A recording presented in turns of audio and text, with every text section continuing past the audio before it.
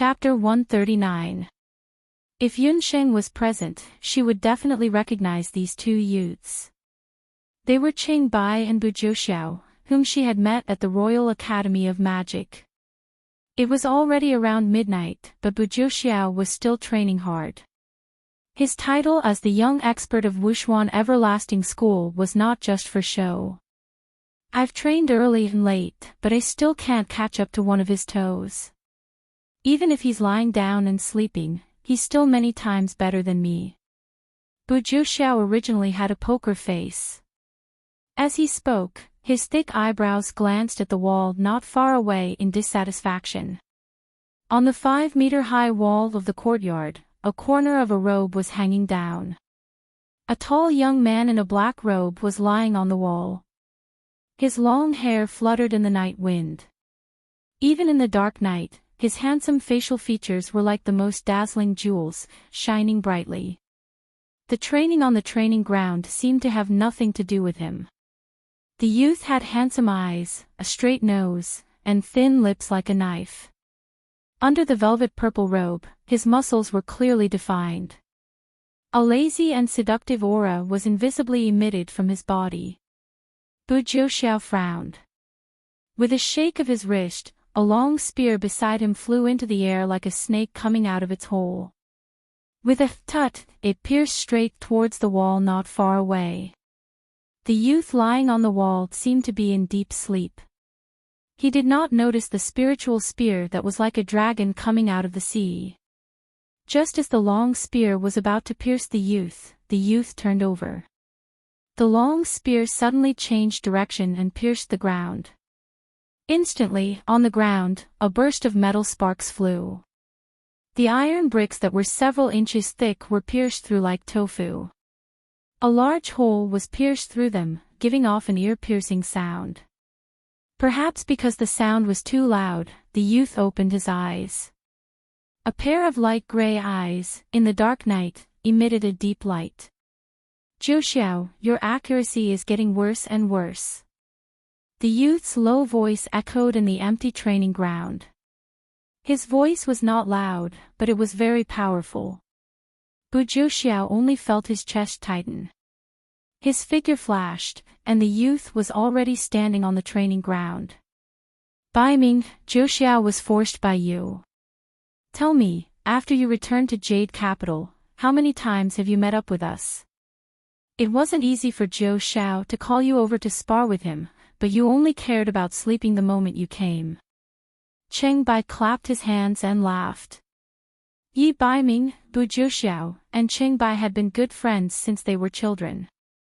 Before the former crown prince Yi Baiming was dethroned, he used to study in the imperial study. At that time, Bu and Cheng were his study companions. Even though Yi Baiming was crippled and his status plummeted, Bu Jiuxiao and Cheng Bai didn't distance themselves from him because of this. After Yi Baiming was crippled, he was imprisoned in the Cold Palace for nearly 5 years. During this period of time, only the vice-head of the Wushuan Limitless School went to the palace to teach the princes, princesses, and some of the sons of the Zhou state's high officials some basic martial arts. After Yi Baiming's mother died, those old palace servants were also executed one after another. The palace servants in the Cold Palace also used their power to bully others. They knew that the former crown prince had no one to support him, and he was also blind, so they deducted his salary many times and didn't even give him winter clothes and blankets. Although Bu and Cheng were still young at that time, they were people who valued friendship.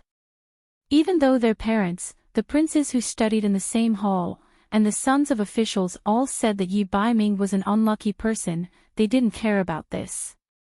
When they were slightly younger, the two of them went through the dog hole in the Cold Palace to visit their good friend Yi Baiming. They hid it from their parents and secretly sent their blankets and winter clothes to the Cold Palace. After Yi Baiming's mother died, he became a man of few words. In addition, he was blind, so his daily life was really boring. Bu and Cheng tried to teach Yi Baiming all the martial arts they had learned, hoping that he would have something to spend his time with. Who knew that Yi Baiming's talent in martial arts was outstanding? Although he didn't go through a systematic martial arts training, in just a few years, he surpassed Bu and Cheng's cultivation. Bu and Cheng really didn't have anything to teach, so they told the truth to the deputy head of Wushuan Everlasting Hall, Zhanli. Only then did Zhanli unexpectedly discover that Yi Baiming was a martial arts genius. Zhanli used this opportunity to suggest to the Zhou state's emperor that he teach the dethroned crown prince Yi Baiming martial arts. The Zhou state's emperor was in a good mood that day, and he also caught up with old General Yun and the others to plead for mercy for the dethroned crown prince, so he agreed to let Zhanli enter the cold palace and teach Yi Baiming martial arts. 5 years of cold and helpless life in the cold palace, it was Bu Jiuxiao and Qing Bai who accompanied Yi Baiming that allowed him to survive like a weed. The relationship between the three of them had long since surpassed the concept of childhood playmates. About a year ago, the 10-year-old Yi Baiming suddenly disappeared. In the palace, no one cared about the whereabouts of the dethroned crown prince. The palace servants who were watching over him didn't dare to report it, so the matter was concealed. After Bu and Qing found out, they did their best to search for him. Zhanli also had the martial arts school's forces search the entire country. Originally, they thought that Yi Baiming would never come back. Who would have thought that just a few months ago, Yi Baiming would come back? Not only did he come back, even his innate blindness was cured. What was even more surprising was that Yi Baiming's martial arts cultivation had also advanced by leaps and bounds. He had become the youngest martial marquis in the history of Wushuan Everlasting Hall. The 11-year-old martial marquis was a full year earlier than Qing Bai and Bu Jiuxiao, who were 12 years old. This news was only officially announced in the Zhou state's imperial court 3 months ago. The military officials led by the Marquis of Jiyuan took this opportunity to request the Zhou state's emperor to revoke the 6 years of confinement order in the Cold Palace. The former crown prince of Zhou state, Yi Baiming, had officially joined Wushuan Limitless Hall and became the head of the Limitless Three Young Masters of Wushuan Limitless Hall. The other two were Bu Jiuxiao and Qing Bai. Even though he had never mentioned in front of anyone where he had gone in the past year. However, the tacit understanding that they had grown up together still allowed Bu Jiuxiao and Qing Bai to discover something unusual. After returning this time, Yi Baiming was a little different. His face was still handsome and flawless, but there were more complicated things in his gray eyes that had recovered their sight. He had grown much taller, and his attacks were even more biting cold. And his cultivation had also made an astonishing breakthrough. Bu Jiuxiao was sure that the current Yi Baiming was definitely not just a martial marquis. He no longer made a move easily, but once he did, it would definitely be earth-shattering. The deputy director of combat strength had once said that only those who had truly experienced a life-and-death battle could hone such a temperament. Yi Baiming was now a hidden sword in his belly that could bloom with a fatal light at any time. You guys invited me over, it can't be that you want me to exchange moves with Jiuxiao, right? Yi Baiming revealed a smile. Only in front of his good friends could he completely relax.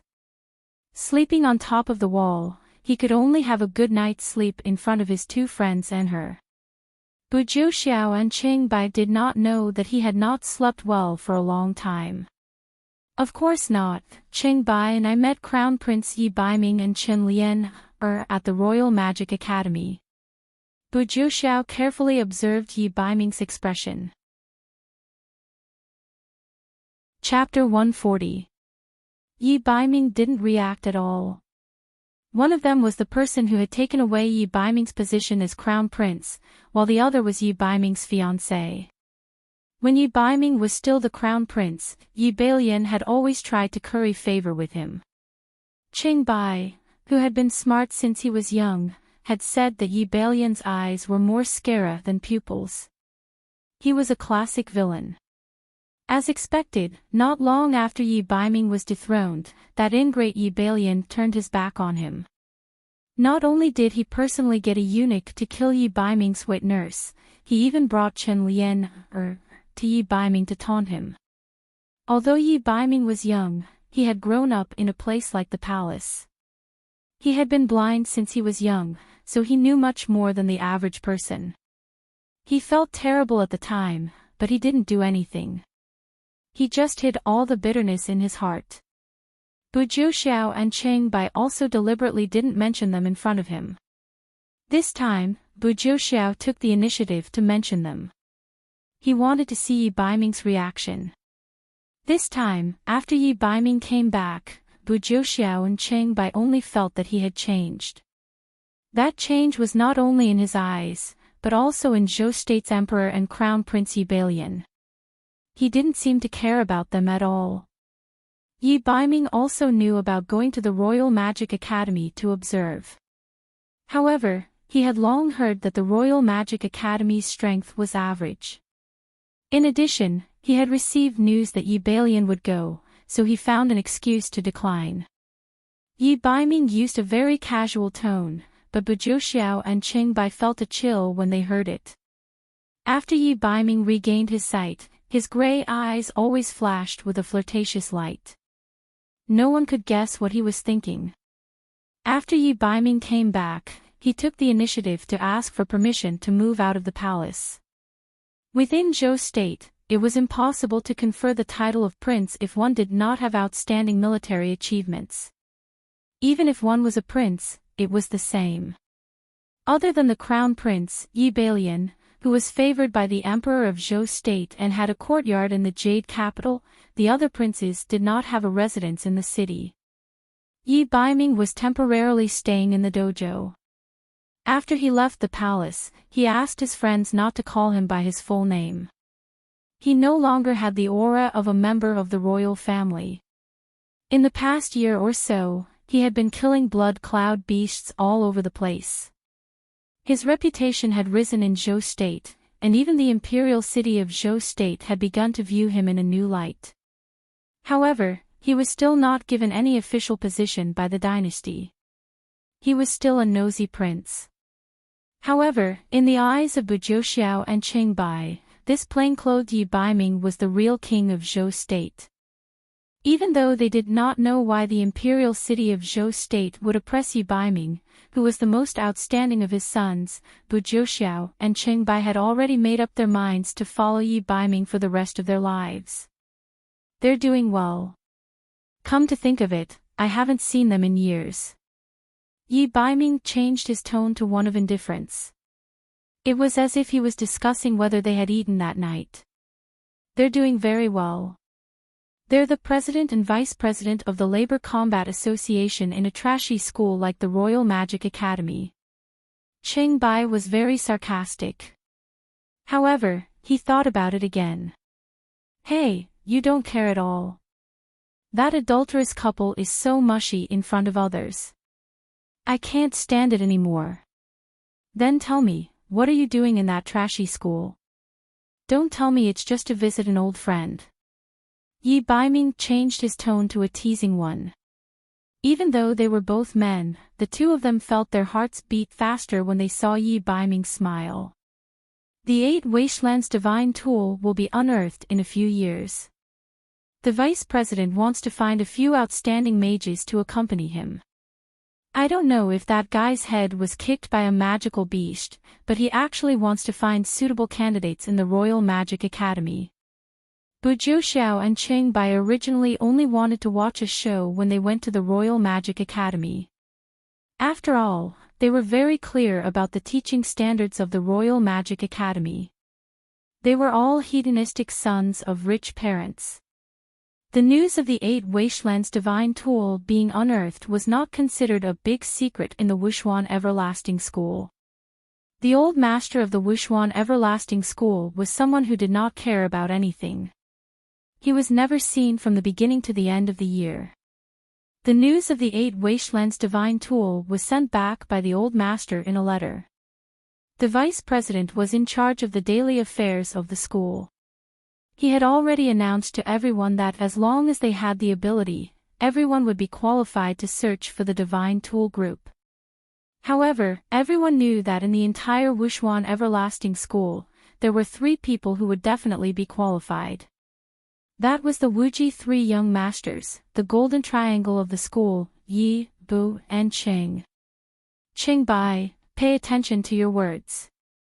The vice president must have his reasons for doing things. Also, the Royal Magic Academy is not as simple as you and Yi think. The three selected exchange students cannot be underestimated. Bu Jiuxiao originally had the same thoughts as Qingbai. However, what happened that day at the Magic Academy had completely changed his view of her. Jiuxiao, the one you said cannot be underestimated, is it that little fatty who only knows how to defend, or that little girl who was lucky enough to concoct a high-grade magic potion, or that strange cloaked man? Qingbai grinned, revealing a mouthful of sparkling white teeth. Oh, looks like the two of you have gained quite a bit from this trip. Those three people are the exchange students that the vice president said would come to the Wushuan Everlasting School to report after the annual break, right? Yi Baiming had long been used to the bickering style of communication between his two best friends. That's them. We still have to wait for another 2 months. I almost forgot that the annual break is about to begin. What are your plans for this year's break? Qingbai remembered that the winter was coming and Zhou State was also about to celebrate the new year. Zhou State's dojos and magic academies would have an annual break at the end of every year. The annual break lasted for 2 months. During these 2 months, most warriors and mages would return home to reunite with their families. Of course, there would also be some hard-working students who would arrange special training during these 2 months in order to raise their cultivation. I plan to make a trip to the south. There's a blood cloud beast in the south. Royal Father sent me to kill it, Yi Baiming said indifferently. We'll go with you. Qingbai and Bu Jiuxiao said in unison. The annual break meant celebrating the new year. Zhou State's emperor had actually sent him to kill a blood cloud beast during the new year. He was truly a cold and heartless father. Yi Baiming didn't really care. His mother was already dead. To him, the annual break was just an empty title. Rather than staying in the Jade Capital and being treated coldly, it would be better to travel to the south and gain some experience. Let me say this first, it's not for fun. It should be a high-grade magical beast. Yi Baiming narrowed his eyes. When he mentioned the blood cloud beast, Qingbai and Bu Jiuxiao's expressions changed slightly. However, their eyes immediately lit up with interest. They had long since grown tired of the peaceful days in the Jade Capital. Before they went to look for divine artifacts, they had indeed walked around outside to gain some experience. Chapter 141. After the final examination, it meant that this year's magic studies had reached the end. The end of the year was near, and the new year was coming. The bustling campus suddenly became empty. The folklore of the boundless continent still paid attention to the new year. In the 1st and 12th lunar months, most of the dojos, private schools, and magic academies would stop classes. The Royal Magic Academy was no exception. Hua Qix's death didn't attract anyone's attention. After the incident, her mother came to the academy to look for Hua Qixi. After knowing that her daughter had been driven out of the academy, she fainted at the school gate. In the end, Gu Feng couldn't bear it and secretly gave her some gold coins. Yunxing didn't object to this. Hua Qix's family was innocent. Yunxing also specially asked Gu Feng to ask if Hua Qixi had made friends with some unknown people in private. Anton didn't have any impression and only said that her daughter hadn't returned home for many years. Last time, after her father broke his leg, she only asked someone to send some money home. She said that she found a job in a shop in the city, but Anton didn't know which shop it was. Seeing that he couldn't get anything out of her, Gu Feng comforted her and promised to help Anton keep an eye on Hua Qix's whereabouts before sending her back home. After Gu Feng had received the 10,000 gold coins from Yunxing, his life improved a lot. He didn't send all of it home, saying that his parents had never seen so much money in their lives. He was afraid that his parents would worry about where the money came from. He still saved it for his younger siblings to study and start a family in the future. With Gufing's help, Yunsheng completed the last batch of herbs in the public herb field. The three of them also received the recommendation letter from the Academic Affairs Office. When spring came next year, the three of them could report to Wushuan Everlasting School with the recommendation letter. Gufing wanted to return home for the new year. Before leaving, he asked about Yunsheng and Qi's arrangements. Yunsheng wanted to go back to Huichan Hall to help, but Qi said the word gambling house, which was considered a reply. What a pity. I originally wanted to invite you to go home with me. Although my family is very poor, the village is very lively during the new year. Gufing reluctantly bid farewell to the two of them. After Yunsheng and Abandon sent Gufing away, they parted ways at the gate of the school. Abandon went to the Wanlong Casino in the city. As for Yunsheng, she started to make her own plans. She did not return to the medical center immediately. Instead, she went back to the public student dormitory first. During the annual break, the entire dormitory was almost empty. Yunsheng took out the skeleton of the berserk corpse cow from the beast language ring. After Yunsheng's Shenong pupil broke through to the second level, she could roughly tell the age of a magical beast. This set of berserk corpse cow's bones had reached 130 years old. It was a peak 4th rank magical beast that had yet to reach the 5th rank.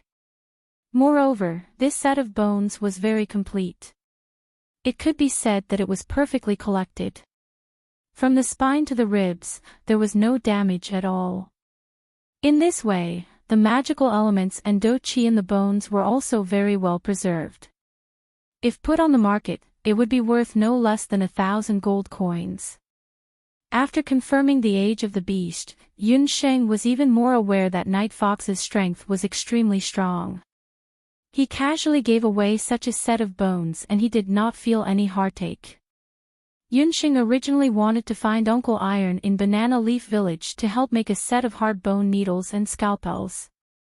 After all, the beast teeth of the golden rhino boar had been used many times and had been severely worn out.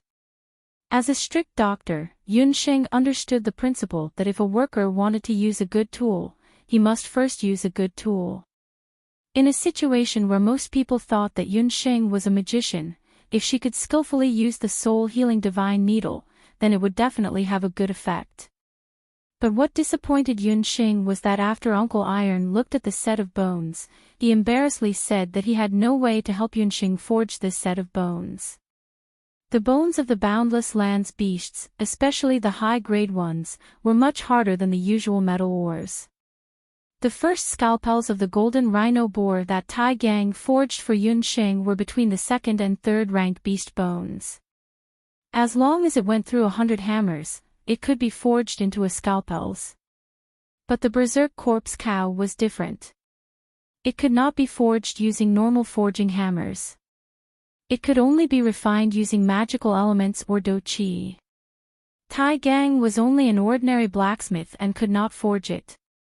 With no other choice, Yunsheng could only store the 100-year beast bones in the beast language ring. When she followed her father, Yun Sanghai, to the Jade capital, Yunsheng also tried to ask around in various blacksmiths, but the answer she received was the same. She had to find a magician or a warrior to forge it into a magic weapon or weapon. A year passed in the blink of an eye, and this set of bones had been lying in the beast language ring for that long. After Yunsheng had the experience of forging a magic scepter with a unicorn's bone, she knew that with her 5 elemental magic spirits, she could forge an unusual magic weapon. She decided to enter the magic tower again before leaving the Royal Magic Academy and try to forge the berserk corpse cow's bone again.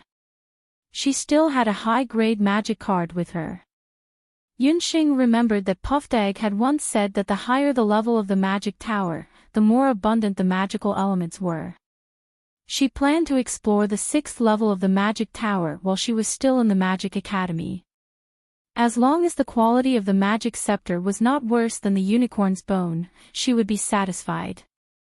Yunxing carefully kept the beast language ring and brought the remaining few magic cards with her to the magic tower. Most of the students and teachers in the Magic Academy had already returned home. The magic tower was also much more deserted, but the old magician who looked like an owl was still guarding there. When he saw Yunxing, he did not ask why Yunxing did not return home. But when Yunxing took out the high-grade magic card, the old magician could not help but take a few more glances at it. After all, not many students had high-grade magic cards. You are the beginner student who created the high-grade magic potion during the magic potion forging demonstration.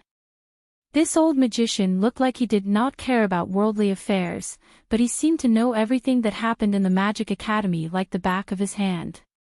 After confirming Yunxing's identity, the old magician did not make things difficult for her. 615 Magic Space. After the old magician handed over the magic crystal key, Yunxing thanked him.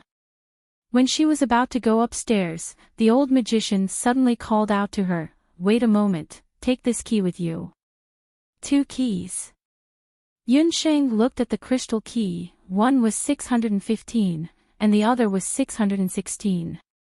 The 2 keys looked exactly the same, but why did the old magician give her 2 keys? After you go up, use 616 key first. If you can't open it, don't force yourself. Just go to 615 magic space. The old magician waved his hand, unwilling to say anything more to Yunxing.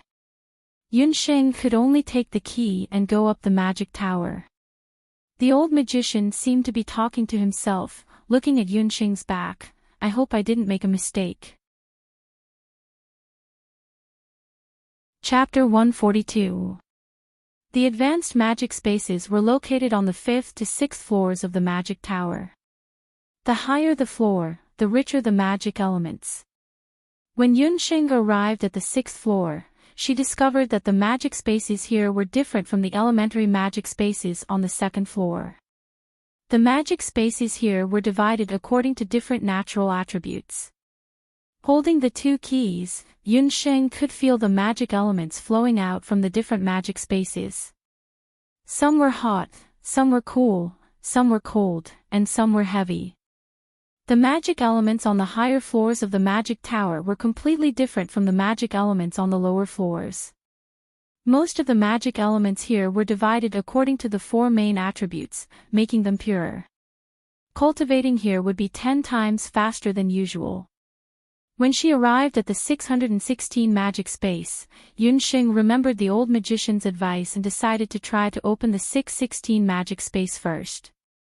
Yunxing just took out the crystal key and was about to insert it into the keyhole, but just as her hand was about to touch the key, the crystal key in her hand shattered. A huge amount of magic power, enough to crush Yunxing into powder, bounced out from the magic space. Yunxing was shaken back a few meters before she could stabilize her footsteps. Failed, Yunxing already understood that the 616 magic space must be a very special magic space. Not everyone could open it. In fact, since the magic tower stood in the Imperial Magic Academy for decades, no one had been able to open the door to this magic space. No one, including the old magician, knew what was inside the 616 magic space. It could only be to go to the 615 magic space to refine the bone needles of the berserk corpse cow. Although Yunxing was somewhat curious, she didn't care much and walked towards the 615 magic space. Although it was only a few steps away, the 615 magic space was easily opened. Just when Yunxing was hesitating whether or not to directly enter the 616 magic space, she remembered the puffed egg. She quickly summoned the puffed egg. As soon as it smelled the familiar scent of the magic tower, the puffed egg became excited. If Yunxing remembered correctly, the puffed egg could break the magic restriction of the magic space. Puffed egg, can you find a way to enter the 616 magic space? Yunxing pointed at the 616 magic space. My dear master, just you wait. The puffed egg proudly flapped its wings. The mana gate, which had shown a strong repulsive force to Yunxing, seemed to be transparent in front of the puffed egg. The puffed egg drilled into the mana space, and after a while, the puffed egg struggled to fly out, carrying something on its back. Not only could the puffed egg pass through the magic barrier without any hindrance, it could even bring out the items inside. Yunxing could not help but look at her own summoning egg in a new light. Other than its love of sleep and monstrous strength, the puffed egg was still useful. Yunxing could not help but wonder if she could let the puffed egg bring her through the magic barrier in the future. Collecting her thoughts, Yunxing paid attention to the item on the puffed egg's back. Tower. That's right, there was a finger-sized tower on the puffed egg's back. The shape of the tower looked familiar. Yunxing pondered for a moment, then looked at her feet and suddenly understood. The tower brought out from the 616 magic space was exactly the same as the magic tower in the Royal Magic Academy. It also had 6 floors, but the size was thousands of times smaller. The strangest thing was that although the tower was small, it was shockingly heavy. Even with the monstrous strength of the puffed egg, it could only barely drag it.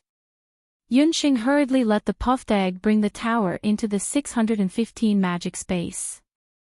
Only in the 615 magic space would it be safe enough. The puffed egg was exhausted. It was easy for it to pass through the magic barrier alone, but it was difficult to carry the tower. Seeing Egg popping drooping its wings and looking like it was about to cry out in exhaustion, Yunxing found it funny. Okay. I'll bring you to find some delicious magical beast meat later. The puffed egg loved magical beast meat very much. It was still young and could only eat low-level magical beast meat. When it grew up, its requirements would be higher. Yunxing carefully looked at the tower in front of her. She originally thought that the tower was just a model made by a magician who had entered the 616 magic space for fun. However, upon closer inspection, she realized that the tower was exquisitely carved and the internal structure was exactly the same as the magic tower. At the bottom of the small tower, she saw the name of the tower, Exquisite Beast King Tower. Master, use your 5 elemental spirit to refine it. The puffed egg seemed to know the origin of the tower and urged Yunxing to refine it. Yunxing released her 5 elemental spirit. 5 different colored magical elements climbed up the small tower like 5 ropes. The small tower seemed to have realized that Yunxing wanted to refine it. The small tower, which was originally standing still, seemed to have been hit by fire. It jumped up and down, trying to escape from the 615 magic space. However, Yunxing was already prepared. Her elemental spirit enveloped the small tower. She and the tower seemed to be wrestling with each other, neither willing to let go first. Finally, the small tower's energy was exhausted.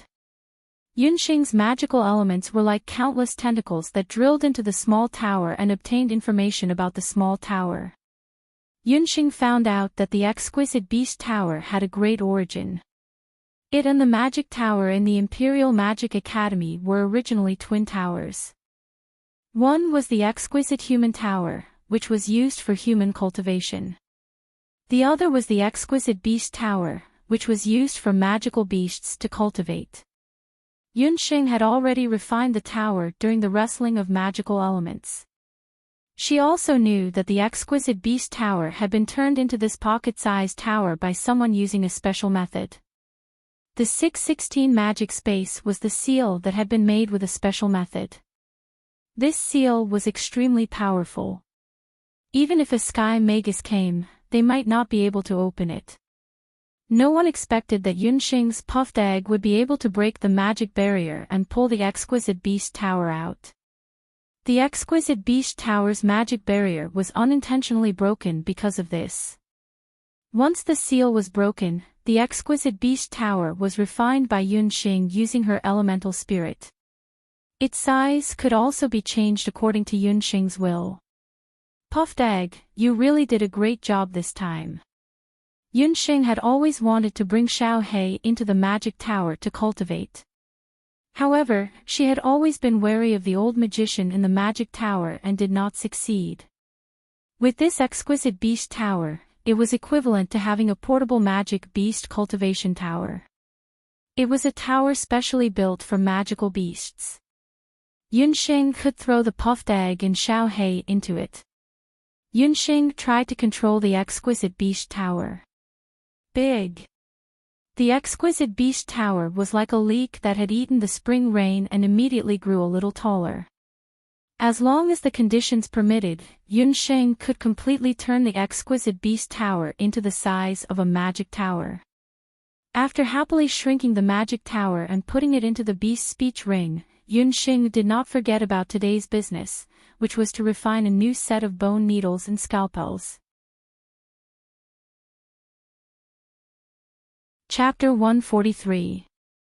After taking out the whole skeleton of the berserk corpse cow, Yunxing did not immediately start to refine the magic tool. Just now, when she was refining the exquisite beast pagoda, Yunxing had consumed a little bit of magic power, but at the same time, she also had a new understanding of refining magic tools. In the Imperial Magic Academy's library, there were the most basic magic tool refining books. Yunxing had looked up the related books, and according to the methods in the books, when she was refining the unicorn bone magic scepter, she had used the magic element of a single element to refine it. But this time, she wanted to use the magic elements of multiple elements and try to refine this set of bones. The magic books did not record this kind of refining method, but it did not mean that Yunxing could not try it. After all, Yunxing was the only 5-element magician in the whole continent, other than Yi Baiming. Yunxing once again released her magic soul. The unique 5-color magic soul under Yunxing's meditation sparkled like a magic cloud. Yunxing tried to refine the berserk corpse cow's bones with the fire element that she was most proficient in. The gorgeous fire element rushed towards the berserk corpse cow's bones, but the strange thing was, the fire element did not immediately rush into the bones like when refining the unicorn bone magic scepter. Instead, it was rebounded. Then, as if the corpse cow's bones were alive, it stood up with creaking sounds. A scarlet mist shot out from its empty lair and shot towards Yunxing. It was a vicious counterattack. Yunxing did not expect that she would encounter such a dangerous situation in her second attempt to refine a magic tool. In the magic books, she had read about a similar refining phenomenon. When refining the bones of a high-level magic beast, if the magic beast was a vicious and bloodthirsty magic beast when it was alive, or if the magic beast was killed with a lot of resentment before it died, then the magician had to be very careful when refining. In addition to carefully arranging a defensive magic array, the magician also needed to have a high level of refining experience. But for Yunxing, who only had 2 refining experiences, she was completely unprepared. Surprised, Yunxing chanted an incantation and used the light wind technique, nimbly dodging the murderous aura. The soul stone on the magic scepter shone, and the intermediate spell, Fire Net, covered the struggling skeleton like a huge net, making it difficult for it to move. The fiery net burned the bones of the cow corpse, while a few earth thorns rose from the ground, nailing the bones to the ground. After using 3 types of magic in succession, Yunxing's magic elements were quickly depleted. She took out 2 bottles of meditation water and drank them. Fortunately, she had made preparations for this refinement and had made a few bottles of meditation water in advance. Under the effect of the meditation water, the magic elements in Yunxing's body that had been depleted quickly condensed. In addition to the abundant magic elements in the surroundings, Yunxing quickly recovered her magic. All kinds of magic elements poured into Yunxing's body like seawater. For a moment, Yunxing was like a huge black hole that devoured magic elements, and the magic elements in the surroundings were crazily swallowed by her body. Yunxing was quickly able to mobilize the magic elements again, and under the effect of several types of magic elements, the set of bones of the cow corpse also changed. The bones, which were originally the size of a calf, were dissolved and shattered by the magic elements, and then fused together again, finally turning into a ball of bone paste the size of a fist. Yunxing outlined the appearance of modern scalpels and golden needles in her mind, and the ball of bone paste transformed into the shape of a needle. After an hour of meditation, the magic elements were withdrawn, and Yunxing's hand had 4 needles. Unexpectedly, a complete set of bones of the berserk cow corpse could only be refined into 4 needles that were as thick as a cow's hair. The 4 needles, compared to the needles made by blacksmiths, were thinner and longer, and their colors were also very special. They were red, yellow, blue, and green respectively. The red needle was like a raging flame, and had a strong penetrating power, and was best used for attacking. The yellow needle had a steady aura of earth, and was best used for suturing wounds. The green needle was light and elegant, and was best used for acupuncture and moxibustion. The blue needle was flexible and long, and was best used for healing external wounds and stopping bleeding. When Yunsheng was refining just now, she had integrated the magic of the 4 major attributes into the 4 needles. These 4 needles had now become the only set of magic needles on the continent that had magic and medical functions. Because of their transparent color and jade-like luster, Yunxing gave them the magic tool name of 4 Seasons glass needles. It seemed that she still needed to find suitable materials to refine the scalpels. Yunxing was satisfied as she put the needles back into the beast language ring. Then, she looked at the magic power space and found that the magic elements in the magic power space had been squandered by her. Yunxing's magic soul had also grown by 1/3 during the refining process just now. Yunxing found that whether it was refining magic tools or magic potions, it was very beneficial for the cultivation of the magic soul. Yunxing's magic soul control was now much stronger than the average great magician. She had also learned a kind of intermediate magic, and as long as she went to the temple for evaluation, she would officially be promoted to great magician. It seemed that if the 615 magic power space wanted to recover its original abundance of magic elements, it would at least have to wait for a while. Fortunately, it was now the annual break, and no one would come to the magic power tower to cultivate again. In the 615 magic power space, without the magic elements, Yunxing couldn't cultivate anymore. In order to avoid arousing the suspicion of the old magician guarding the magic power tower, she had to leave the magic power tower early. When she returned the key to the 616 magic power space to the old magician, he looked a little disappointed, but he didn't ask too much. It seemed that the Imperial Magic Academy vaguely knew that there was a treasure hidden in the magic power tower, but for many years, no one had been able to enter the 616 magic power space. The old magician would never know that the exquisite beast tower that had once made the continent's top summoners go crazy had already been taken away by Yunxing and Puffed Egg. Yunxing rushed back to the medical center. After greeting Dr. Fan, Yunxing went to the backyard to visit her father. In the magic array of dream cloud hibernation, an icy aura enveloped Yun Sanghai, and her father looked a lot more haggard. Yunxing couldn't help but frown. Yun Sanghai's current situation was very similar to that of a vegetable. Even if dream cloud hibernation could make him fall into a coma and not die, without the modern sense of nutrient solution, the human body's consumption would be very large, and all the organs in the body would be affected. If only I could find the immortal Holy Grail earlier, Yunxing secretly thought. After leaving her father's room, Yunxing went to find Xiaohei. Because the Imperial Magic Academy didn't allow pets, Yunxing sent Xiaohei back to the medical center after entering the academy. Dr. Fan's routine of working at sunrise and resting at sunrise almost caused Xiaohei to fall ill. Yunxing took out the exquisite beast tower and placed Xiaohei and Puff Egg into it. Then, she shrunk the magic power tower and stored it in the beast speech ring. Cultivating in the exquisite beast tower could increase the cultivation speed of the 2 magical beasts by at least 5 to 10 times. She believed that it wouldn't be long before the two magical beasts had a breakthrough. In the next few days, because the end of the year was approaching, the medical center's business was booming. Relying on Yunxing and Dr. Fan, they were very busy. Yunxing took care of the medical center during the day, and meditated at night.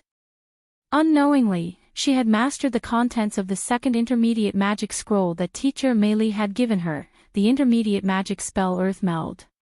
On this day, Yunxing was busy in the medical center when she suddenly heard someone calling her name. Looking up, she saw a person standing outside the medical center. Chapter 144. Outside the clinic stood a tall and burly woman. She was valiant and exuded a terrifying aura. That was the unique aura of a hunter. The patients who wanted to enter the clinic were so scared that they all stepped aside. Yunxing couldn't help but smile.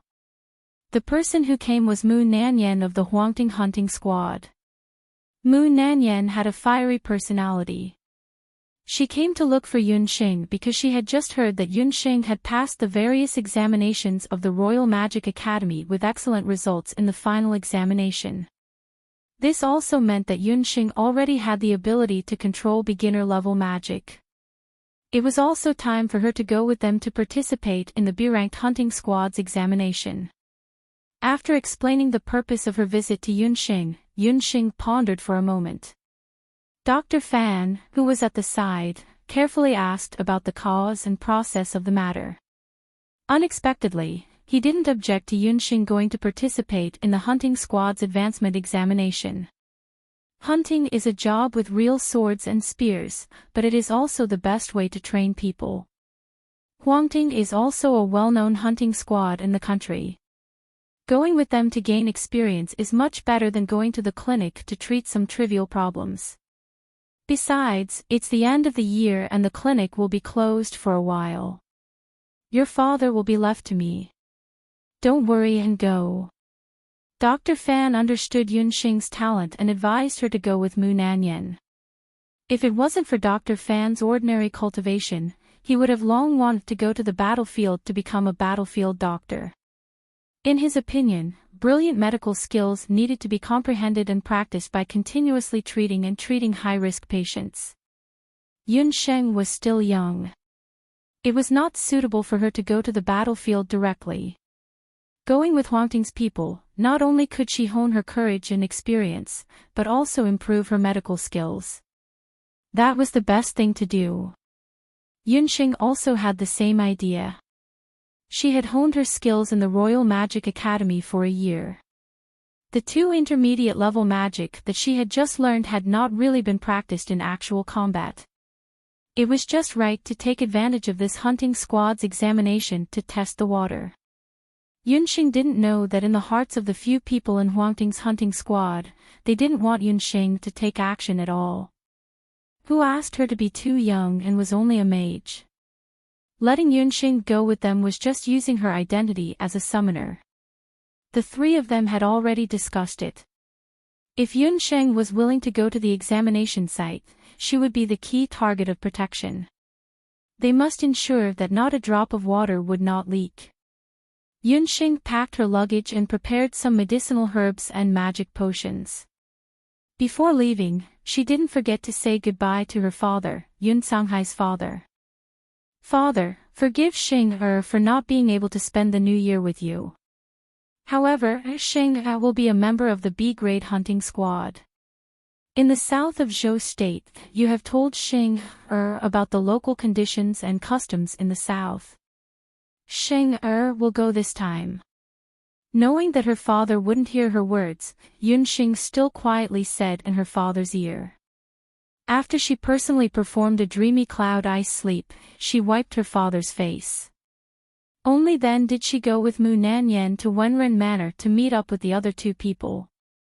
Yun Sanghai, who was inside the dreamy cloud ice sleep magic array, still had a layer of frost on his face and was silent. As the new year approached, the weather in Yujing City also became cold. The lush trees on both sides of the street also gradually withered, and yellow leaves fell to the ground. A few days ago, it had just snowed.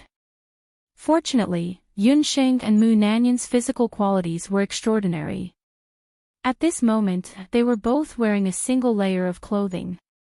Wenren Manor, which hadn't been here for more than half a year, also had a festive new year at this moment. Under the pure white snow, the red lanterns swayed unceasingly under the northern wind. Under the command of the old housekeeper, the servants had also renovated the manor from top to bottom. Wenren Qiu was still the same as before. When she saw Yunsheng, she didn't forget to rub Yunsheng's head, causing Yunsheng to dodge incessantly. After the new year, Yunsheng would be 7 years old. During this year, she had also grown a lot taller. However, on the outside, she still looked like a harmless little loli. This was also what made Yunsheng the most depressed. Just imagine an adult in her 20s who was almost 30 years old being treated like a little girl. No one would be happy about it. Little girl, you are quite impressive. I thought that you would need to stay at the Imperial Magic Academy for at least 3 to 5 years before you could grasp elementary magic. I didn't expect you to be familiar with all kinds of elementary magic so quickly. This way, you are qualified to go with us to Mount Daoi to participate in the assessment for the promotion of the hunting team. Wenren Qiu chuckled. Her tone was extremely similar to that of a human trafficker who abducted children. Wenren Qiu couldn't help beaming with joy when she recalled the scene of her showing off her skills in the assessment field. Yunsheng secretly thought that if Wenren Qiu knew that she had also refined a high-grade magic potion, she wondered how shocked he would be. Of course, it was better not to talk about this matter. But the new year is approaching. Don't Brother Wenren and the others need to stay at home? Yunsheng knew that the customs of the mainland had always been particular about traditions. We are hunters. What new year is there to be concerned about? Boss is teaching in the Magic Academy. For half a year, he can't go on a team mission. Mu Nanyan and I are so bored that we are going to go moldy. Let me tell you, the hunter assessment is very exciting. You can see whether or not you are an expert. You will be joining Wushuan Wuji School next year. It is good for you to get used to it early. As far as I know, there are a lot of warriors roaming around Mount Daoi. Wenren Qiu's mouth was quite powerful. She could make the dead sound alive. Wenren Qiu and Mu Nanyan really didn't take any hunting missions for the past half a year. It wasn't that the two were lazy, but because their strength was now at the peak of sea level. Accepting a sea-level hunting mission wasn't challenging at all. But they weren't qualified to accept a B-level mission. Therefore, the two simply didn't go on a mission. It was also because they were really bored and because they knew that Yunsheng's magic had improved that Mu Nanyan took the initiative to go to the medical hall to ask for her. Unexpectedly, Yunsheng didn't show the slightest bit of timidity and directly agreed. This also made Wenren Qiu and Mu Nanyan have a better impression of Yunsheng. After a while, Feng Kuo also rushed over. Knowing that Yunsheng agreed to participate in the assessment, Feng Kuo's big mouth opened wide. To be honest, he had wanted to encourage Yunsheng to participate in the mercenary assessment for a long time. After all, he had always wanted to upgrade his hunting team. It was just that he was Yunsheng's mentor. Encouraging a 7-year-old student to participate in the mercenary assessment felt a little too much. But after his observation over the past year, Yunsheng's wisdom was far more mature than the average child, even compared to his two impetuous teammates. If they brought her along, it was still unknown who would cause trouble for whom. The four of them discussed and decided that Yunsheng would join Huang Ting as a summoner this time. Her summoned beast didn't need a puffed egg. Instead, she used a more normal-looking Xiao He to fool people. Wenren Qiu had already ordered the housekeeper to rent a carriage. Yunsheng and Mu Nanyan sat in the carriage, while Wenren Qiu and Feng Kuo rode horses. The two of them went together to Mount Daoi, the hunter citadel in the south of Zhou State. Chapter 145. For this trip, Yunxing followed Huang Ting's hunting team as Yan Yun's summoner. Bringing along Xiao He was also something that Yunxing had planned for a long time. Not to mention other things, Yunxing's real summoner, the puffed egg, was extremely unreliable. The appearance of the puffed egg was too shocking, so Yunxing didn't plan to summon it out easily. Xiao He was much better. Its swallowing the heavens combat skill could attack without warning. When facing an enemy, if it encountered a situation that it couldn't win, it could immediately run away. Yunxing released Xiao He from the Linglong Pagoda. Seeing that Yunxing brought along Xiao He, Huang Ting's trio, who had seen Yunxing's true face of the summoned beast, heaved a sigh of relief. One person and one dog followed Huang Ting's hunting team and left Jade Capital together. Yunxing, if you want to join Huang Ting, you have to become a hunter first. Hunters were divided into 6 levels, S, A, B, C, D, and E. As long as one had the identity of a warrior, magician, or summoner, one would be able to obtain a hunter armband from the local hunter's bank with the corresponding identity certificate. You can show your magician's badge or summoning ring. Feng Kuo was the leader of the 4. Along the way, he carefully explained to Yunxing about the mainland's Hunters Guild and hunters. Because of this, Yunxing came into contact with a new world that she had never seen before. It was a whole new world regarding hunters. Other than the levels of hunters, hunters were divided into 3 types: hunter teams, hunter groups, and freelance hunters based on the number of hunters and the number of hunters they belonged to. The first 2 could directly accept all kinds of individual and team missions, while the latter could only accept individual missions. Therefore, in order to facilitate the different types of missions, most of the hunters on the mainland would join a fixed team or hunter group. The hunter team was also divided into 6 levels, S, A, B, C, D, and E.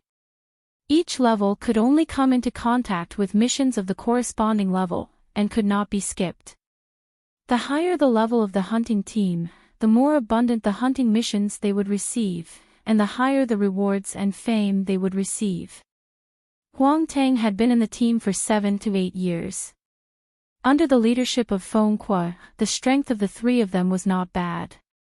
The 3 of them had advanced from rank E all the way to rank C.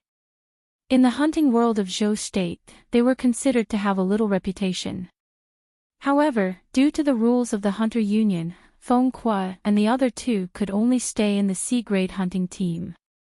This time, after finding Yunxing, the whole team was overjoyed. Unlike individual hunters who only needed to go through the assessment at the city-level hunter branch, if a hunting team wanted to level up, they had to go to a few specific hunter citadels. On the continent, there would be such a citadel at the border of every country. The Daoi mountain city that Yunxing and the others were about to arrive at was a hunter citadel. The hunter citadel's existence had 2 meanings. One was to facilitate the assessment of hunters, and the other was to increase the hunter's strength. When Feng Kuo said this, Wenren Xiao and Mu Nanyan were rubbing their hands together. Wenren Xiao said indignantly, "Finally, I can hold my head high. This time, I must beat up the C-grade hunting teams so badly that even their own mothers won't recognize them." Yunxing was still a little confused. Weren't they here to take part in the assessment? Why did it sound like they were here to fight? It didn't take long for Yunxing to understand what Wenren Xiao meant. Zhou State was vast.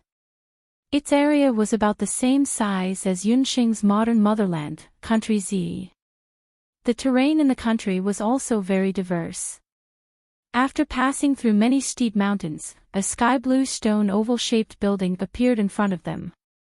When she saw the building, Yunxing realized that the so-called Hunter Citadel wasn't a real city. It was a huge gymnasium-like building. "Boss Feng, this is Daoi Mountain City. It looks like an arena."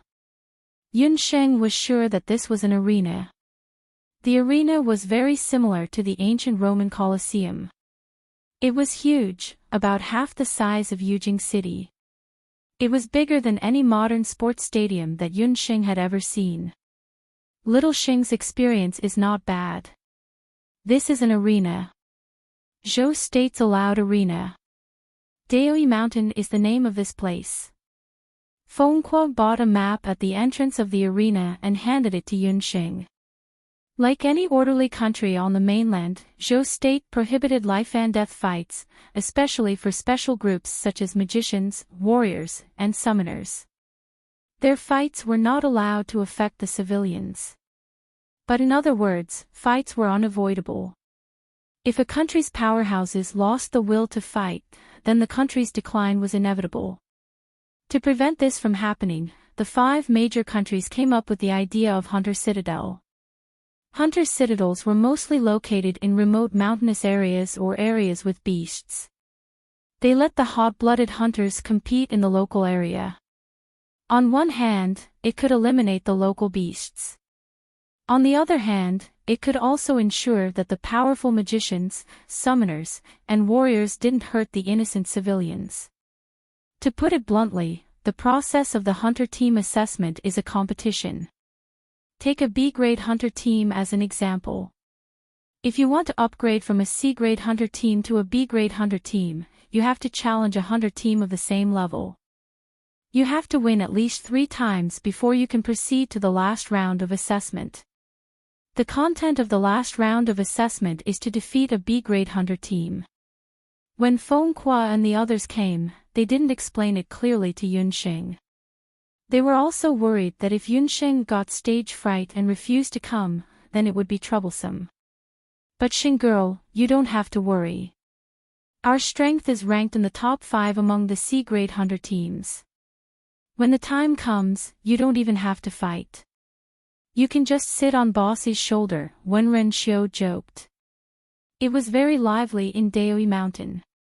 With Yunxing's small arms and legs, she would be drowned by those tall and strong hunters if she wasn't careful. To prevent Yunxing from getting lost, Fengque, who was more than 2 meters tall, simply put Yunxing on his shoulder. Yunxing was embarrassed, but she soon realized that the great Newton's words were incomparably correct. It was easy to do things by sitting on a giant's shoulder. Fengque's shoulder was wide and broad, just like a human cushion. Yunxing sat on it and had a good view. Yunxing flipped through the map in her hand and checked the layout of the Hunter Citadel. Boss Feng, there are also weapon stores and medical centers in the Citadel. As if she had discovered a new continent, Yunxing found some shops on the map of Daoi Mountain. It's not just weapons and pills. Generally speaking, the Citadel's market can also find treasures that can't even be bought in Yujing, Fengque explained kindly. Chapter 146. It was a treasure that could not even be bought in Yujing City. Who would have thought that a seemingly ordinary soldier hunting citadel would have such a good item? Yunxing thought to herself. After she entered Mount Daoi, she had also realized that there was something unusual about this place. The soldier hunting citadel, which looked like an arena, was actually a completely different world inside. According to its functions, it was divided into the public area, the marketplace area, and the arena area. The arena area was naturally where the competition took place. One had to purchase an additional ticket to enter. The marketplace was open all day and provided all sorts of miscellaneous goods, such as magic materials, bones of demonic beasts, and soul stones. The public area was filled with all sorts of places to rest and relax. There were restaurants, tea houses, and gambling dens. There was not a single one missing. When Yunxing passed by the marketplace area, her heart skipped a beat. She said unconsciously, in that case, this soldier hunting citadel is quite an impressive place. This is nothing. The development of Zhou State's soldier hunting citadel can only be considered average. This is also because Zhou State has not had a martial saint-level expert like the old general. Even a genius sorcerer like the former eldest son of the Yun family, Yun Sanghai, could not be found in Zhou State. Perhaps seeing the soldier hunting citadel had brought up some memories. Feng Kuo unconsciously brought up the past. Suddenly hearing her father's name, Yunxing was stunned. Speaking of which, Yunxing, your surname is also Yun. Your agricultural talent is not bad. Could it be that you are related to the Yun family? Feng Kuo was suspicious. He tilted his head and looked at Yunxing. Yunxing had used the identity of the summoner Yan Yun in Huangting. However, the three people in the hunting team knew her real name. Yunxing had not known the three of them for long. Wenren Xiao had done a simple investigation of her background. She only knew that she was an orphan from a mountain village. After arriving in Yujing City, she had sought refuge with Dr. Fan of the Rejuvenation Hall. Boss Feng, if I were from the general's residence, would I still be a public student and enter the Imperial Magic Academy? Yunxing mocked herself. She did not care about the identity of the general's residence. Hearing Yunxing's words, Feng Kuo and the others also felt that it was reasonable. Not to mention others, how could the children of the general's mansion be as down-to-earth as Yunxing? Old General Yun's grandson, Tang Yu, was a living example. He was a typical playboy who was ignorant and incompetent. Boss Feng, the genius magician you mentioned just now, did he come to Mount Daoi before? He also participated in the competition here. Yunxing was very interested in the father that Feng Kuo mentioned. Her father, Yun Songhai, was a very low-key person. In his early years, he hid his identity. After leaving Banana Leaf Village, he rarely mentioned his past deeds to Yunxing. Yunxing's memories of Yun Songhai's past were told to her by Mei Li. However, that wasn't complete.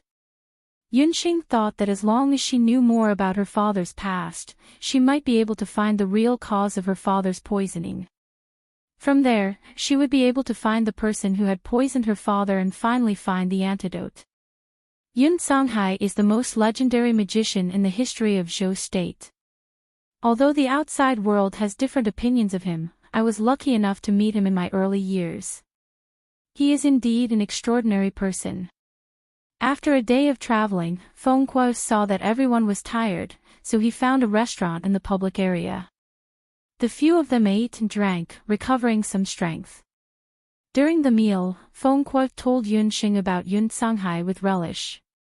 Yun Songhai had indeed participated in the arena. In fact, the true experts on the continent were all frequent guests of the arena. When they came here, in addition to finding experts who were on par with them, they could also observe other people's competitions to achieve the goal of enlightenment. Yun Songhai's most famous competition took place in a hunter citadel called Skywing City. It was the only hunter citadel in the entire continent that only experts of sky rank and above could enter. Skywing City itself was 10,000 meters in the air, so only experts with the ability to fly and summoners with flying summon beasts could reach it. Yun Songhai had just broken through to become a sky magician not long ago. In the Skywings arena, he had swept his way through those of the same rank and obtained an impressive record of 99 consecutive victories. 99 consecutive victories. When Wenren Xiao heard this record, she almost swallowed her chopsticks. Every hunter on the continent had heard of the name Skywings Hunter Citadel, but only less than 1 in 100,000 experts were qualified to enter Skywings. Only those who had entered Heaven's Wings would know how difficult it was to obtain a victory there. That was because in Skywings, not only did they have to fight people, they also had to fight beasts. There, the ticket price for a competition was as high as 10,000 imperial purple gold coins. The arena would first capture a batch of magical beasts with strength close to commander rank and imprison them for a month. Only when their stomachs were rumbling with hunger would the magical beasts and competitors be allowed to compete in the arena. One could only imagine the terrifying strength of a lord rank or even a domain rank magical beast king. Under such circumstances, Yun Songhai was still able to maintain such a perfect victory record. This made Yunxing, who was always calm, couldn't help but feel the blood in his entire body surge. That was Yunxing's father, the high-spirited Yun Songhai at his peak. Did Yun Songhai obtain 100 consecutive victories in the end? Even Mu Nanyan stopped and listened to Feng Kuo speak of the final result. In the arena, if one obtained 100 consecutive victories, they would obtain a soldier elite recruitment order that was recognized by the Hunter Union. A soldier elite recruitment order meant that the owner of the order could obtain the Hunter Union's unconditional and unlimited help. Only the hunters knew the importance of this soldier elite recruitment order. It could be as small as saving a life or as big as attacking a country. Unfortunately, during Yun Songhai's 100th match, he met a female summoner who was participating in a competition for the first time. In just a quarter of an hour, Yun Songhai was defeated, Feng Kuo said slowly. He had not seen that match, but the results of the match were widely known in every hunter citadel. Lost to a female summoner. Could the opponent be an expert from the Zhao state? Wenren Qiu wrung her hands and did not forget to gossip about the appearance of the female summoner. No, the opponent was a freelance summoner with no background. No one knew her appearance or age. It was said that she was wearing a gauze hat when she participated in the competition. That was all Feng Kuo knew. After that, Yun Songhai left the Heaven's Wings arena. However, the record of 99 consecutive victories that he maintained had never been broken by anyone since then.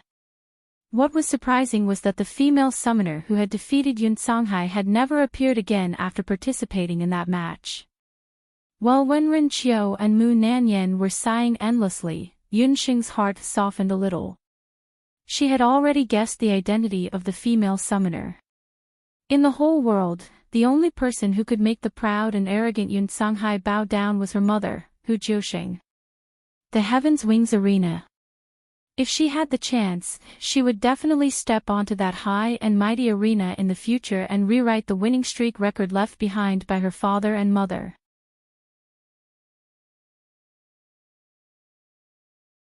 Chapter 147.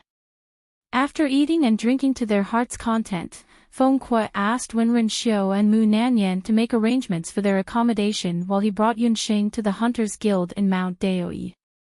The people in the Hunters Guild were very familiar with Feng Kuo. As soon as they met, they laughed and said, "Madman, you're here again. Are you here to observe again?" Recently, there have been a few very good hunting teams that have joined the arena. In the arena of Mount Daoi, there were several reasons for the hunters to come.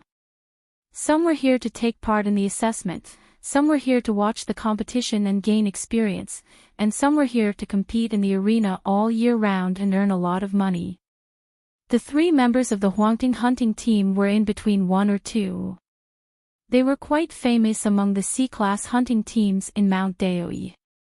When Feng Kuo and the other 2 had just established the hunting squad, they had madly accepted all kinds of big and small missions within 3 years.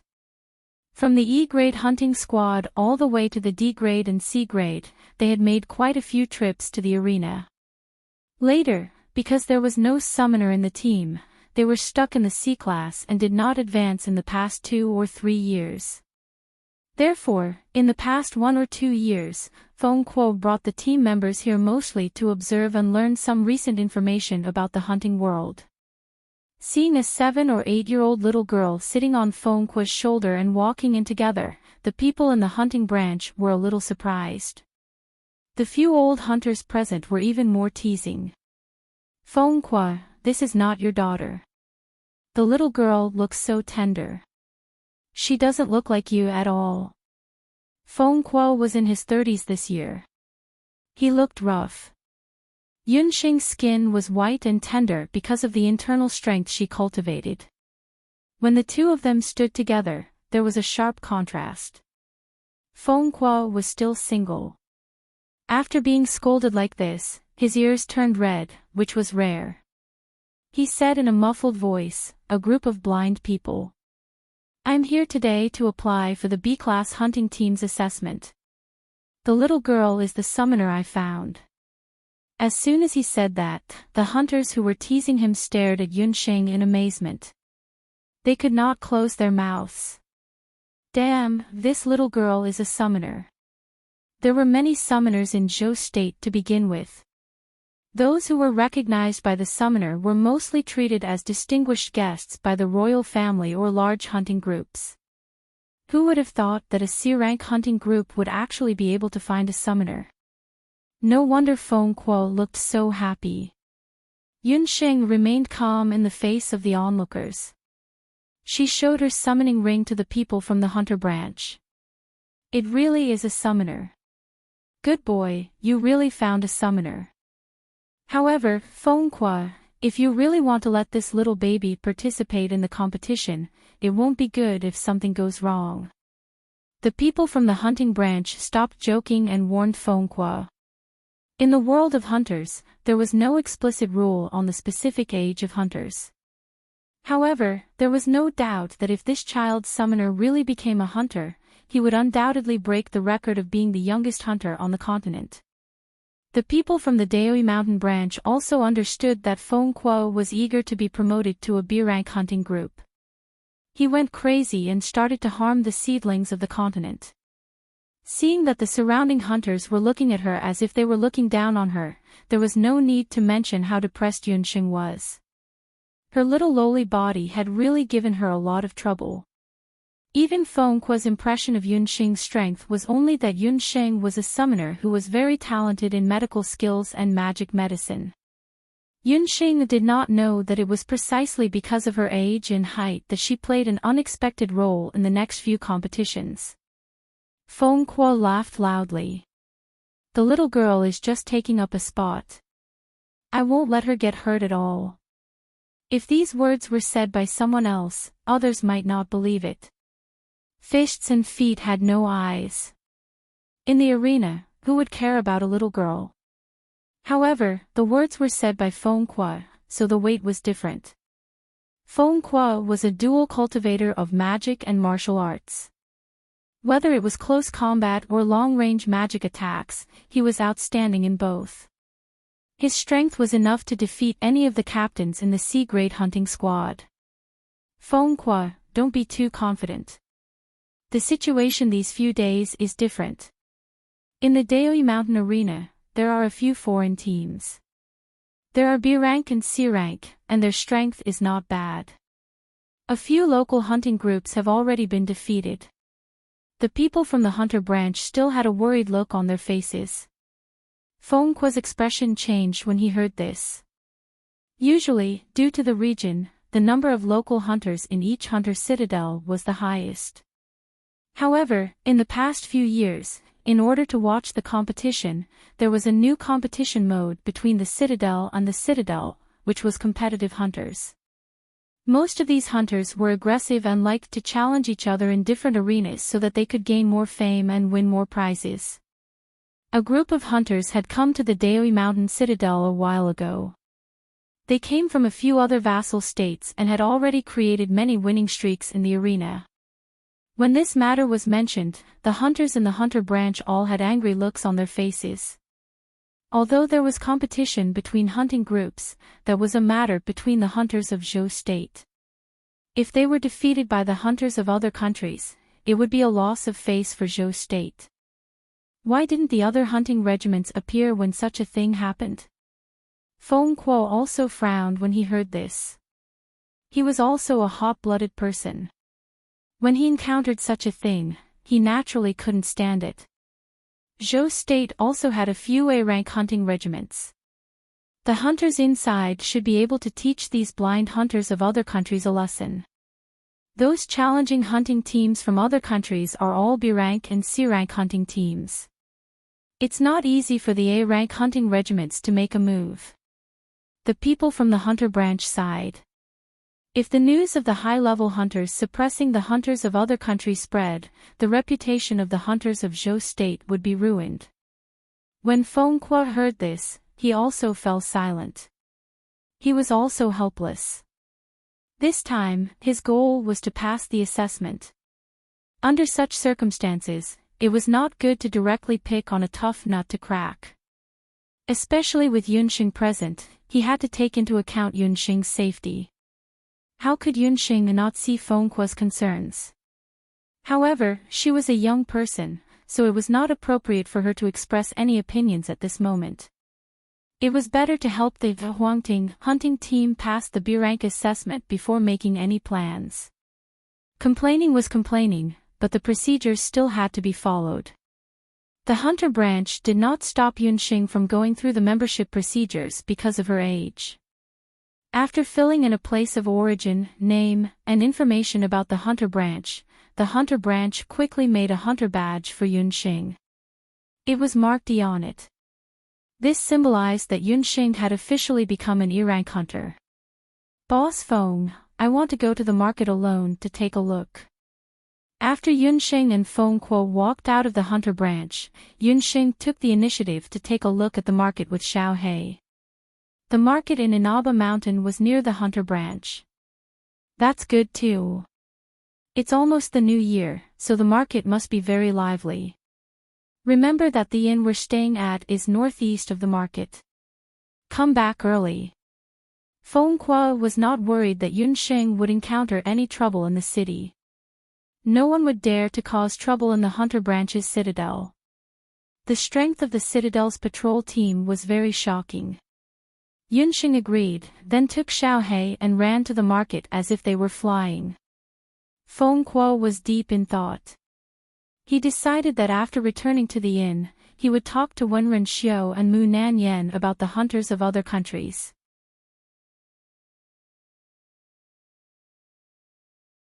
Chapter 148. Mount Daoyi was the largest hunter citadel in the southern border of Zhou State. It was right next to the neighboring country, later Qin. Among the 5 great vassal states of the Boundless Land, later Qin and Zhou State were both martial states. Both states had martial sages holding the fort. As a result, the two states often clashed with each other. Although there were no diplomatic wars or conflicts, all kinds of small conflicts and bandits occurred frequently at the border. In order to stabilize the border, the hunter citadel came into being. On one hand, the hunters accepted all kinds of missions to suppress bandits. On the other hand, if there were conflicts among the hunters, they would be settled in the arena. As a result, the southern border became relatively stable. However, at the same time, there was an unavoidable consequence. Neither Zhou State nor later Qin interfered with the management of the hunter citadel. In front of the bloodthirsty and warlike hunters, the soldiers and border guards could only turn a blind eye. The security of the hunter citadel was completely controlled by the hunter citadel's guards organized by the hunter citadel. Yunxing bade farewell to Fengkuo and brought Xiaohei to the market. Along the way, they met many hunters and merchants from later Qin. One could tell at a glance whether they were from later Qin or not. The citizens of Zhou State were similar to the Asian countries like Country Z where Yunxing was from in her previous life.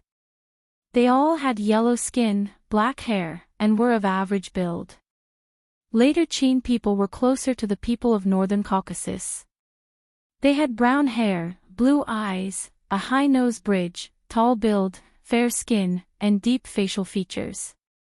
After Yunxing entered the market, she immediately put on the illusion earring to hide her appearance. She still had 10,000 gold coins that she won from the Wanlong gambling house. Together with the money she earned from selling medicine, she had some savings. When she passed by a magic scroll shop, Yunxing walked in to see if there were any magic scrolls that she could learn. Yunxing planned to return to the Jade Capital to raise her level as a sorcerer after helping Fengkuo and the others complete the hunter team assessment. She had already learned Fire Element Intermediate Magic and Earth Element Magic. If it was possible, she wanted to learn Wind Element and Water Element Intermediate Magic as well. The layout of the magic scroll shop was very similar to that of a normal bookstore. However, the bookshelves were filled with magic scrolls made of different animal skins. Seeing that a customer had arrived, a magician came forward to welcome her. Looking at the badge on his chest, he was an archmage. After hearing that Yunxing wanted to buy water and wind intermediate magic scrolls, the magician couldn't help but take a few more glances at Yunxing. Even with the illusion earrings, it wasn't hard to tell that she was a young, new magician just by listening to her voice and the magician's badge on her. Esteemed customer, the price of magic scrolls are not cheap. Just a scroll that has the ability to confuse water magic, Eye of Fog, costs as much as 9,000 gold coins. The scroll shop owner kindly reminded Yunxing. He saw that although Yunxing was young, her speech was very steady. Furthermore, there was a small dog beside her. That small dog wasn't an ordinary beast, but a battle pet. To be able to raise a battle pet, she must have some background. 9,000 gold coins. This price truly shocked Yunxing. Originally, she had thought that she was already a rich woman. Who knew that the price of a magic scroll would be so high? Yunxing didn't know that the drawing of a magic scroll was very complicated. It required the skin of a magic beast that was mid-level or above, special beast blood, and a special method to refine it. Naturally, the price was not cheap. Then I'll take a water magic scroll. It's best if it's a water magic that has a certain level of defense. Yunxing had no choice but to settle for the second best. She had already received the blessing of the wind spirit. In terms of movement and evasion, there wasn't much of a problem. Yunxing had occasionally heard her tutor mention the cultivation of a multi-elemental magic soul in magic classes. It emphasized balance and couldn't deviate from any one element. Otherwise, the overall strength of a magician would be like a wooden barrel with a missing board. They would always be half-baked. However, although cultivating a multi-elemental magic sounded easy, it was actually very difficult to put it into practice. This was also why, although a magician with a multi-elemental magic soul had an innate advantage, most of them would specialize in one element. Currently, among Yunxing's 5 main elements, fire magic was the strongest, followed by the dark thorns that she had just learned. After that, it was earth magic and wind magic. Water magic was the weakest. However, Yunxing didn't want to buy the Eye of Fog that had the ability to confuse enemies. Because she already had Xiaohei. Xiaohei's swallowing the sky battle technique caused the entire screen to turn black. It was much more effective than the Eye of Fog. Or you can use Blizzard Sky. That's a large-scale attack mid-level water magic. The scroll owner still enthusiastically recommended. Yunxing still shook her head. A large-scale attack spell sounded very cool. However, with her current magical power, she was afraid that her magical power would be depleted after just one use. When facing an enemy, she wouldn't have time to use meditation water to recover. In the end, Yunxing chose a mid-level spell called Water Binding. This mid-level spell could transform water magic elements into a snake-like magical vapor to restrict the movements of the enemy. The scroll for the mid-level spell Water Binding costs 10,000 gold coins. If you buy it now, I can give you a discount. 9,500 gold coins will do. The magician was all smiles after making a deal. Yunxing felt the pinch, but she still took out the Empire's purple gold card and paid the money. While waiting for the shop owner to deal with Yunxing's transaction, a man who had been looking for magic scrolls at the side came over. He opened his mouth and asked, "Boss, are you buying magic scrolls?" The shop owner raised his head and glanced at him. This man wasn't a magician. He looked like a villager from the nearby village. "I'm buying." "What kind of magic scroll is it? Is it a beginner or mid-level magic scroll?" The shop owner asked as usual. Unexpectedly, the man scratched his head and said vaguely, "I'm not sure." "Take a look and see what kind of scroll it is." Hearing his words, the shop owner couldn't take it anymore. "Man, let me make it clear first. I don't buy scrolls of unknown origin. The shop owner's words meant that he was a little suspicious of the young man's unknown origin. After all, the other party was neither a magician nor a warrior. Where did he get the magic scroll from? Boss, don't worry. I found this scroll when I was planning to go to the ancestral house. My family was so poor that they couldn't afford to eat, so I took it out to sell. Take a look. The man said and stuffed the magic scroll into the shop owner's hands.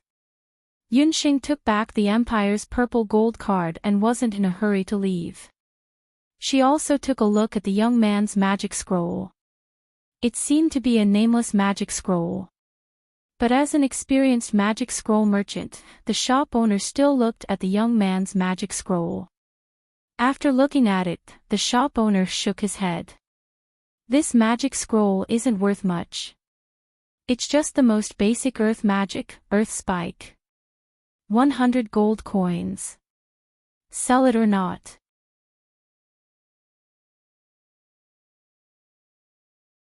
Chapter 149. When the man heard this, he refused to sell. Why is it only worth 100 gold coins? She spent 9,000 gold coins on an intermediate magic scroll just now. A beginner magic scroll should cost at least 1,000 gold coins. How can you cheat her? This man was not as simple as he looked. He was not a magician and did not know the exact market price of magic scrolls. When he had approached the magic shop, he had pretended to observe for a long time until Yunxing had sold an intermediate magic scroll at a high price. Only then did he ask. The owner of the magic scroll was unhappy. He could tell that the man's magic scroll must have come from a shady background. Opening a magic scroll shop in the Hunter's Citadel was not allowed to embezzle illegal goods. Moreover, the other party was just an ordinary person, yet he dared to question a magician's judgment. Any magician, even a magic apprentice, knew that there was a huge difference between beginner and intermediate magic. To advance from a magic apprentice to a magician servant, one only needed to apply to join a temple and they could learn beginner magic under the guidance of the temple's high priest. The magic scroll that the man brought over was made of the worst quality animal skin, and it indeed recorded earth spikes. The second beginner magic that Yunxing learned was earth spikes. This kind of basic beginner magic was not expensive to begin with. 100 gold coins was already very fair. Go, go, go. If you don't want to sell it, then get out. Don't interfere with my business. Seeing the boss's disdainful expression, the young man was annoyed. However, no matter how angry he was, he did not dare to challenge a magician. He grabbed the magic scroll and stormed out of the magic scroll shop in a huff. Yunxing saw this and quickly followed him out. When they reached a secluded area, the man heard someone following behind him and became alert. It's you. Why are you following me? The man turned around and saw that it was the spendthrift little girl from the shop just now. He knew that Yunxing had a lot of money on her and could not help but have evil intentions. He wanted to take the opportunity to rob Yunxing, but at this moment, Yunxing calmly took out her magic scepter and pointed it at him. He could only give up on the idea. Brother, can you let me take a look at your magic scroll? Yunxing had seen the magic scroll at the counter just now. She didn't know why, but she had a feeling that this coarse-looking magic scroll wasn't as simple as the scroll shop owner had said. Seeing that the other party was interested in his magic scroll, the man hurriedly took out a magic scroll and said, "That shop owner's taste is too bad. This scroll must be something good. I spent a lot of effort to get it." Yunxing opened the magic scroll and looked at it. At first glance, it seemed that the magic scroll shop owner's judgment was correct. It was the skin of the lowest grade of magical beast, and it was impossible for it to be used to record any high-level magic. The beast blood on it had long dried up and faded. Yunxing touched the magic scroll with her finger, and a golden light flashed through her pitch-black eyes. A weak, almost imperceptible mana leaked out from the magic scroll. Yunxing felt that this feeling was somewhat familiar. This was the mana of darkness. How could a magic scroll have the mana of darkness? Yunxing thought to herself, but she was sure that this magic scroll, at least on the surface, was the most basic earth spike magic scroll. How is it? This is definitely something good. It has at least a few hundred years of history. Look, the animal's skin is still in good condition. It hasn't been weathered, and the writing on it is still quite clear. The man saw some hope from Yunxing's reaction. Uncle, this is indeed the most basic magic scroll. The magic recorded on it isn't very valuable, but this scroll has a very long history. My father likes to collect ancient things. If you are willing, I can buy this scroll for 200 gold coins. Yunxing didn't show too much excitement. As she spoke, she glanced at the man in front of her again. At the same time, she quietly activated the dark magic soul in her body. Once the dark magic soul was activated, Yunxing's perception of the mana of darkness greatly increased. As she expected, she quickly sensed a large amount of mana of darkness from the man's body. It wasn't a good thing for an ordinary person to have the mana of darkness on them. He either received a curse from a dark magician, or he believed in some dark demonic god. It was very clear that the man in front of her couldn't believe in any dark demonic god. Then there was only one possibility left. He received a curse from a dark magician. Yunxing looked at the bottom of his feet. There was still some golden, wet soil. This kind of soil was most commonly seen on the continent's tombs. Yunxing finally understood why she felt the mana of darkness on a magic scroll. Grave robber. The man in front of her who was selling the magic scroll was definitely a grave robber.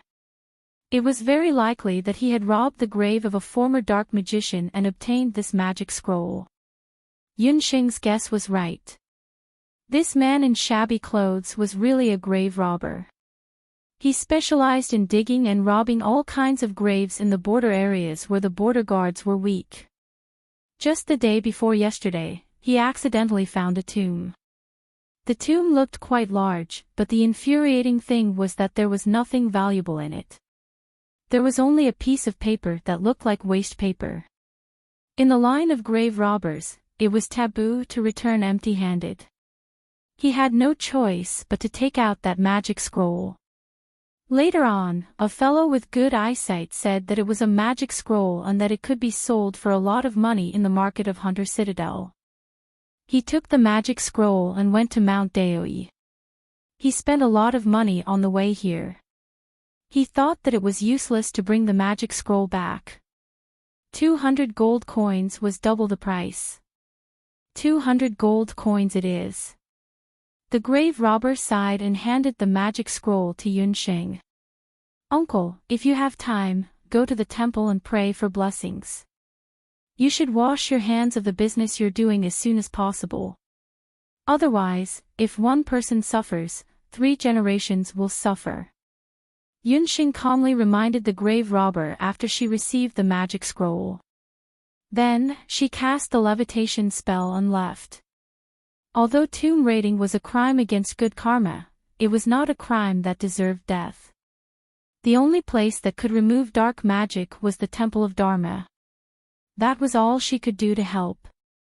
The grave robber who was counting the gold coins was stunned. Could it be that this little girl had guessed his identity? He was about to ask when he looked around. The little girl was nowhere to be seen. Could it be that he had seen a ghost? The grave robber was so shocked that the gold coins fell to the ground. After a while, he remembered Yunxing's words. He picked up the gold coins and ran towards the temple in the city.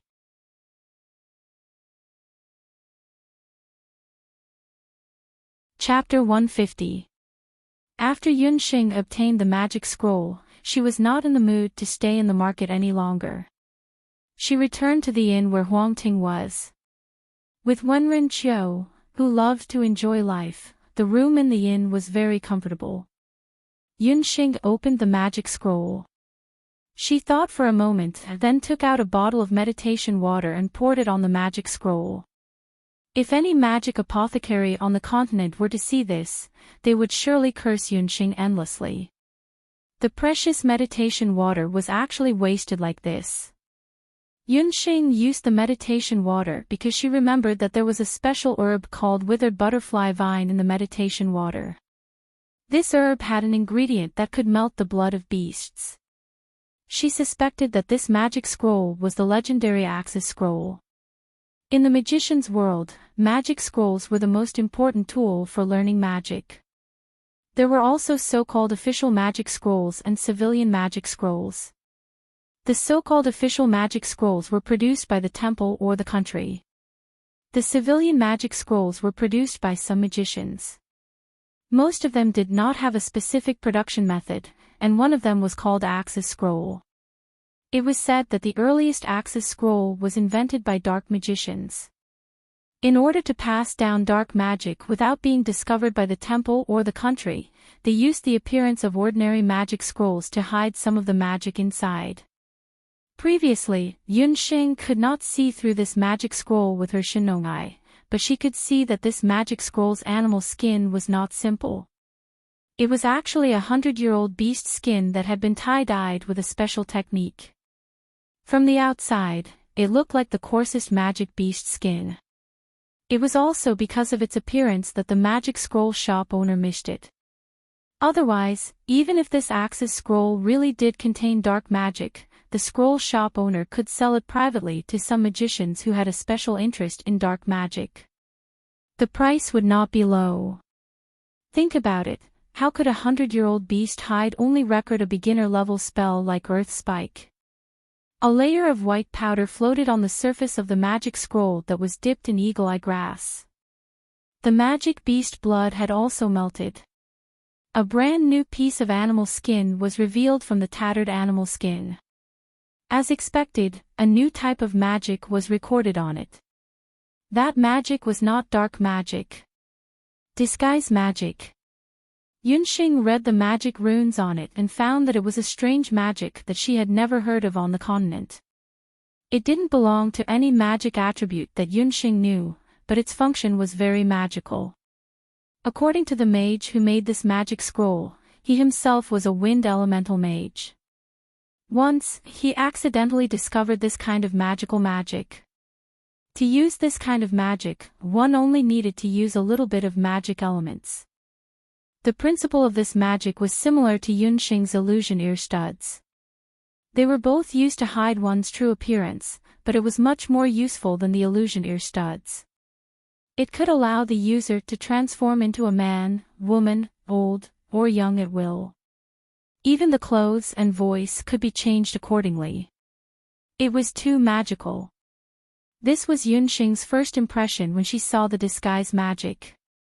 In Yunxing's opinion, this spell was much more practical than intermediate spells such as Misty Eyes. It was a must-have spell for killing and robbing. However, there was also a record at the back of the magic scroll. After the mage who invented the disguise magic understood this kind of magic, he excitedly went to the Temple of Magic. According to the rules of the continent's magic world, the magic attribute of a new magic spell could only be officially appraised after it was approved by the Temple of Magic. Who knew that after the local Temple of Magic saw the disguise magic, they reprimanded the mage for not doing his job properly and doing things like bandits. They even stripped the mage of his right to be a mage and banished him from the Temple of Magic. That magician was depressed because of this. In the end, he could only use a special method to hide this magic scroll and die miserably with this magic scroll that was not recognized by the world. His descendants buried the scroll with him in the tomb.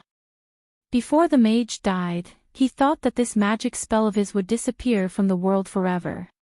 He didn't expect that it would end up in Yunxing's hands today. This was also why the disguise magic did not have a specific magic attribute and classification. What was even more gratifying was that the disguise magic could be upgraded. It was also divided into beginner, intermediate, and advanced levels. At the beginner level, one could change into one or two states at will. One could also change one's voice and appearance, but it could only be used once a day. At the intermediate level, one could change one's appearance, voice, and appearance multiple times within a day. At the advanced level, one could even use the disguise magic to transform into any person or magical beast. Yunxing couldn't help but feel sorry for the sorcerer. She couldn't believe that the sorcerer was being treated like child's play. The ancestors planted trees to provide shade for the descendants. If I had known earlier, I would have asked the grave robber for the location of the mage's tomb and paid my respects to that mage's tomb. Yunxing couldn't help but sigh. After chanting the disguise magic, Yunxing transformed from a 6 or 7-year-old child into a 15-year-old girl. Just like what was recorded in the magic scroll, Yunxing's appearance, clothes, and voice were no different from a 15-year-old girl under the effects of the disguise magic. After learning the beginner disguise magic, Yunxing would be able to completely get rid of the predicament she was facing. Although the illusion ear studs could blur her appearance, it couldn't change her body shape and voice. This way, she would still be easily exposed. However, the disguise magic didn't have this problem at all. Learning this kind of magic was much easier than learning the 2 intermediate-level magic spells recorded in the magic scroll. Yunxing even specially used the disguise magic to look like a young girl and walked around the inn. During this time, she even met Feng Kuo and Wenren Xiu in the inn. The two of them stared blankly at Yunxing, who didn't react at all when she walked past them. As the two of them discussed, Yunxing occasionally heard words like later Qin, bully, and teach them a lesson. Yunxing guessed that the content of their conversation must be related to the foreign hunting team mentioned in the hunting branch. However, the disguise magic wasn't invincible. At least, Yunxing's 2 battle beast companions, Xiao He and Puffed Egg, could clearly recognize Yunxing. Magical beasts had a sharper sense of smell than humans. Another point was that no matter how Yunxing changed, the magic wave on her body would still not change. However, this was enough.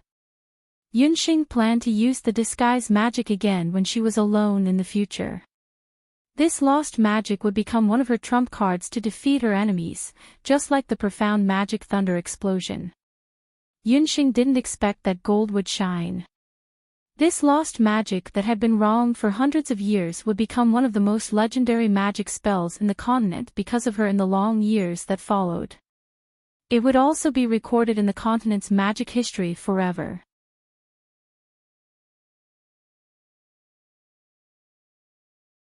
Chapter 151. By the time Yunxing finished her deep meditation, the sky was already bright. Huang Ting's hunting team would head to the hunter branch this morning to participate in the first round of the B-grade hunting team assessment. According to the mainland's rules for the advancement of hunters, regardless of whether it was a personal competition or a team competition, they had to challenge 5 hunters of the same level. The 5-round challenge system would be based on 3 wins and 2 losses. After passing the challenge, they had to challenge 1 B-grade hunter. Only then would they pass the assessment. The hunter branch would select the corresponding hunting team according to the number of members who signed up for the advancement assessment. Huang Ting's team did not care about the challenge of a C-grade hunting team at all. After all, they were among the top 10 C-grade hunting teams in Zhou State. However, due to the addition of hunting teams from other countries, the situation in the arena had become unstable. There were several other hunting teams from Zhou State participating in the assessment as well. As they were all old acquaintances, they greeted each other as soon as they entered the hunter branch and waited for their respective teams for the first round of the assessment.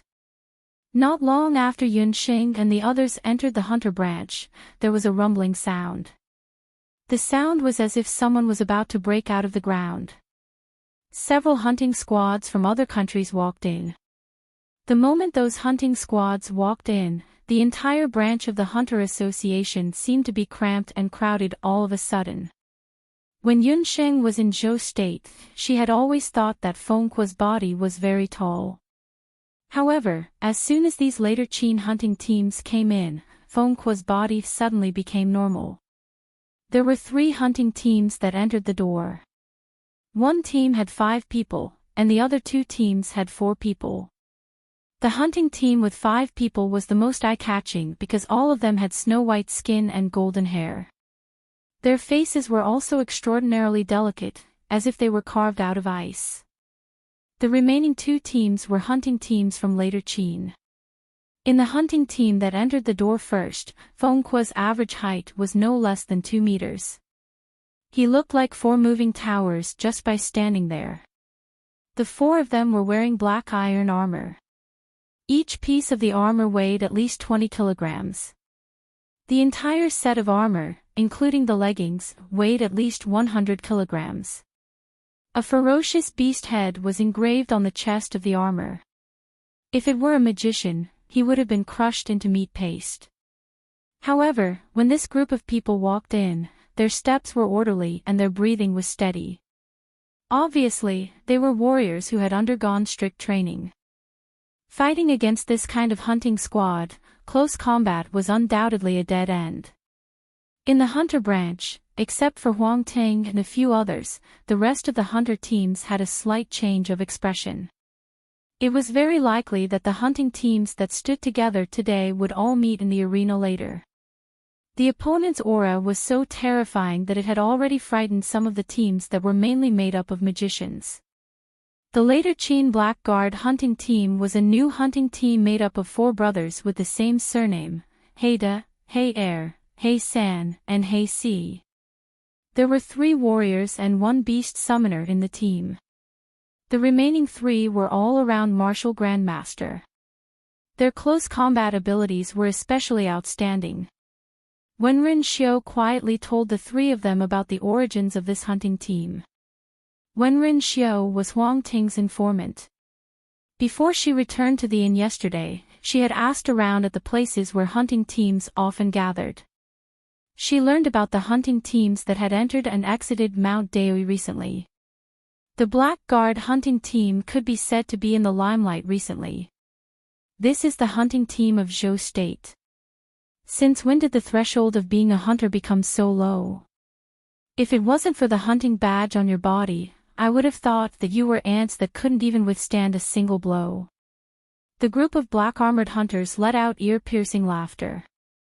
What they meant was that the hunters of Mount Daoi's hunter branch were too weak. But at this moment, no one dared to fight back.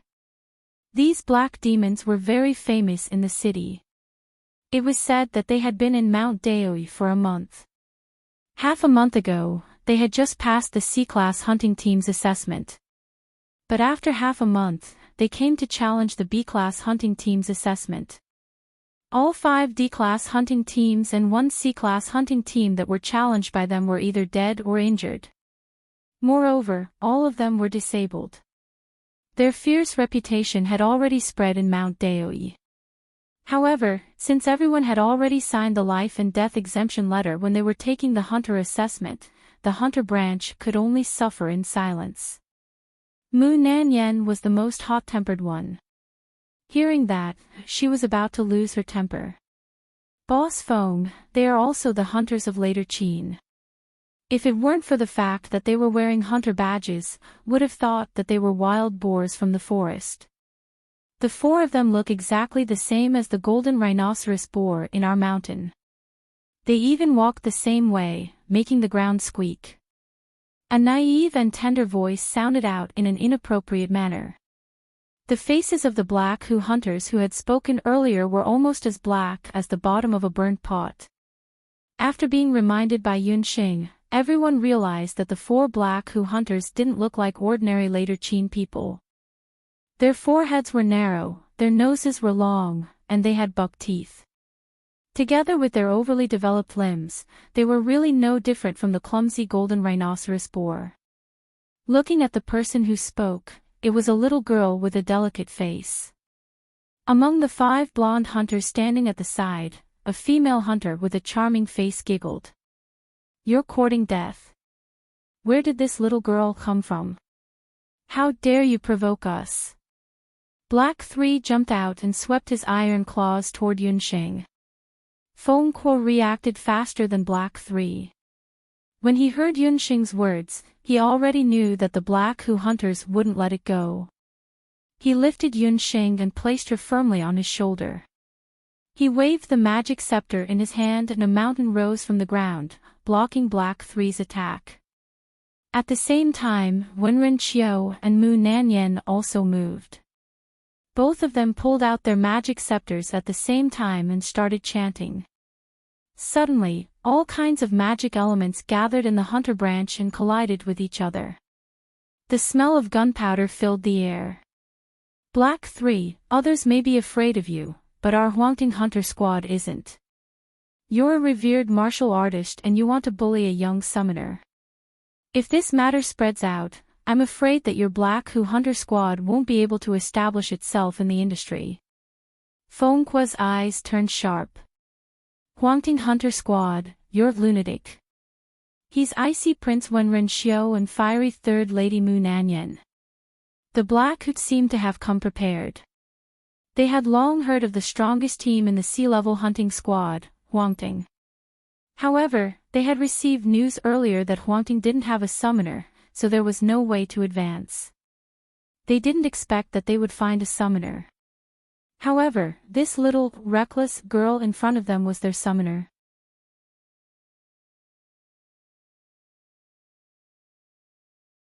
Chapter 152. She was too young and too reckless.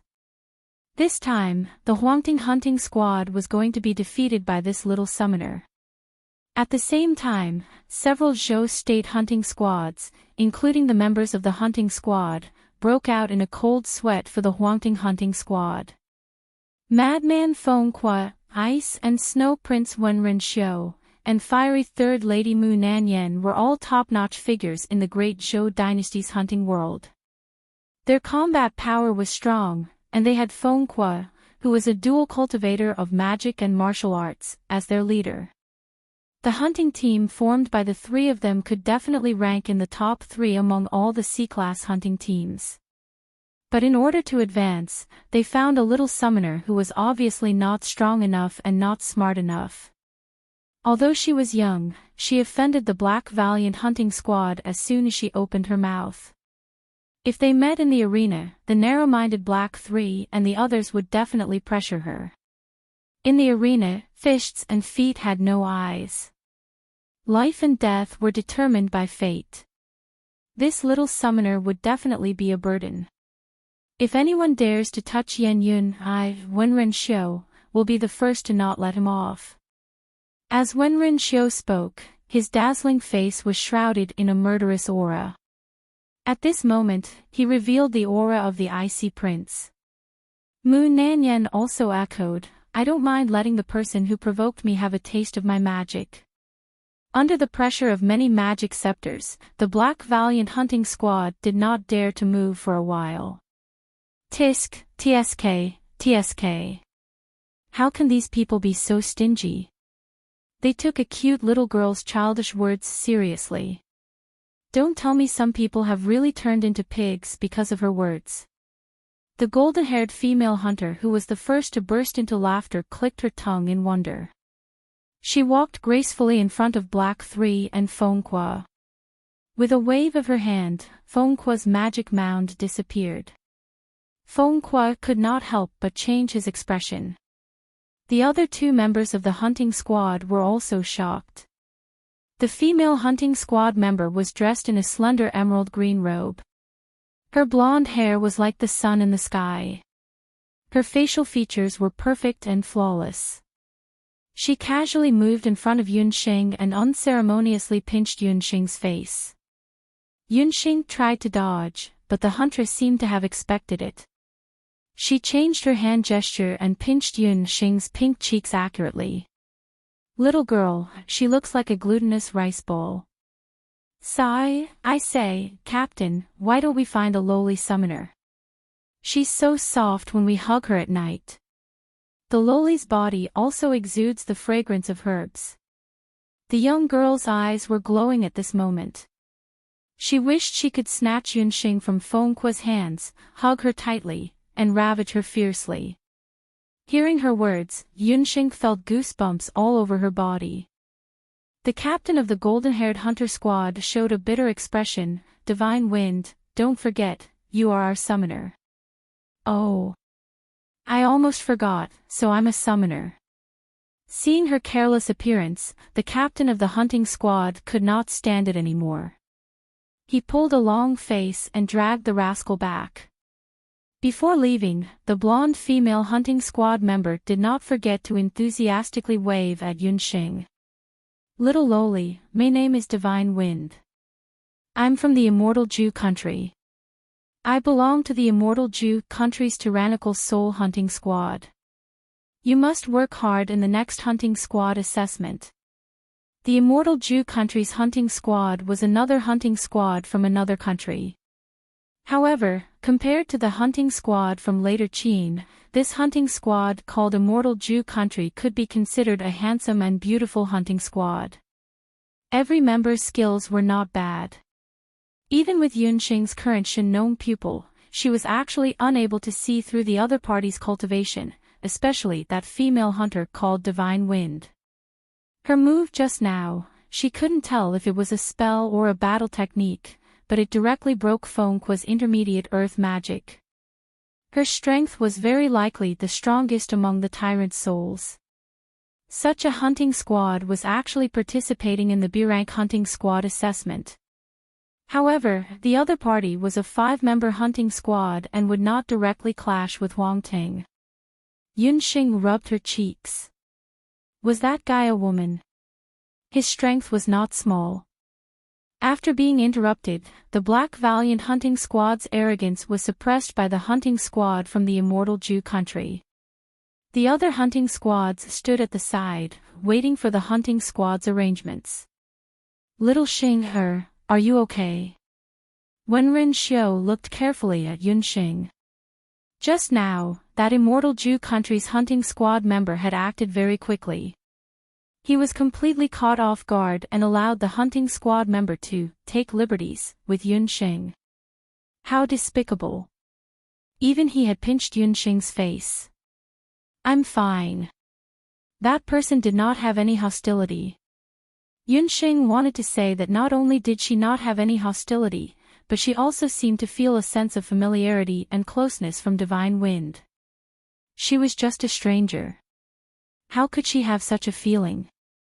Yunxing was puzzled. But why does everyone here seem to be afraid of that Immortal Jew country's hunting squad? Yunxing was very observant. She noticed that even the Black Valiant hunting squad did not dare to be too presumptuous in front of the Immortal Jew country's hunting squad.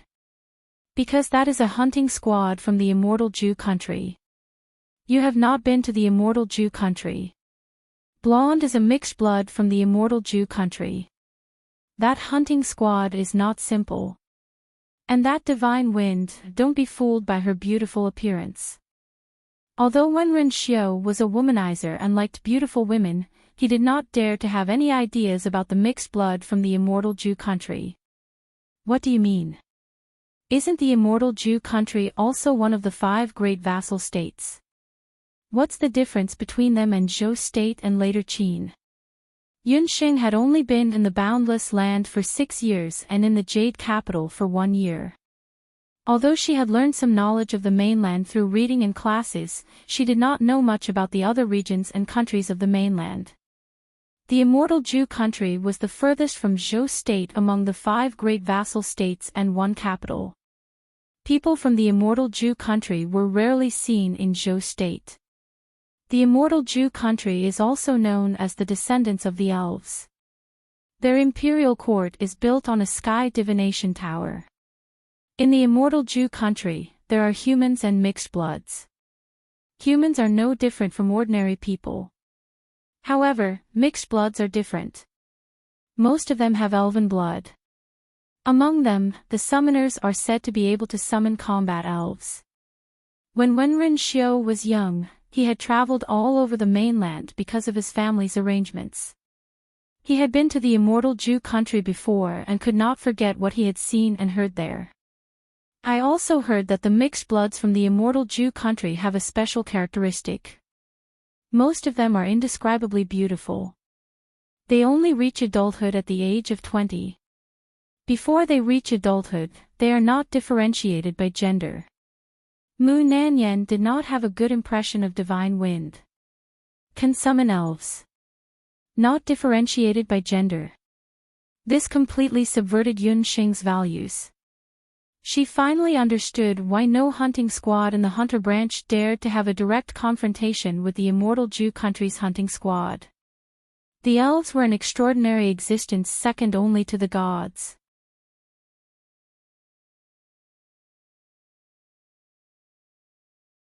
Chapter 153. After the conflict between He Hu and Huang Ting, in order to avoid unnecessary conflicts, the hunter branch sped up the process and quickly arranged the teams for the first day. Huang Ting and He Hu, who disliked each other, did not meet in the first round. Huang Ting's first opponent was a sea-level sacred armor hunter team from Yujing district of Zhou State. The 4 members of the team were a summoner, 2 warriors, and a mage. However, before that, He Hu hunter team would fight against a hunter team from the northwest of Zhou State. In order to increase Yun Xing's experience, Feng Kuo and the other 3 came to the arena of Mount Daoyu earlier to watch the match between He Hu and the trench hunter team. In the arena of Mount Daoyu, there were mainly several types of competitions. One was purely for spectators, and the other was the hunter assessment competition, which was set up for the hunter assessment. The first type of competition was for spectators. Ordinary people and hunters had to buy tickets to watch the match.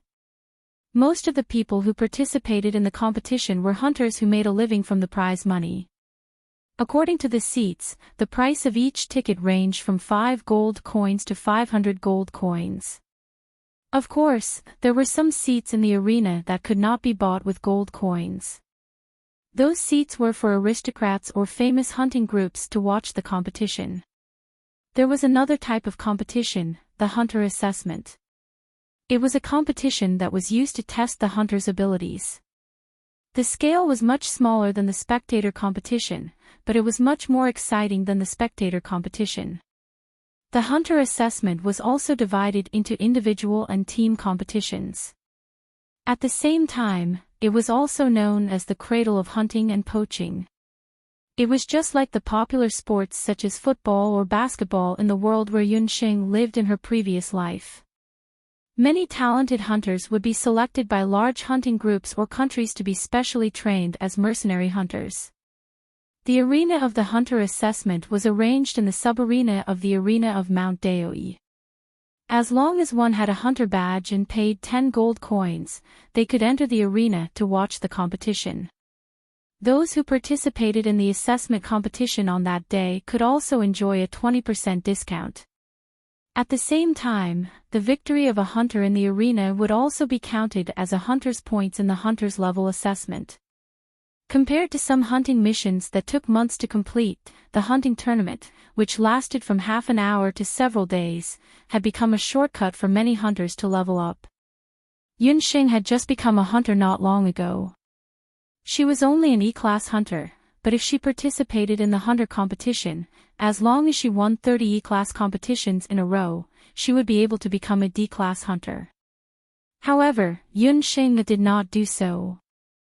She had come here to help Huang Ting.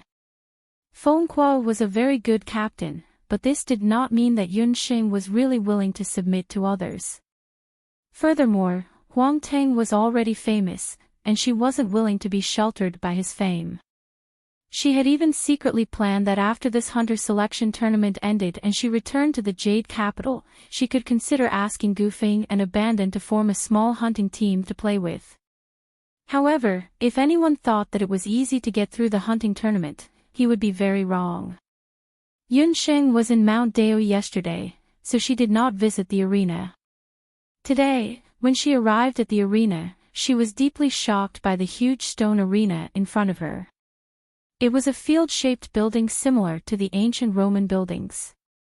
The outer wall was close to 50 meters high, and the stones were piled up tightly. Even a knife could not penetrate it. It was said that the defensive power of the arena was very high, enough to withstand the attack of 1,000 beast tide. In the arena, there were 4 main areas: Heaven, 500 consecutive winds; Earth, 250 consecutive winds; Human, 100 consecutive winds; and Earth, 30 consecutive winds, as well as 12 sub-arenas. Generally speaking, the hunter assessment competition below B-class would be held in the sub-arenas. Huangting's competition would be held in the 8th sub-arena in an hour, and the Black Squad's competition that they were going to watch now would be held in the 11th sub-arena. When Yunxing entered, the competition had just begun. About 500 to 600 hunters were already sitting inside. Most of them were hunters from Zhou State, and there were also a dozen hunters from later Qin. The hunters from Zhou State had the home ground, so they naturally cheered loudly for their own hunting team. Welcome to the Mount Daoyi Arena. I'm the referee for this competition, Lon Lon, the Wind Magic Master. A woman in a blue satin robe floated in the air. She was about 20 years old, with a delicate appearance and good magic cultivation. While using the levitation spell, she quickly released a sound amplification magic array in the air. Lanlan's voice was amplified several times and fell clearly into the ears of every hunter who was blinded by their hot-bloodedness. The hunters who were originally excited only felt their minds clear up, and the surging blood in their bodies calmed down a lot. Yunxing believed that the female sorcerer named Lon Lon must have added a special kind of calming magic to the sound amplification magic array. It seems that the Mount Daoyi Arena has already prepared. The female sorcerer is a famous healing sorcerer in the Mount Daoyi area, and she's good at wind-type binding magic. The Black Squad's high casualty rate in the previous battles has already caused public anger in the hunting community of Zhou State. Mu Nanyan took the initiative to be the commentator. The Black Squire hunting squad has appeared. 4 black pagoda-like figures stood in 4 different directions of the arena. The Holy Armor hunting team of Zhou State also entered the arena. Compared to the Black Squad's black armor, the Holy Armor hunting team's light cavalry didn't look very lethal. The Holy Armor hunting team, who had already heard of the Black Squad's reputation, didn't look very good. The hunters outside the arena shouted thunderously, "Slaughter those bastards from later Qin, Holy Armor. Let's fight for the pride of the hunters of Zhou State. Black Squad, get out." Lon Lon made a shushing gesture, and invited the 2 teams to show their strength. The uproar only lasted for a moment, and the 4 Black Squad brothers showed their weapons and magic scepters in unison. Hey De, Martial Honorable, Weapon Battle Axe. Hey Air, Martial Honorable, Weapon Cloud-Piercing Bow. Hey San, Master Magician, Fire Dual Soul Stone. Hey Sea, Beast Summoner. 2 revered martial artists, 1 Master Magician, and 1 Beast Summoner. This Black Valiant Hunter team that almost swept through the D-ranked Hunter exam was indeed outstanding. The 4 Holy Armor hunting team members' faces turned even paler after hearing this. If it wasn't for the loud cheers of the hunters of Zhou State, they would have forfeited and left. Their lineup was only 1 Martial Honorable, 1 Master Magician, 1 Great Magician, and 1 Beast Summoner. Yunxing noticed that the Beast Summoners on both sides didn't summon their beasts immediately.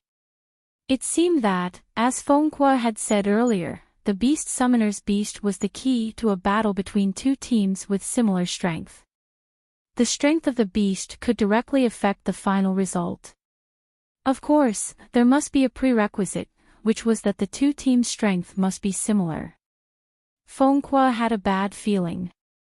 He looked at Yunxing, who was watching with great interest, and thought to himself that maybe he shouldn't have brought Yunxing to watch a battle.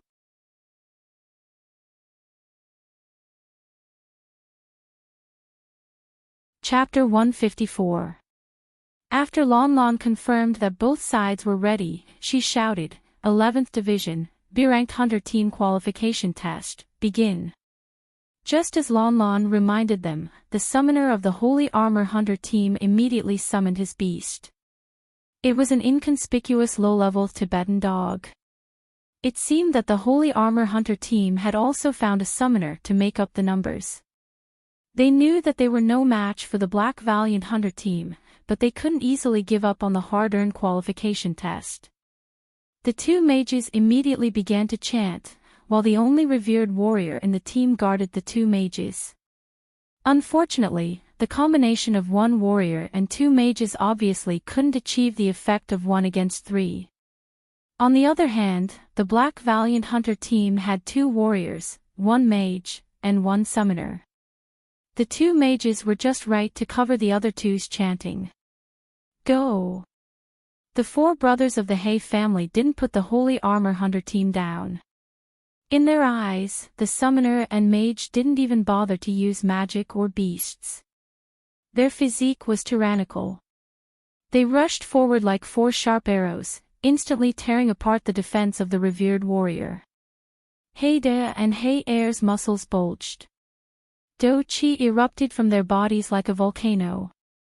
They used their battle skills at the same time.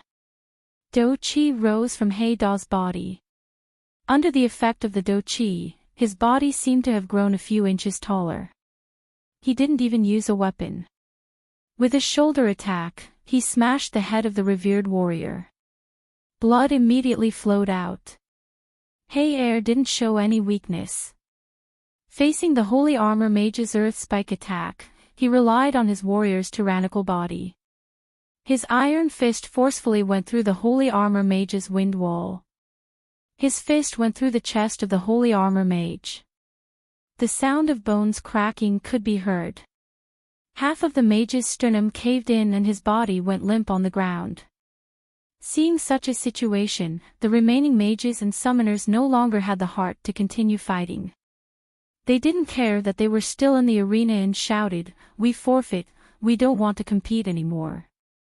Lon Lon just raised her magic scepter and was about to stop the battle. Who knew that Hay Air had already raised his magic scepter? With 2 rumbling sounds, a purple light flashed in the air like a snake, slashing towards the Beast Master. That Beast Master's head was immediately split in half. Stop! Seeing this, Lan Lan's face turned pale. The magic scepter in her hand immediately shot out a green light. A wind rope shot out from the ground and wrapped around the panic-stricken member of the Holy Armor Hunter team, sending him out of the arena. Black Squad's hunting squad, don't go too far. The other party had already begged for mercy, but you still killed him. If you don't obey the rules of the arena next time, you will face a ban and heavy fine. You will even be blacklisted in the arena. Lon Lon was so angry that her face turned red. She was a wind magician and was much faster than the average magician. She did not expect Hay Hu to take the opportunity to kill a few people in front of her. She was really enraged by Hay Hu's cruelty. The hunter assessment was not an ordinary competition. It was just a competition between peers of the hunter branch. Once there was a winner, it would end. In the spectator seats on the ground, the hunters from Zhou State also quieted down. The battle just now could be considered as an absolute suppression of strength. Although Hay Hu's methods were ruthless, the shock it caused was undeniable. The Holy Armor Hunter team, which was qualified to take the assessment as a B-grade hunter team, was swept away like wheat being reaped. The remaining magician was already scared out of his wits. It was unlikely that he would be able to take the assessment again. Hay Hu's reputation was not inferior even in the B-grade assessment arena. This left a shadow in the hearts of some of the C-grade hunter teams. Then I'll let it go today for the sake of Master Lon Lon. Big Hay waved his hand and bought a favor from Lon Lon. The 4 of them walked down the arena domineeringly. Big Hay glanced at the battle beast Tibetan hound in the corner of the arena and smiled maliciously. He clawed out with his 5 fingers and a surge of Do Chi grabbed the cowering Tibetan hound. The Tibetan hound was only a low-level magic beast. It was completely helpless against the Do Chi of a martial saint. Big Hay crushed the Tibetan hound's skull and cruelly threw it towards the spectator seats. The direction was towards where Yunsheng and the others were. Zhang Ziyan said that killing was not allowed, but she did not say that killing a battle beast was not allowed.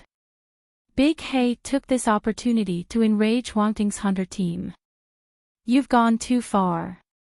Mu Nanyan suddenly stood up. Whoosh! A black shadow flashed and the Tibetan hound, which was already on the verge of death, was snatched away by the black shadow. A Shaohei hound with shiny fur snatched the Tibetan hound. The sky-devouring mastiff, the well-deserved king of the canine and wolf clan. Although Shaohei was still young, at this moment, its eyes were shining with anger and it already had the aura of a king. It held its head high and stared at Big Hay with a pair of golden eyes. It walked in a straight line and circled Big Hay. Witnessing the Tibetan hound, which was also of the canine bloodline, being seriously injured by the black armored hunter, Shaohei's beast blood was like boiling water, unable to calm down. Another low-level canine beast. Whose battle beast is this? If you don't come out to claim it, don't blame me for killing another one. Big Hay was dissatisfied.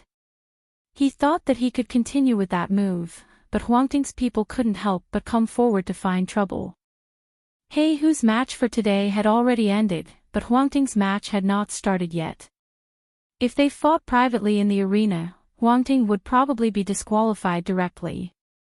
Even if he was not disqualified, it would consume a certain amount of magic power, which would cause some adverse effects to Huangting's next match. Who knew that a battle beast would appear halfway? Although they could not distinguish the rank of the little dog in front of them, but looking at its movements just now, it must be a good battle beast. Moreover, to be able to make a battle beast stay outside the magic space for a long time, it would consume a lot of magic power. The opponent's summoner must be very strong. Shaohei, come back. Unexpectedly, just as the black armored hunter team was thinking of a bad idea, a female battle beast suddenly appeared. The little girl's summoner sitting next to Feng Kuo jumped down from the spectator stand. She was petite, but her body technique was very good. When she landed, she made no sound. Seeing that Yunsheng had gone down, Huangting and the other two followed closely. Shaohei looked at Yunsheng. Although she was a little reluctant, she still picked up the Tibetan hound and walked back to Yunsheng's side. It was her. This battle beast that looked good turned out to be the battle beast of this 6 or 7-year-old child summoner. Huangting's people also knew that Yunsheng was a famous doctor. She should want to save this Tibetan hound. Yunsheng took the Tibetan hound from Shaohei's mouth, and a dark light flashed in her eyes. Yunsheng sighed softly and put her hands on the Tibetan hound's neck.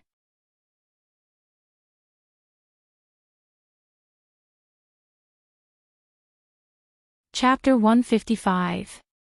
Behind Yunsheng, Feng Kuo was on guard against the Black Valiant Hunter team.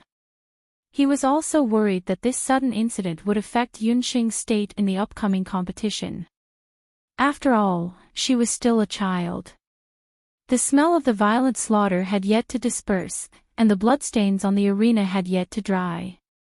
For Yunsheng, who had just become a hunter, this was too cruel. Collapse. It would be best if she collapsed on the spot. The Black Valiant Hunter team secretly thought that if the opponent lost their summoner, they would no longer have the right to participate in the B-level hunter assessment. On the other hand, the Black Valiant Hunter team's faces were full of malice. They couldn't wait for the child summoner to collapse on the spot and wipe out the confidence of the Zhou State hunters. Although C-level to B-level hunters weren't the best in the hunting world, they had the largest number and were the core of a country's hunters. In recent years, Zhou State's national strength had declined.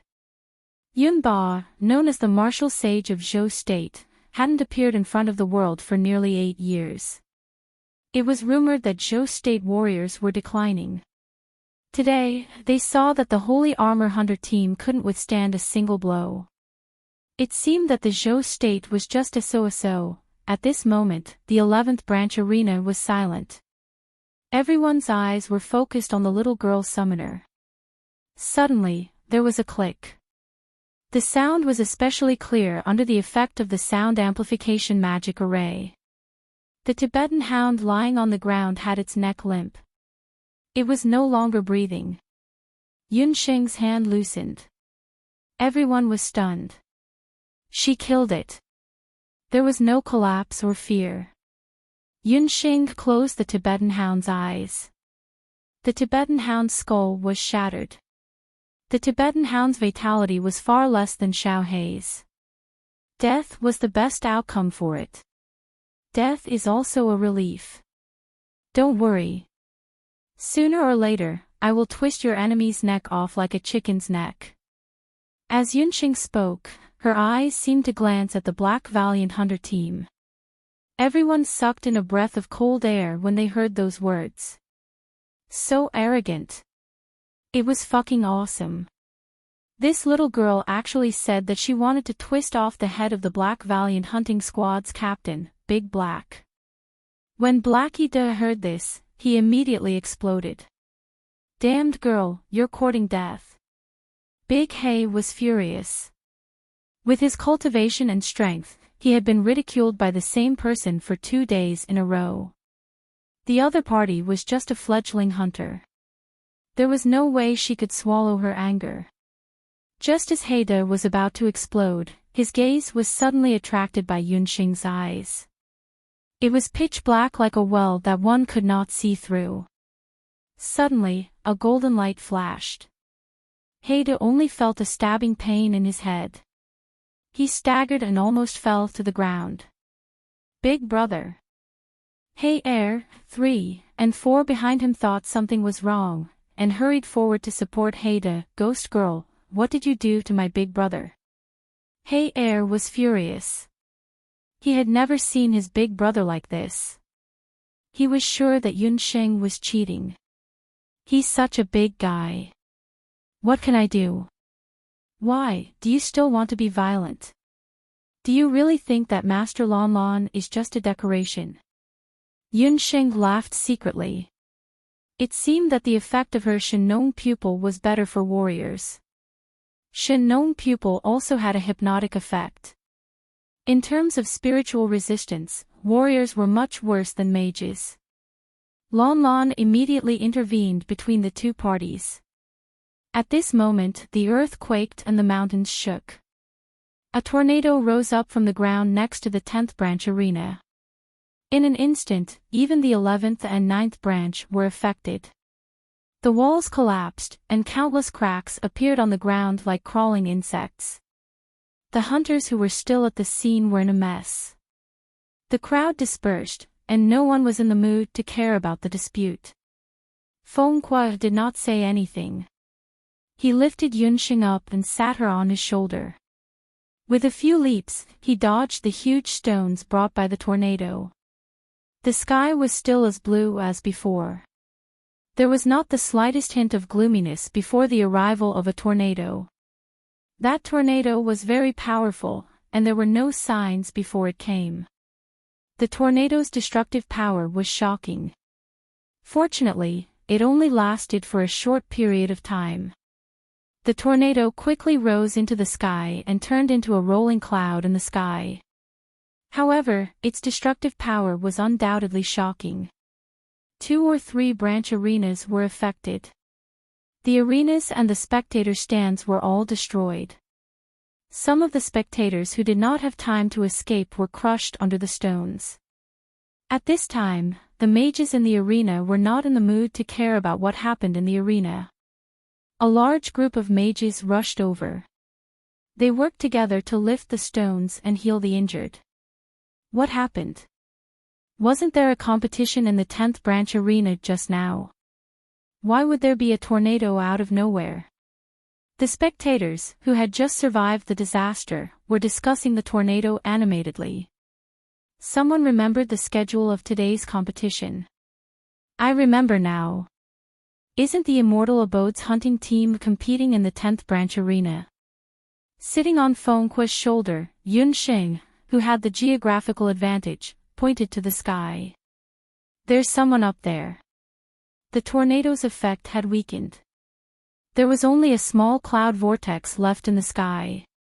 A silhouette was revealed. That person was Divine Wind, who Yunxing had met in the hunting team's branch earlier. She was standing in the air. Under the sunlight, her half-elf face was almost transparent. On her back, there was a pair of emerald green wind wings. At first glance, she really did look like a wind elf. The wind wings flapped and drew a beautiful emerald green arc. Divine Wind landed on the ground. As soon as she saw Yunxing, a dazzling smile appeared on her face. Little lowly, I knew you were here. I heard your voice in the arena next door. In order to see you, I directly overturned the wall. Yunxing's little face stiffened. She did not know if she was telling the truth. Divine Wind, you're too presumptuous. You destroyed 3 branch arenas and injured 50 to 60 hunters. The opponent's hunting team did not even have a corpse left. Lon Lon led the magicians and hunters in the arena and swarmed forward. They had already asked about the situation in the 10th arena. All of this was caused by Divine Wind alone. As soon as she said this, the hunters in the arena were in an uproar. What a good, not even a corpse left, what a good, destroyed 3 branch arenas. If they had not seen it with their own eyes, they would not have believed it. Today, the hunters who bought the admission tickets could be said to be worth the price of the ticket. At this moment, there was only one sentence in every hunter's heart. Wasn't this too cruel? In this day and age, how did hunters become such a high-risk profession?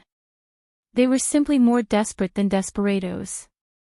No one would have thought that the tyrannical soul hunting team's methods were several times more cruel than the Black Valiant hunting team.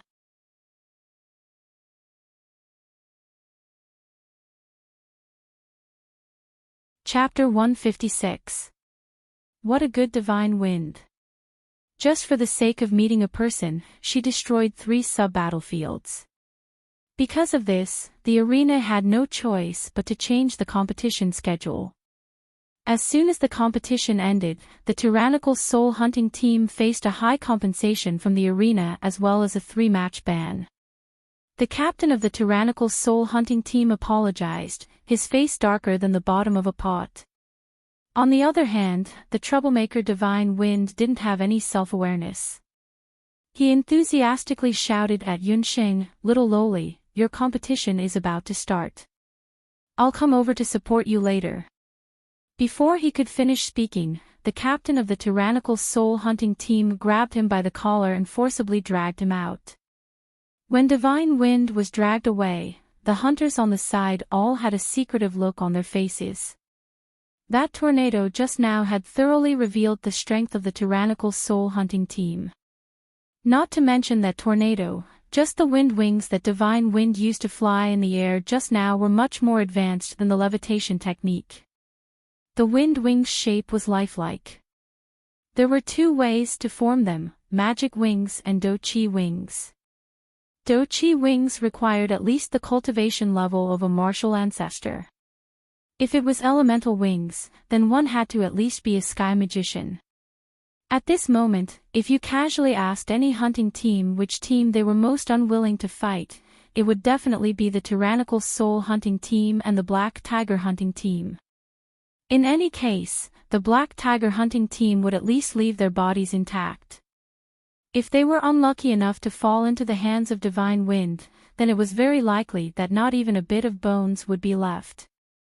The tyrannical soul hunting team was suspended for 3 days. During these 3 days, the 5-man hunting teams were endlessly rejoicing. However, the hunting teams that were going to compete 3 days later had already begun to worry. The unanimous conclusion of the hunting teams was that if they encountered the tyrannical soul hunting team, they would directly forfeit.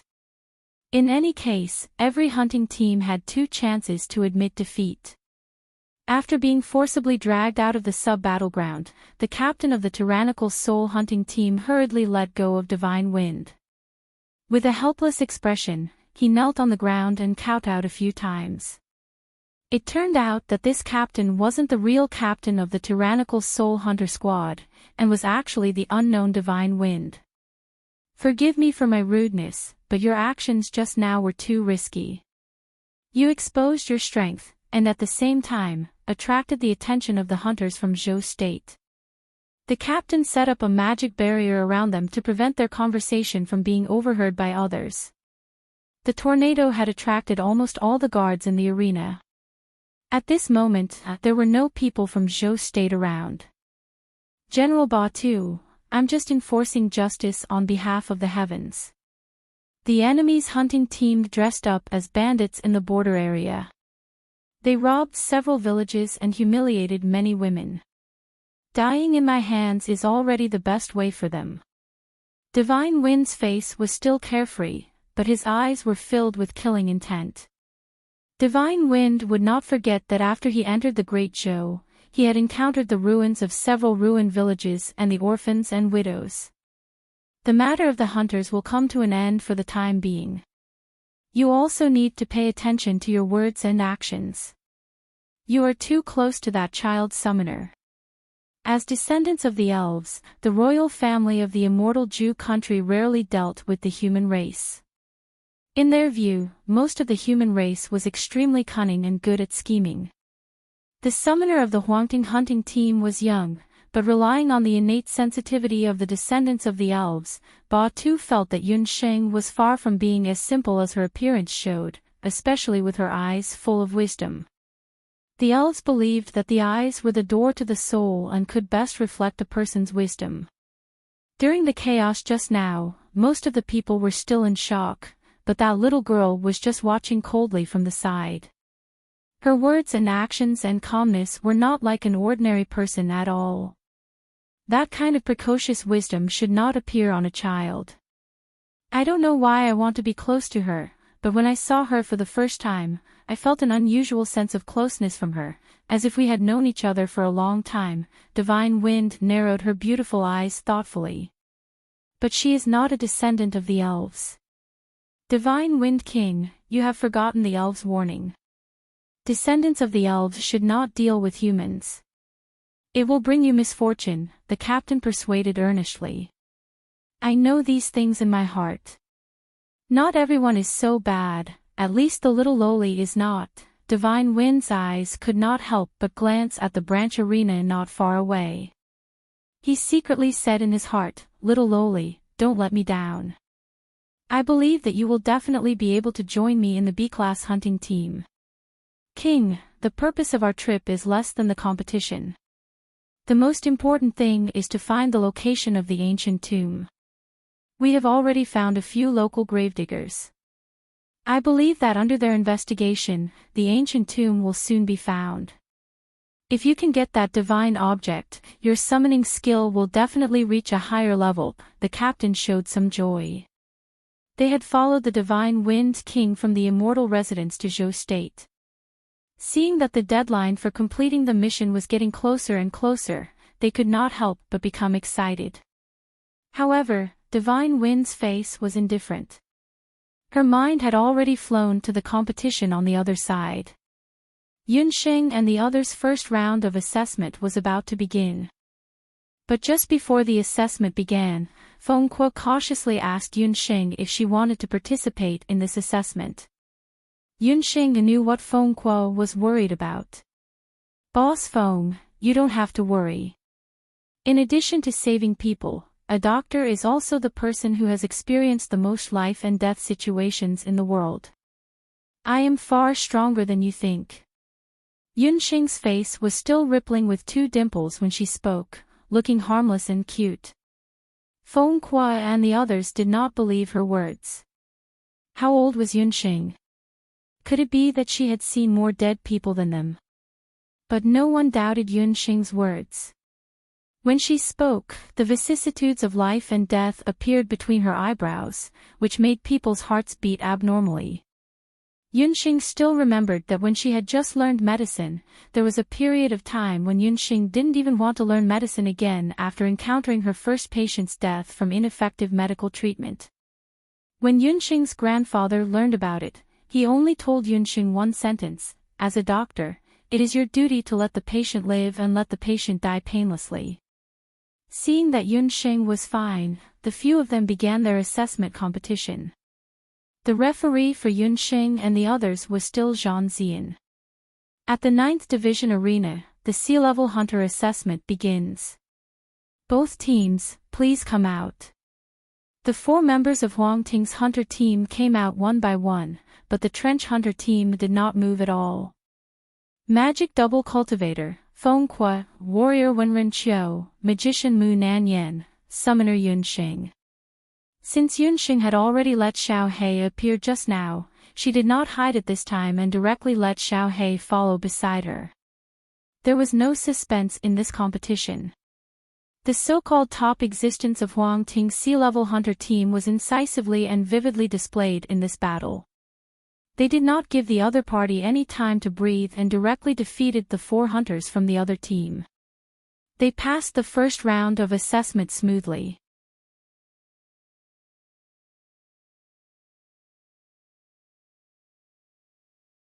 Chapter 157.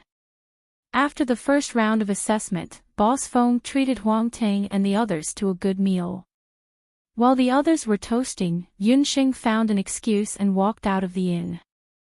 Yunxing, who had used disguise magic, looked like a 15 or 16-year-old girl. She was dark and thin, with an ordinary appearance.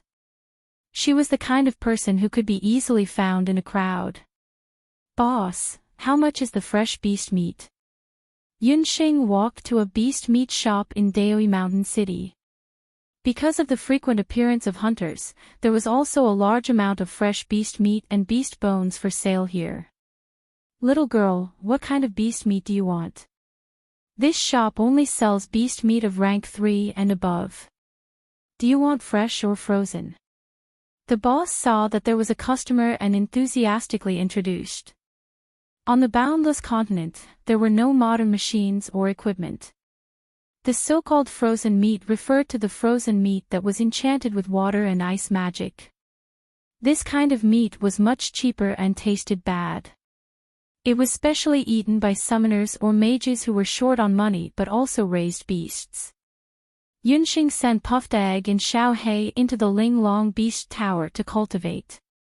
During the cultivation period, the 2 beasts needed a large amount of beast meat to replenish their strength.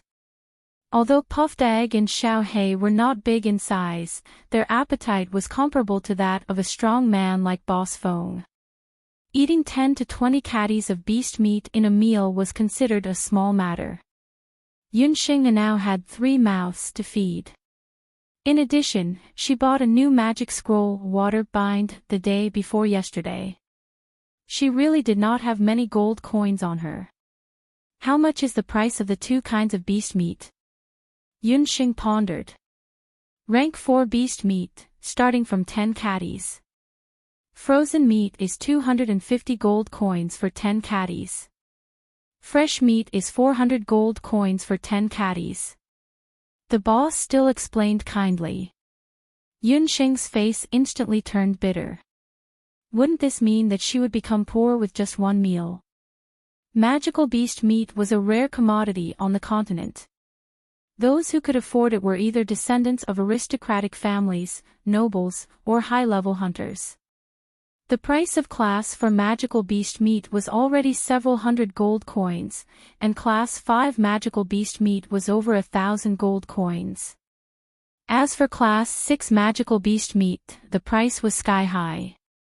For a small summoner like Yunxing, who even risked her life to raise 2 beasts, one could imagine the pressure she was under. At present, it was impossible for Yunxing to personally hunt the magical beasts, so there was only one way left. She hesitated for a moment and asked, "Boss, is there a clinic nearby?" Yunxing had 2 main ways to earn money, either through alchemy or artifact forging.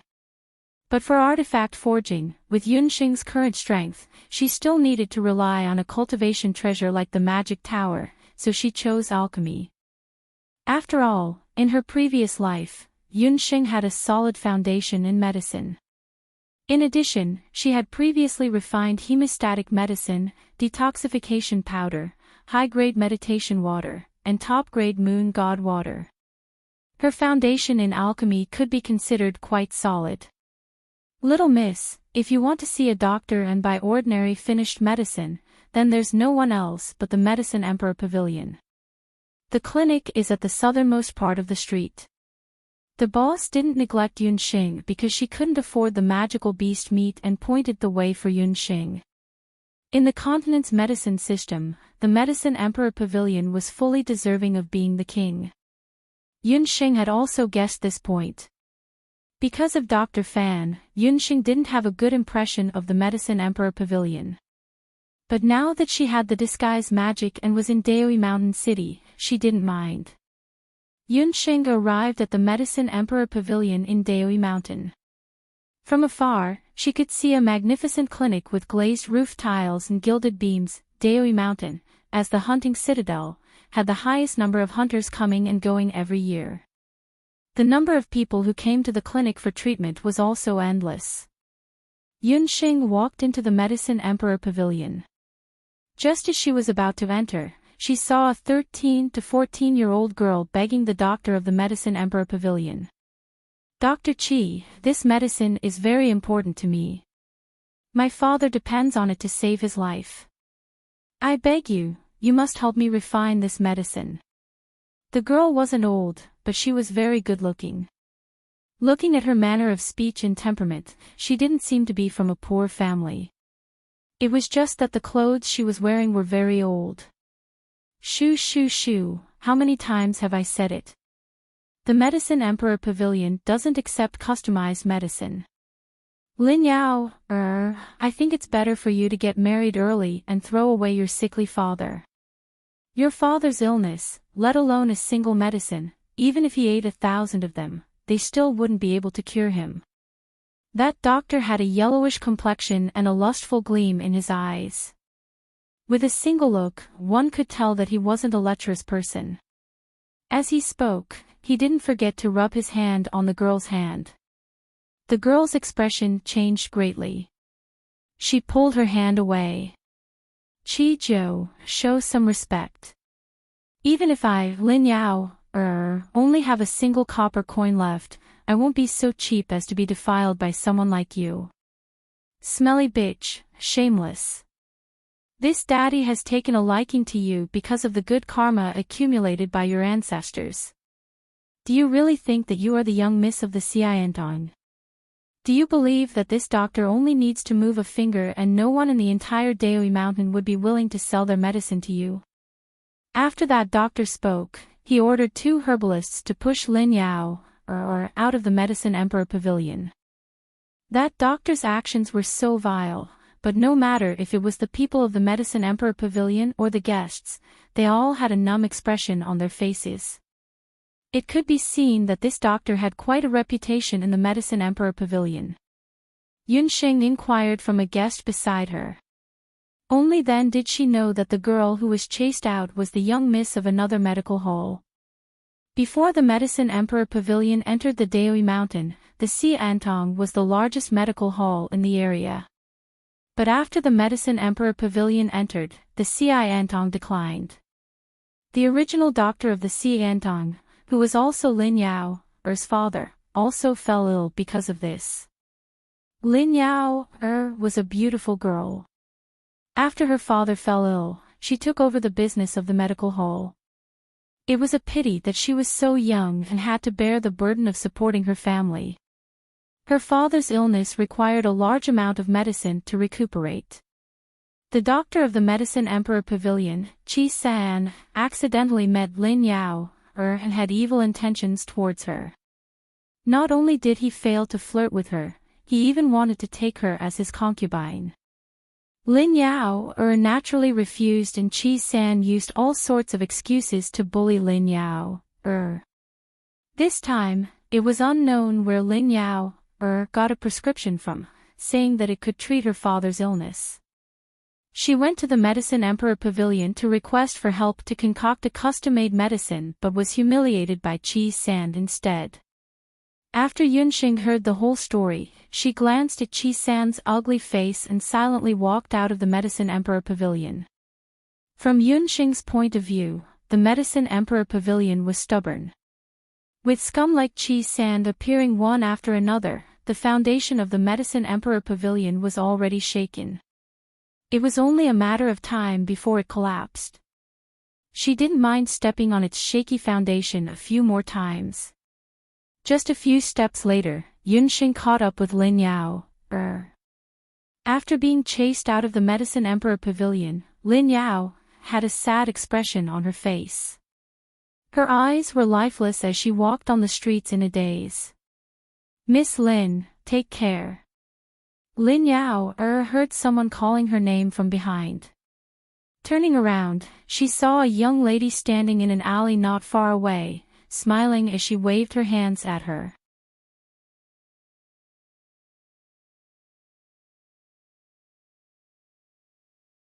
Chapter 158.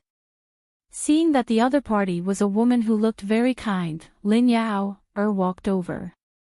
"Miss Lin, I just heard you talk about your father's illness in the clinic. Does he have rheumatism?" Yunxing asked kindly.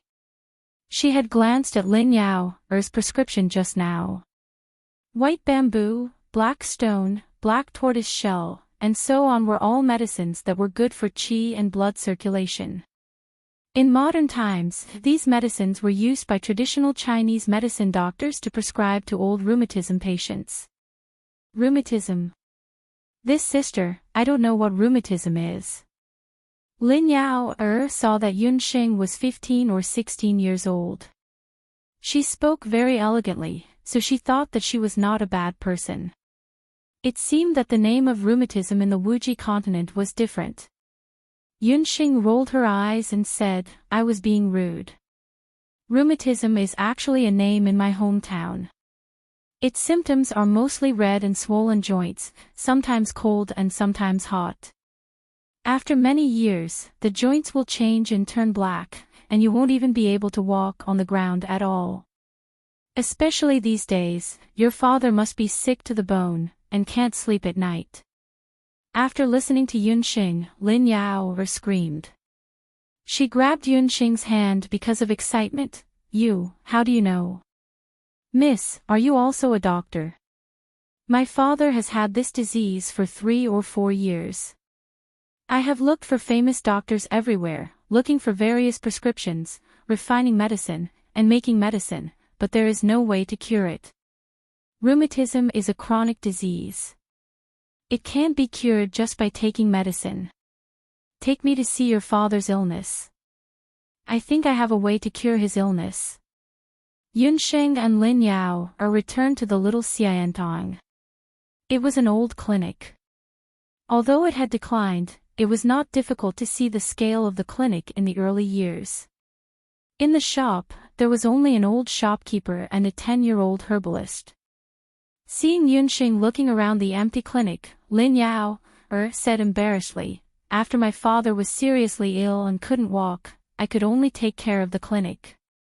I am not proficient in medical skills, so the business of the clinic has deteriorated." Although Lin Yao said this, judging from the layout of the clinic and the respectful attitude of the people in the clinic, this 13 or 14-year-old girl was not just good-looking. She was also a very capable person. Lin Yao led Yunxing into the inner room. The room was stuffy, and there were 2 magic arrays in the north and south. Rheumatism was afraid of the cold, and Lin Yao was smart enough to use a fire magic array to keep the room dry and hot. This way, it could also relieve the pain. "You're also a magician." Only a magician could set up this kind of elementary magic fire array. "Yes, I studied at the temple in the neighboring city. Later on, because my father was seriously ill, I dropped out of school and came back." Lin Yao nodded obediently. Lin Yao-er's father, Dr. Lin, lived here. He was 40 years old this year and should have been in the prime of his life. However, after years of suffering from illness, he was as thin as a skeleton. From his appearance, he was old enough to be Lin Yao-er's grandfather. Yunxing couldn't help but secretly nod. Lin Yao-er was a very flexible person. Although she came from a family of doctors, she subconsciously knew how to integrate magic with her family's medical skills. Her point of view and method coincided with Dr. Fan's. Yunxing asked Lin Yao-er to help Father Lin up. She saw that the joints of his hands and feet were swollen and were twice their original size. The two joints of his feet were red with a tinge of black. If the joints were completely black, the nerves inside would die, and Father Lin's legs would be equivalent to being disabled. Fortunately, we discovered it early and can still treat it. Go find a large wooden tub for bathing and prepare some hot sand in it. Although Lin Yao-er didn't know what Yunxing was going to do, she still followed her instructions and immediately prepared the tub. Lin Yao-er and Yunxing had only exchanged a few words, but she didn't know why, but she had an inexplicable trust in Yunxing. After the sand and wooden tub were prepared, Yunxing and Lin Yao helped the thin and weak Father Lin into the tub. It was like taking a bath. At this time, Father Lin had already woken up. When he saw his daughter with an unfamiliar girl, he couldn't help but be a little surprised. "Father, this is the doctor I hired earlier, Dr. Yun. She said she can cure your illness." Lin Yao-er wasn't stupid. She had already seen Yunxing's doctor's card. After Father Lin sat in the tub, his body quickly turned red and his face twitched in pain. "Miss, what kind of treatment method is this? Why have I never heard of it?" Seeing her father suffer, Lin Yao-er's heart was filled with pain. Her father was her only family member left. "Sand treatment, don't be nervous. Just wait for another half an hour." Yunxing was calm and wasn't anxious. After waiting for half an hour, Father Lin's body was as red as a prawn. But what was strange was that his originally swollen joints had become smaller. After he left the tub, Yunxing took out the fire needle from the Four Seasons glass needles. When the needle pierced his knee, Father Lin felt a wave of heat rush through his body, as if there was a fire burning in his body. Then, blood gushed out from his knee. The blood was black and smelly, like poisonous water. Yunxing inserted a few needles into Father Lin's joints. Father Lin's expression changed from the initial pain to a relaxed state. His originally heavy limbs also felt normal again.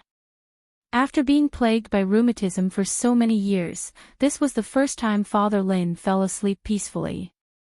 "Father, Seeing her father fall asleep, Lin Yao-er was both happy and worried. "It's not a problem. Other than the rheumatism on his feet, he still needs to combine sand bathing and acupuncture treatment a few times. The joints of his hands will be able to move freely in 3 days." Yunxing put away the needles. This was the first time she used the Four Seasons glass needles. It felt much better than she had imagined. Especially with the integration of magical attributes, the effect of the needles was even better when used in special treatment. "Thank you, Miracle Dr. Yun. Yao-er will never forget your great kindness. Yao-er is willing to be an ox or a horse to repay your kindness." Lin Yao-er's eyes were filled with tears. Today, Chi San humiliated her in public. She originally wanted to die. But when she thought of her father who was sick at home, as well as the people in the clinic who needed her support, Lin Yao-er could only hold on. She didn't expect that she would be so lucky to meet a miracle doctor like Yunxing. Although Yunxing was only a doctor, her treatment method was unheard of in the mainland. Lin Yao-er secretly guessed that she must be the disciple of the hidden doctor. "I don't need you to be an ox or a horse. I won't charge you any medical fees, but I have a request. I want to borrow your little Enchanting signboard. Yunxing couldn't bear to see people crying and kowtowing. After pulling Lin Yao up, Yunxing went straight to the point and put forward her request.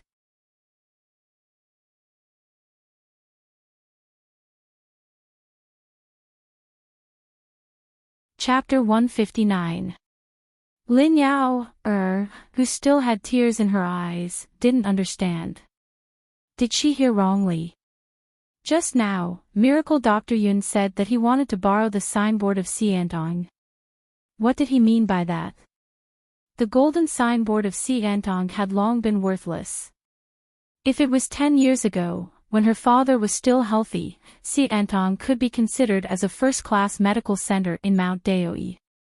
Dr. Lin was quite skilled in bone setting, treating knife wounds, and poison wounds. Among the hunters, especially among the cultivators, his reputation was very good. But after the Medicine Emperor Pavilion came in, coupled with Dr. Lin's illness, everything was different. Her father had been saved by Miracle Dr. Yun, but he hadn't practiced medicine for several years. His hands and feet had just recovered, and rehabilitation would take a long time. I won't beat around the bush. I want to use the name of the Enchanting to promote personal customization of finished medicines in the Daoi Mountain. Yunxing also came prepared. She had seen that the Enchanting was a typical broken boat with only 3 caddies of nails left. The medicinal herbs here, especially the aged ones, were all well prepared. The equipment here was second only to the ones in the Medicine Emperor Pavilion, and it was the most complete set of equipment Yunxing had ever seen.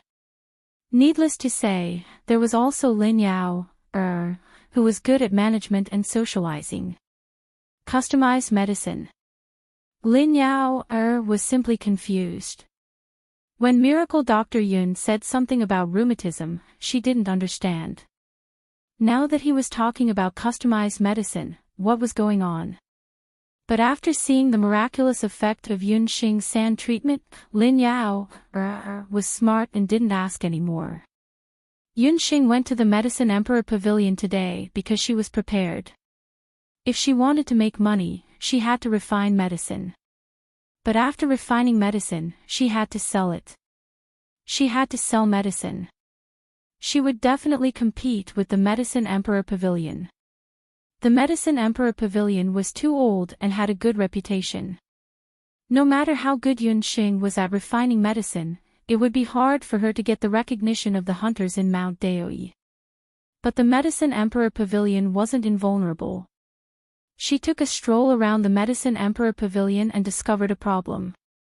Although the Medicine Emperor Pavilion was the #1 pharmacy in the continent and had top-notch physicians and alchemists, the products they sold were all the most ordinary medicine.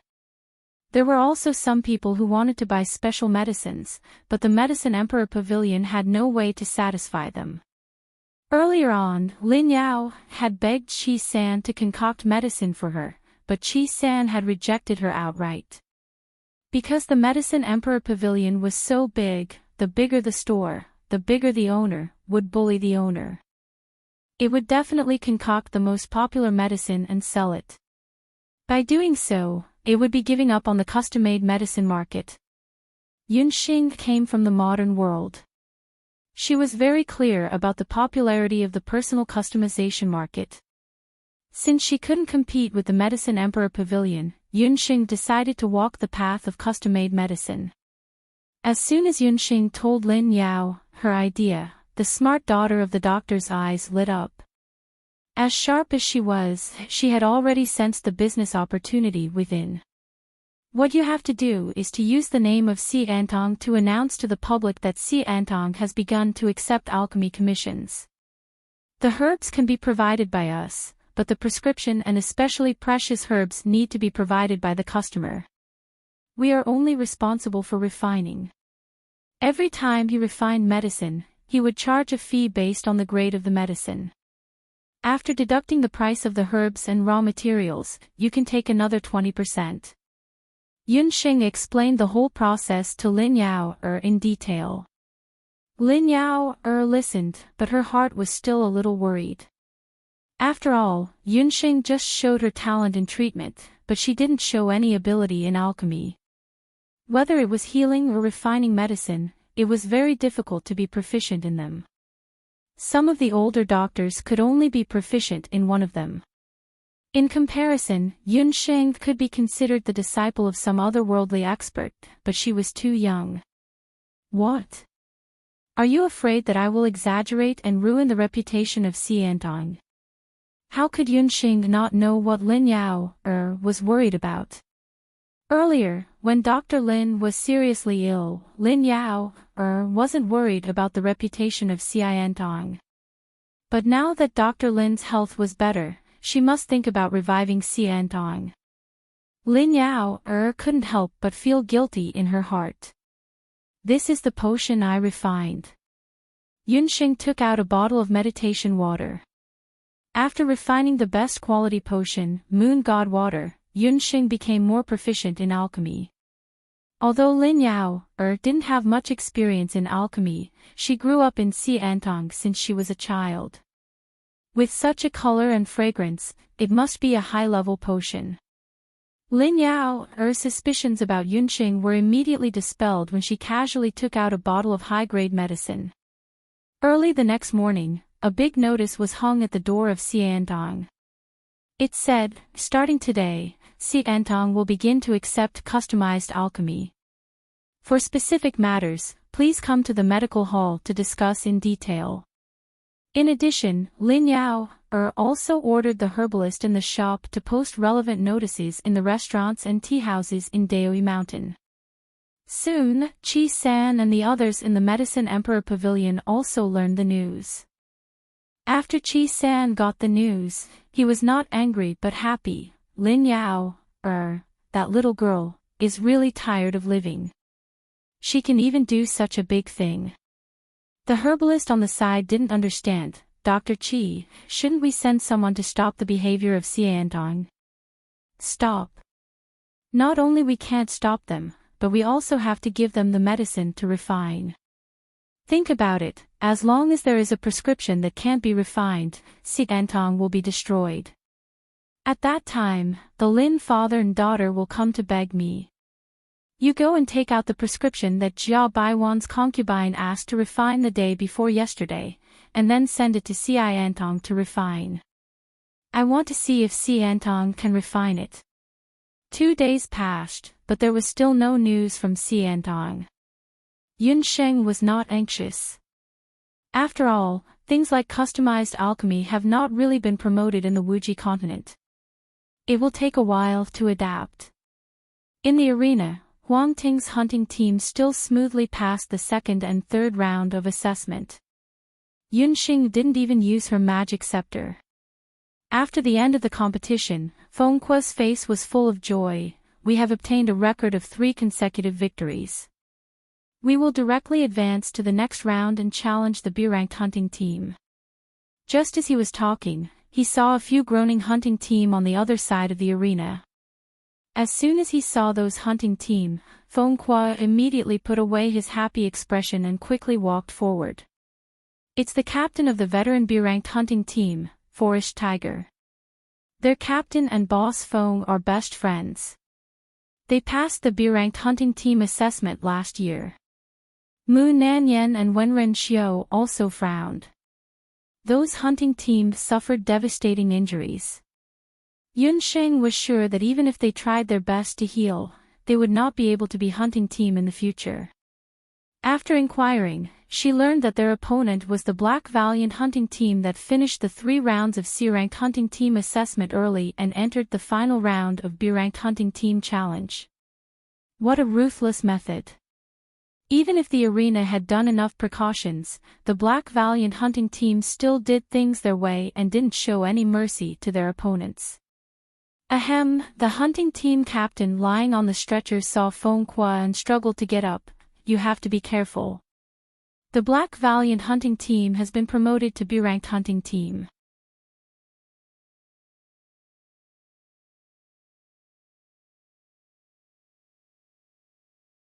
Chapter 160.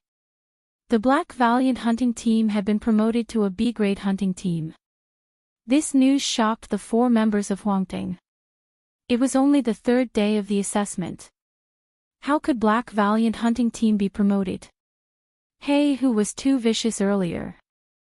After winning the first round of the Holy Armor Hunter team, the second Hunter team was also severely injured. In the 3rd round, no C-Class Hunter team dared to compete with Who again. They directly forfeited. Who was too cruel. When the Black Valiant Hunting Team picked a B-grade hunting team to challenge, they chose the Jungle Tigers. Fongqua had heard the whole story from the captain of the Jungle Tigers. When participating in the advancement assessment of hunting teams, the assessment of hunting teams of the same level would be arranged by the hunting branch.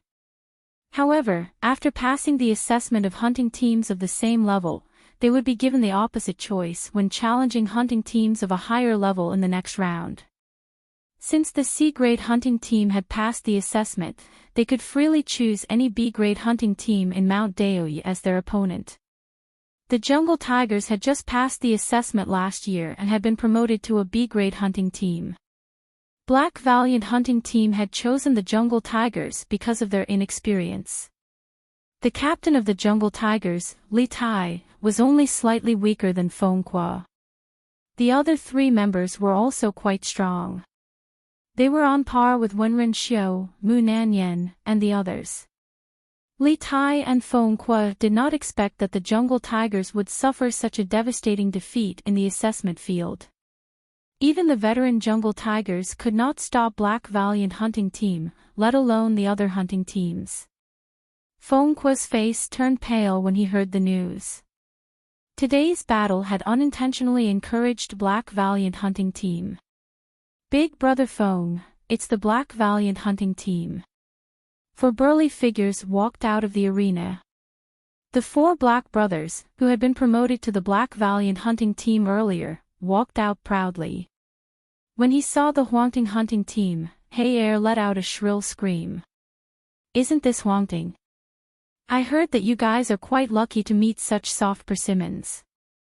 Second brother, your words are wrong. You should say that the hunters of the Great Zhou Dynasty are all soft persimmons. After the 4 brothers finished speaking, they laughed loudly. Their arrogance caused the eyes of the hunters present to turn red with anger. The 4 of them swaggered off. Fongqua clenched his fists tightly. His chest rose and fell. Clearly, he was very angry. He roared angrily and slammed his fist on the wall. Immediately, his fist was dripping with blood. It was very ferocious. Boss. Mu Nanyan and Wenren Qiu were also angry, but they had no other choice.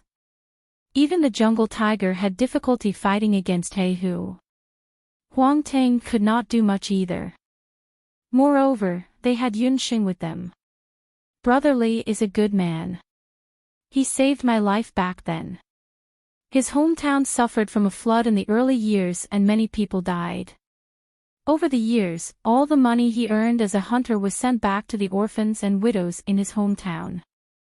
He had originally said that after 2 or 3 more years of being a hunter, he would go home and marry a wife and be filial to his parents. Damned Hu. Fongqua was furious.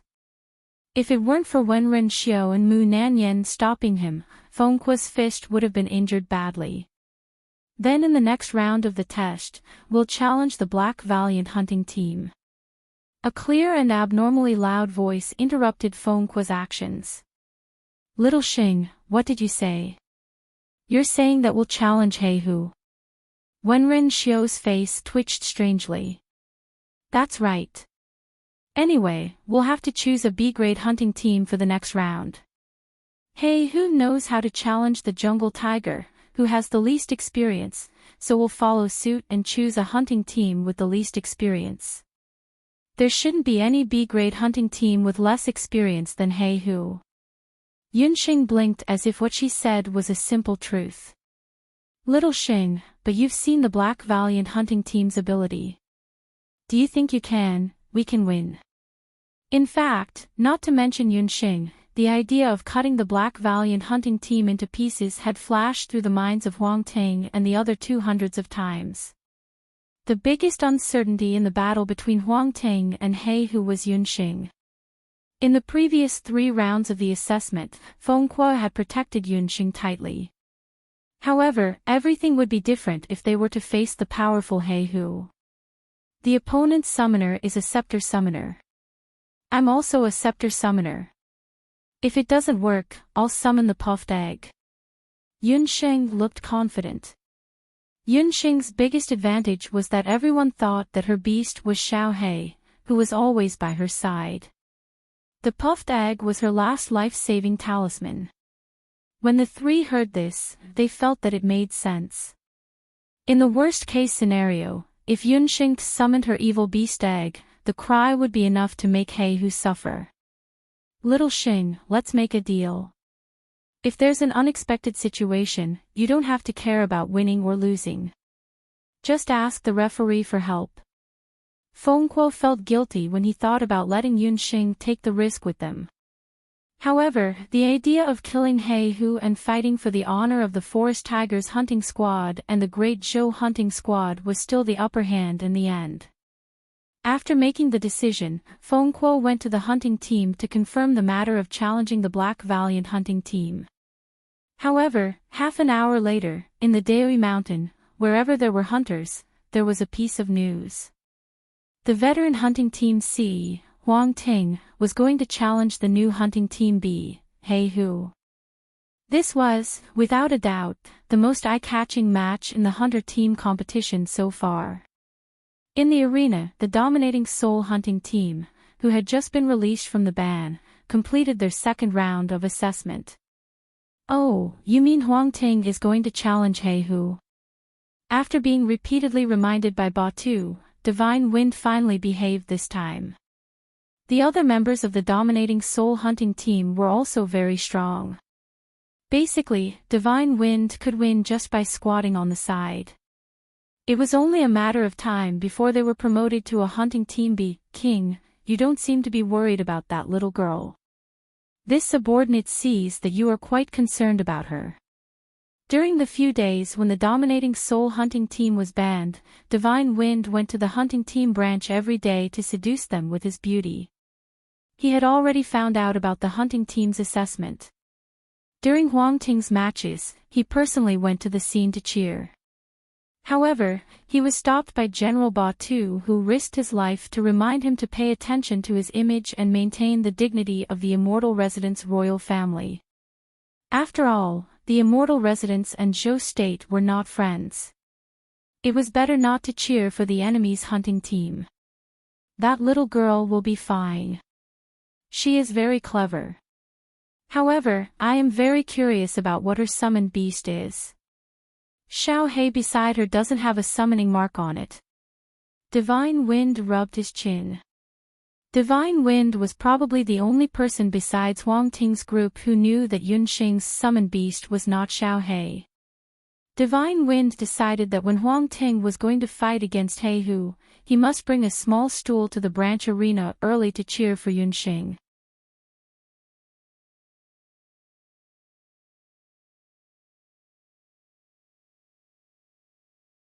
Chapter 161. The challenge with He Hu was set for the day after tomorrow. There were 2 days in between for Huang Ting and the rest to rest. After Yunxing heard the news, she secretly went to look for Wenren Xiu. Little Xing, if you want to borrow money, no problem. How much is it? Just let me know and I will give it to you. Wenren Xiu patted her chest and promised. I want to borrow 200,000 Empire gold coins. Yunxing did not hesitate and asked for an exorbitant sum. 200,000, no problem. What do you want so much gold coins for? Wenren Qiu's family background wasn't bad. If she hadn't met Feng Kuo, she would have been a typical profligate son of Jade Capital. Therefore, the first person Yunxing thought of borrowing money from was Wenren Qiu. Of course. I saw someone in the inn today betting on the outcome of our battle with He Hu the day after tomorrow. The odds are really high. For the battle 2 days later, Feng Kuo asked them to cultivate in seclusion in the inn and adjust their condition to the best. Therefore, Wenren Qiu really didn't know what happened outside. Wherever there were people, there would be gambling. The gambling around the arena of Mount Daoyi had been going on for a long time. The hunting branch turned a blind eye to it. This time, the challenge between Huang Ting and He Hu was much more popular than any of the previous years. It was even more eye-catching than the competition held at the main venue at the same time. It was said that the admission tickets were sold out as soon as they were released. Betting on our competition. What are the odds? Is everyone betting on us winning? Wenren Xiao was interested when she heard that it was gambling. The odds are very high, 1 to 5.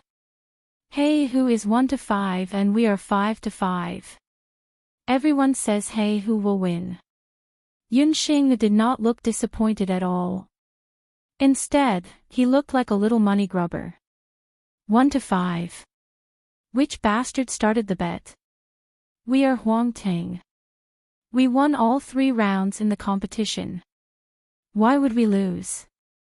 Wenren Xiao was very excited. She wanted to go out and find someone to reason with. It's better if the odds are high. Lend me 200,000 gold coins. The odds are 1 to 5. If you win, you can get 1 million gold coins. Yunxing refused to let Wenren Xiao go. Little Xing let me tell you, gambling is not right, especially when you are still a child. Wenren Xiao had a bitter face. In fact, even he wanted to bet on He Hu to win. Of course, he couldn't let Boss Feng know about this. Otherwise, he would die miserably. But in the end, Wenren Qiu couldn't stand Yunxing's pestering and lent 200,000 gold coins to Yunxing. Yunxing promised that she would return the money immediately after the competition. Wenren Qiu wasn't afraid that Yunxing wouldn't return the money. Yunxing's ability to refine medicine was her greatest asset. Wenren Qiu also remembered that Yunxing helped Huang Ting for free this time. After getting a golden imperial purple gold card, Yunxing slipped out of the inn. After using disguise magic, she found Lin Yao, of Xiantong. Lin Yao had been waiting bitterly for Yunxing for a few days. When she saw that Yunxing had finally come, she heaved a sigh of relief. Without waiting for Yunxing to speak, Lin Yao, took out a page of prescription. Lin Yao had released the notice of custom-made medicine for several days. On the first day, there was no reaction at all. But early this morning, not long after the medical hall opened, a businessman came to the door.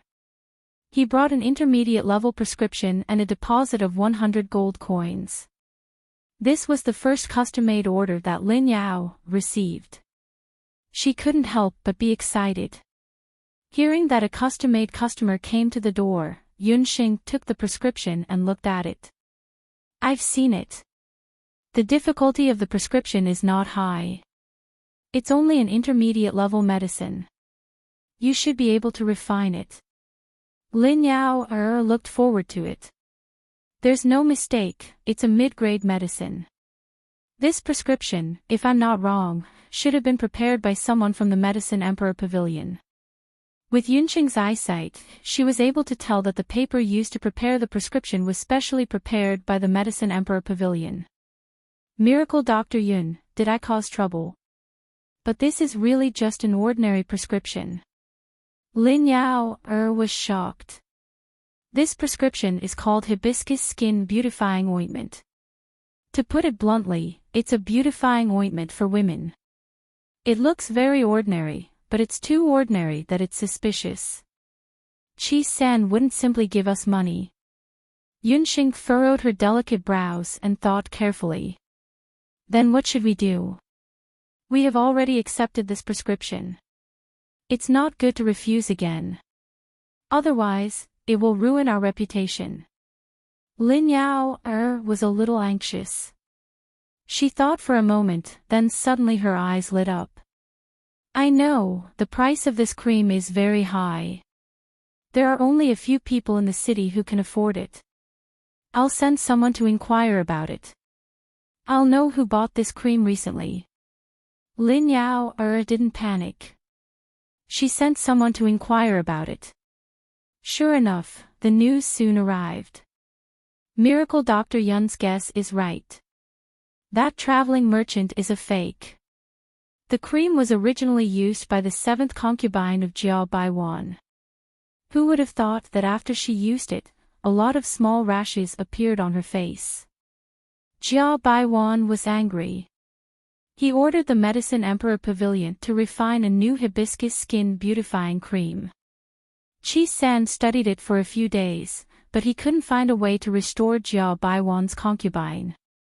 He had no choice but to send the prescription back to the Jade Capital and wait for the news there. But when he learned that the Xia Antong wanted to refine a customized medicine, he had evil thoughts and sent the new prescription over.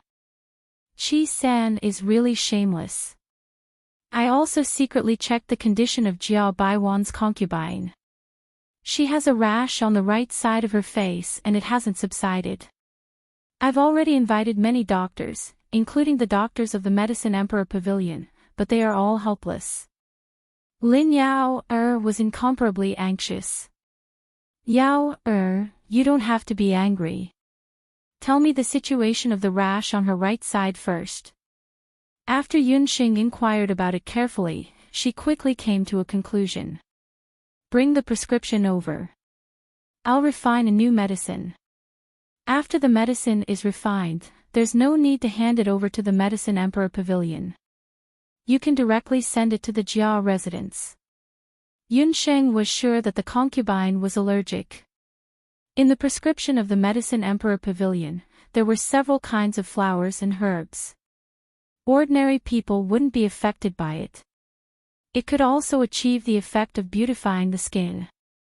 But if it was used on someone who was allergic to pollen, they would have a rash on their face. It would be itchy and it would be an allergic reaction. She only needed to replace the several kinds of flowers and herbs, and then use part of the light element to refine the new plaster. The concubine's allergic symptoms would be easily solved. After the plaster was refined, it was sent to the Jia residence. Yunxing called Lin Yao over. You don't need to worry about the plaster. I have some money here to give you in advance. Help me find a shop in the city that you are familiar with. Be sure to get everything done before the military hunting competition the day after tomorrow. Lin Yao looked at the thing that Yunxing handed over. It was an imperial purple card.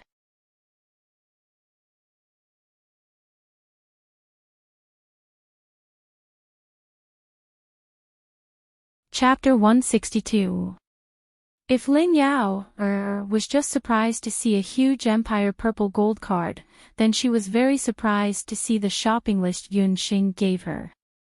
A purple gold card with 100,000 gold coins was still okay. Although Yunxing's identity and background were still unclear, with her magical medical skills and alchemy skills, she didn't have to worry about food and clothing everywhere. It was reasonable for her to be rich. But what's with this shopping list? 500 blank magic memory discs, 10 baskets of tomatoes, cabbage, eggs and stones, 10 writers and storytellers, 5,000 pieces of xian paper, some good brushes and beast blood ink. This was the strange shopping list Yunxing gave Lin Yao. Lin Yao grew up in Daoi Mountain. She was very familiar with the various connections in the city. She was also a smart and cautious person. Although she was very puzzled by Yunxing's strange shopping list, she still bought all the things at the lowest price before dark. That night, Yunxing brought a group of storytellers and writers to work overnight. At dawn the next day, the storytellers and writers all went out. For 2 days and 2 nights, when the 3 people of the Huangting hunting squad were in seclusion, Yunxing was nowhere to be seen. Until noon the day after the day, the 3 people of Huangting, who were full of energy, and Yunxing, who kept yawning, gathered together. Today's battle is very important for us, Heartwarming. But there's one thing, where there's life, there's hope. No one can blindly advance during the battle, especially Yunxing's safety. We have to pay attention at all times. Feng Kuei used the dignity of the captain. Even when facing a difficult task, Feng Kuei had never been so serious like today. Because he understood that he was facing the Black Hussar hunting squad, which was 10 times more ferocious than magical beasts. Yes. Boss Feng, the remaining 3 people said in unison. Wenren Xiu winked at Yunxing. She was asking if Yunxing had bet all her money. Yunxing nodded with a faint smile. The 4 of them were ready to go. They left the inn and headed towards the hunter arena. Along the way, they saw the hunters walking towards them, regardless of whether they were spectators or participants of the competition on the same day, nodding at them in a friendly manner, causing them to be puzzled. Since when did the Heartwarming hunting squad become so popular? Heartwarming, I have faith in you. Heartwarming, you have to hold on. You have to beat up those later Qin dogs until they can't even recognize their own parents. Heartwarming, the dignity of the hunters of Zhou State depends on you to defend it. In the end, some of the old hunters came over and cheered for Heartwarming. I say, I've only been in seclusion for a few days. Could it be that I've become more handsome? Why are there a bunch of people giving me flirtatious looks? It's making me feel embarrassed. Wenren Xiu almost took out a mirror to admire himself. He thought that it was normal for him to receive some flirtatious looks and kisses from female hunters because of his decent looks. However, at this moment, even some old men were giving him flirtatious looks. This was really not right. It has nothing to do with your looks. The answer is here. Mu Nanyan had a piece of paper in her hand, which was handed to her by a hunter just now. Black Hussar Hunting Squad, Beast Hunting Squad, Public Enemy of Zhou State Hunting Squad. After a line of big titles, there was a piece of promotional paper written like a legendary novel. On it, there was a description of the bad deeds of the 4 members of the Black Hussar Hunting Squad since their debut in Indelible Beast Blood Inc. From the moment they came to the arena of Mount Daoyu, they would injure and kill people in every game to the Hey Brothers thievery and cheating of the old, weak, women, and children since they were young. Everything was written very vividly. The person who wrote it was also very good. The story was written very realistically. After reading this page, any human would gnash their teeth at the Black Hussar, and any beast would roar at the Black Hussar. Not only that, I also heard that there are storytellers in restaurants, inns, and even markets talking about the various deeds of the Black Hussar. Someone said that the Black Hussar of later Qin came to Mount Daoyu this time, seemingly to participate in the assessment, but in fact, he came to eliminate dissidents. He was secretly sent by later Qin to strangle the backbone of the hunters of Zhou State. Feng Kuo also heard a new piece of news. In addition to the Black Hussar's brutal actions, all the rumors were mixed together. The entire Mount Daoyu, from the hunters to the commoners, had an extreme resistance to the Black Hussar. However, on the other hand, these rumors that came from who knows where increased the odds of the betting on the battle between Heartwarming and the Black Hussar hunting squad. The Black Hussar hunting squad was very brutal, and it was very likely that they would kill people in the arena. The original odds of 1-5 were forcibly raised to 1-7. This was the first time in the history of the arena that this kind of betting and the support of the commoners had happened. This point even attracted the attention of the Hunters Guild. Since the establishment of the Hunters' Citadel, there had never been a hunting squad that had attracted so much hatred. The more people hated the Black Hussar, the more people supported Heartwarming. After Heartwarming was escorted into the arena like a hero's welcome ceremony, other than Yunxing, the other 3 people were a little confused. However, everyone quickly put this matter to the back of their minds. After all, the competition was about to begin, and everyone's thoughts were on the competition. Similar to Huang Ting, the Black Hussar had also undergone close training in the past few days. From Big Black's point of view, Huang Ting was more difficult to deal with than the forest tiger. Although he had the obvious weakness of the doll summoner, the combination of Feng Kuo and Wenren Xiu, and Mu Nanyan's magic support, were all very big threats. They conducted a rigorous analysis of the three people, and analyzed the weaknesses of Feng Kuo, Wenren Xiu, and Mu Nanyan clearly. However, no matter who it was, they did not study Yunxing. Firstly, she was too young. Secondly, there was no data to study.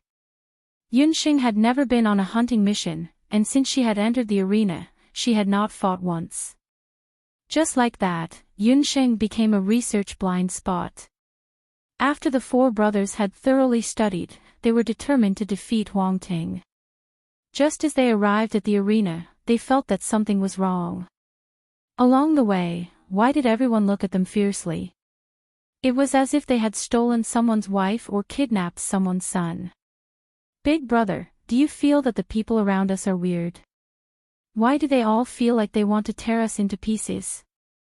Black 4 was a summoner, and his observation skills were the sharpest. He was also the clearest when it came to people's emotions. He pondered. If looks were knives, the four brothers would have thousands of holes in their bodies by now. You're thinking too much. They're all unimportant people.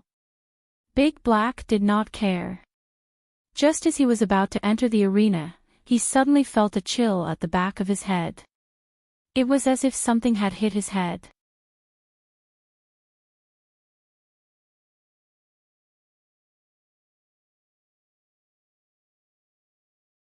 Chapter 163.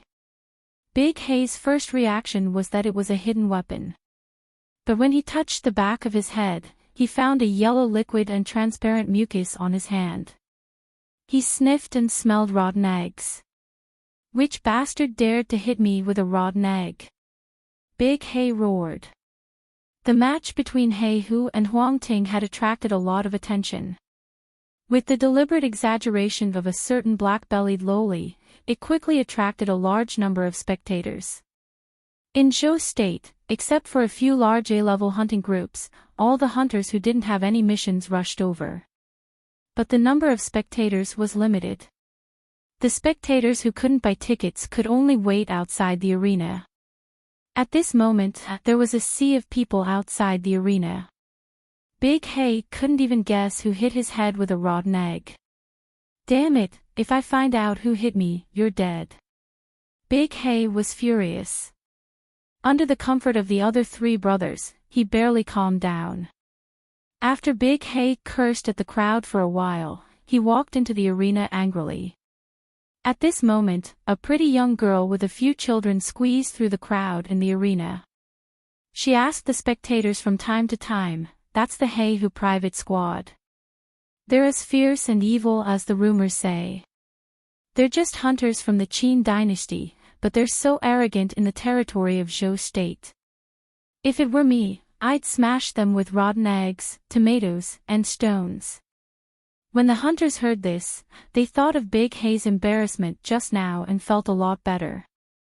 One of them, who looked like a fairy, suddenly called out to them, "Hey, do you have any of those things that can be used to smash people? Give me some eggs, rotten tomatoes. Yes, you even have stones. Give me a few baskets." Hearing the man's words, the eyes of the hunters beside him lit up, and they immediately became excited. Yes. When they entered the arena later, they would teach He Hu and the other three a lesson. So, led by the beautiful hunter whose gender was unknown, the group of people behind all asked to buy all kinds of smashing items. The wealthier hunters had storage mystic artifacts by their side, and the poorer ones had storage bags by their side. No one knew what they had brought into the arena. When all the hunters had left, Lin Yao, and a few children carried dozens of empty vegetable and stone baskets with a sneaky smile on their faces. A basket of fruits and vegetables that were usually only worth a few gold coins was now worth dozens of times more. It wasn't until today that Lin Yao found out why Miracle Dr. Yun had asked them to prepare a few days ago. Miracle Dr. Yun must be related to the Huangting hunting troupe. In just 2 days, the pressure of public opinion created by the storytellers and writers hired by Miracle Dr. Yun had turned He Hu into a street rat. As the saying goes, one is marked by the company one keeps. Lin Yao had only been with Yun Xing for a few days, but she had already been led astray. In the arena, the referee presiding over the assessment was still his old acquaintance, Lon Lon. Next, let's welcome the Huangting hunting team. As soon as Lon Lon announced, deafening cheers erupted from the entire venue. The hunters shouted, "Huangting will win! Huangting will win!" Feng Kuo walked out with his head held high. Yun Sheng was still sitting on Feng Kuo's shoulder, and Wenren Qiu and Mu Nanyan were on the left and right respectively. Let's welcome the He Hu hunting team. As soon as Lon Lon finished speaking, the 4 members of the He Hu hunting team walked out with their heads held high and showed their faces. Countless boos could be heard from all directions. Countless cabbage leaves, eggs, and tomatoes were thrown at them. The 4 He Hu brothers were no match for the hundreds of spectators' cabbage leaves, eggs, and rotten tomatoes. Their faces were yellow and red, and they were embarrassed.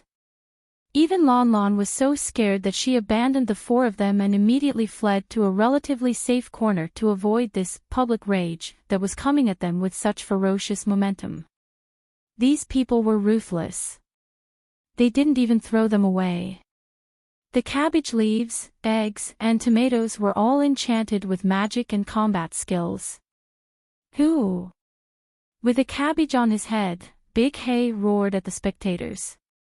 The hundreds of angry eyes made him shudder. The other 3 brothers were not much better.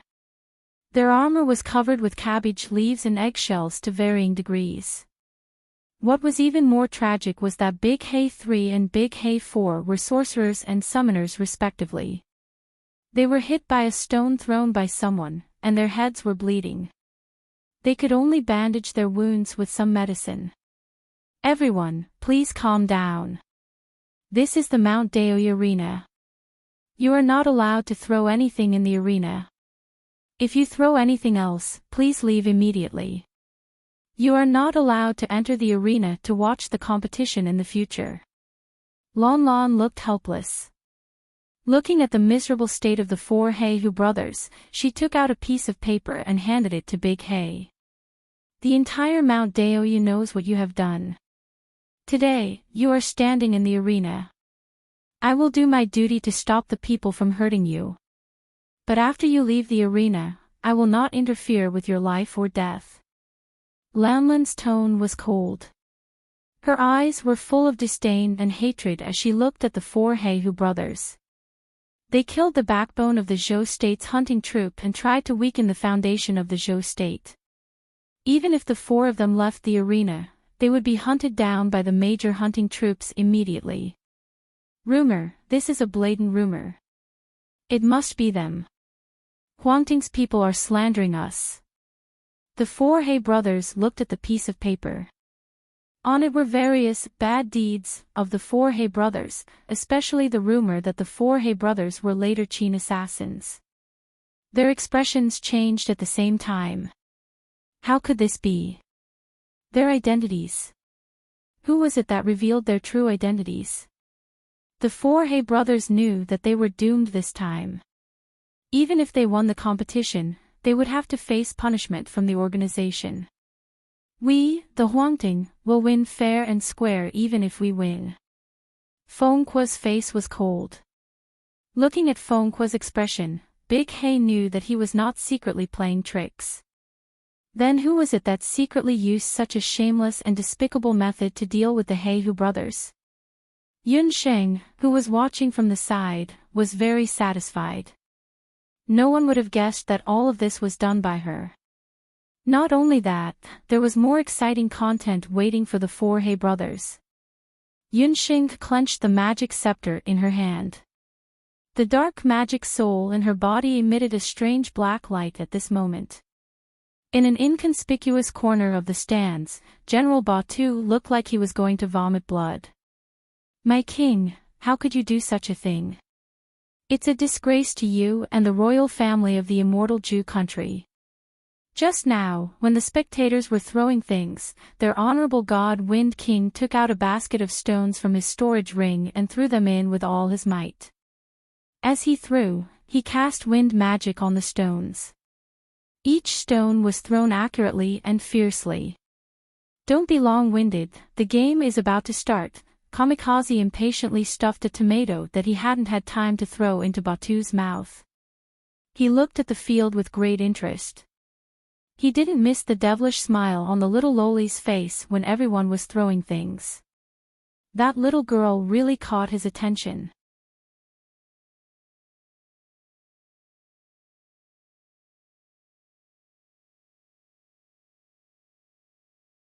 Chapter 164. The B-grade hunter competition had begun. Mu Nanyan's magic scepter lit up in Huangting's hunter team. Mu Nanyan was an earth elemental master. Her magic scepter was embedded with 3 earth elemental soul stones. They were 10 years old, 50 years old, and 100 years old respectively. Such soul stones were considered normal. This reflected Mu Nanyan's magic and character. Earth elemental magic was neither arrogant nor impatient. Instead, it was steady and steady. A yellow light shrouded the 4 of them. Earth elemental intermediate magic, Earth's shelter. Under the effects of Earth's protection, aside from Mu Nanyan, Yunsheng's defense was increased by 30%, while Mu Nanyan's defense was increased by 20%. When the defensive spell was cast, Yunsheng felt a surge of power enter her body. It felt as if her limbs had become much stronger. Black 3, the master magician of the Black Squad, did not show any weakness. He raised his magic scepter and chanted. A light green wind element was added to the 4 Black Squad brothers. Black 3 was a wind elemental magician. He chose to increase the Black Squad's agility by 30%. It was Yunsheng's first time participating in a team battle. According to Fengqua's initial arrangement, he and Wenren Qiu were not allowed to leave the team. They had to protect Yunsheng and Mu Nanyan. Kill. Both sides were filled with murderous intent. They had already forgotten Lanlan's advice at the start of the competition. Big Black was the first to move. His fists were filled with battle aura. He punched his fists in the air and there were many shadows of fists on his fists. Although the shadows were phantoms, they were filled with murderous intent. They were all aimed at Huangting's hunter team. The moment Heidif came up, he used his famous battle skill, Rain of Fists. Big Black looked reckless but he was very meticulous. As the leader of the Black Squad, he knew that it was necessary to strike first when facing a team like Huangting. The shadows of his fists seemed to be aimless but they were all aimed at Mu Nanyan and Yunsheng. Among the 4 of them, Mu Nanyan and Yunsheng were a magician and a summoner respectively. Their defense should be the weakest. However, he had underestimated Mu Nanyan and Yunsheng. Mu Nanyan cast a defensive buff, and then cast a mud swamp on herself. Big Black's legs went soft, and in an instant, it sank into the mud. Fengqua's long legs swept horizontally, creating a gust of wind, blocking the attack of the fist shadow. His hands moved behind his back and placed Yunsheng on his shoulders. Seeing Fengqua's eagerness to protect his child, Heide sneered. He roared angrily, took a few steps forward, and got out of the swamp. Black 3 immediately shot out wind blades from his magic scepter. He Hu and the others had already studied Huangting's combat style. In the first 3 rounds, the little summoner did not even make a move. As they expected, Huangting's summoner was their biggest weakness. "Big brother, watch out." Wenren Qiu reminded him loudly as she put her hands on her waist. Yunsheng then saw that there was a sword on Wenren Qiu's waist. The sword in Wenren Xiu's hand made several sword flowers and repelled Heir, who pounced on her. Big Black and Black 3 faced Fengque at the same time. Fengque was protecting Yunxing on his shoulders while blocking Big Black's attack. It was already very difficult for him. In the first 3 rounds, Fengque could still protect Yunxing. But facing Big Black, whose strength was almost the same as his, and Black 3, who cast strange wind blades from time to time, Fengque quickly showed signs of fatigue. A tricky wind blade slashed toward Fengque's shoulder. He saw that the wind blade was about to kill him. He could have lowered his body to dodge, but if he dodged, Yunxing on his shoulder would undoubtedly suffer. Fengque frowned, but he did not dare to retreat.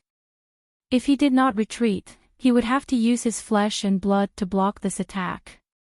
Yunxing on his shoulder saw this and knew that Fengque was trying to protect her.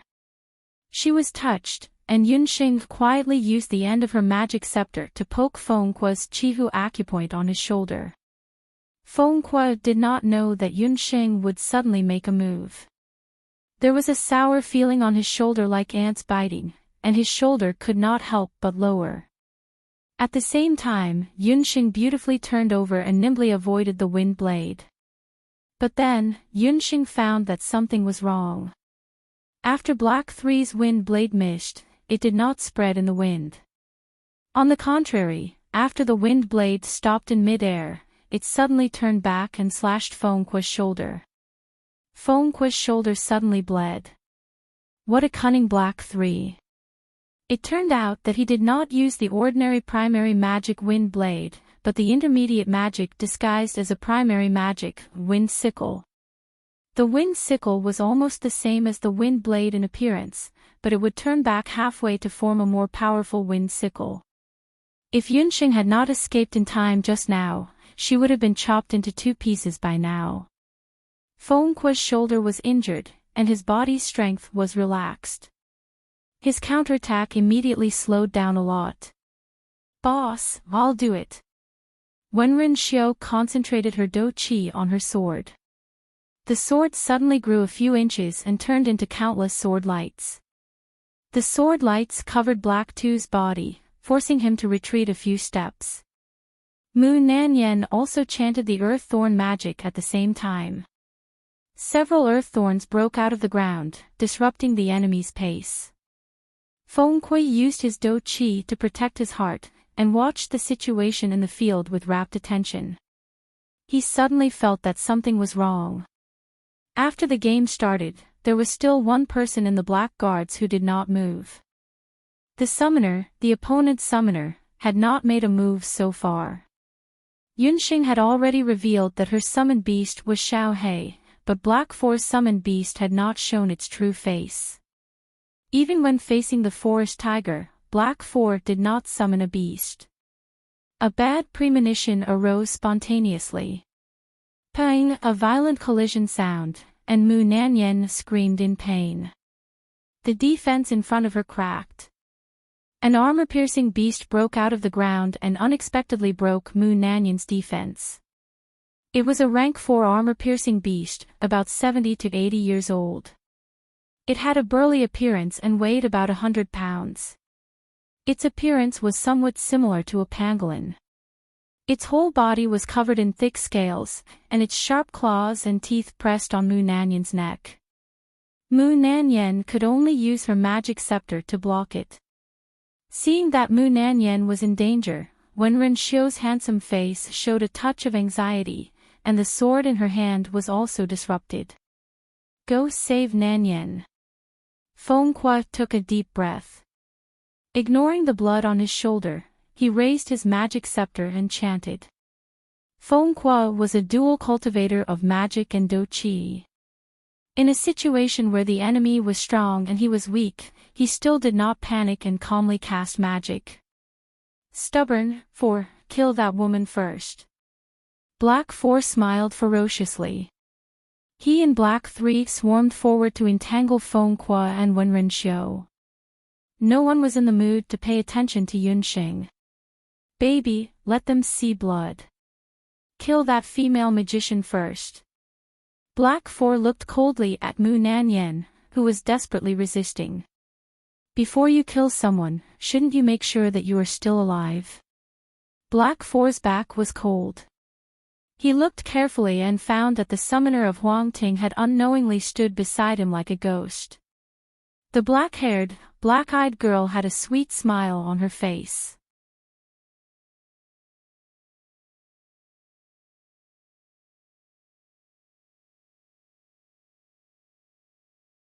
Chapter 165. When he found Yunxing, He was shocked at first, and this shock made him miss the opportunity to make a move. Yunxing raised her hand, and a very strange-looking weapon flashed. Before He could react, he felt a sharp pain in his hands, and both his wrists were cut off. He screamed, the main artery in his wrist was cut, and blood gushed out like a fountain. Who was Yunxing? She was a modern female doctor who could control life and death. Under her scalpel, countless lives were saved. But she could also turn into a bloody god of death at any time. The people on the field only paid attention to the actions of the other people. When He screamed, they only saw a strange scene.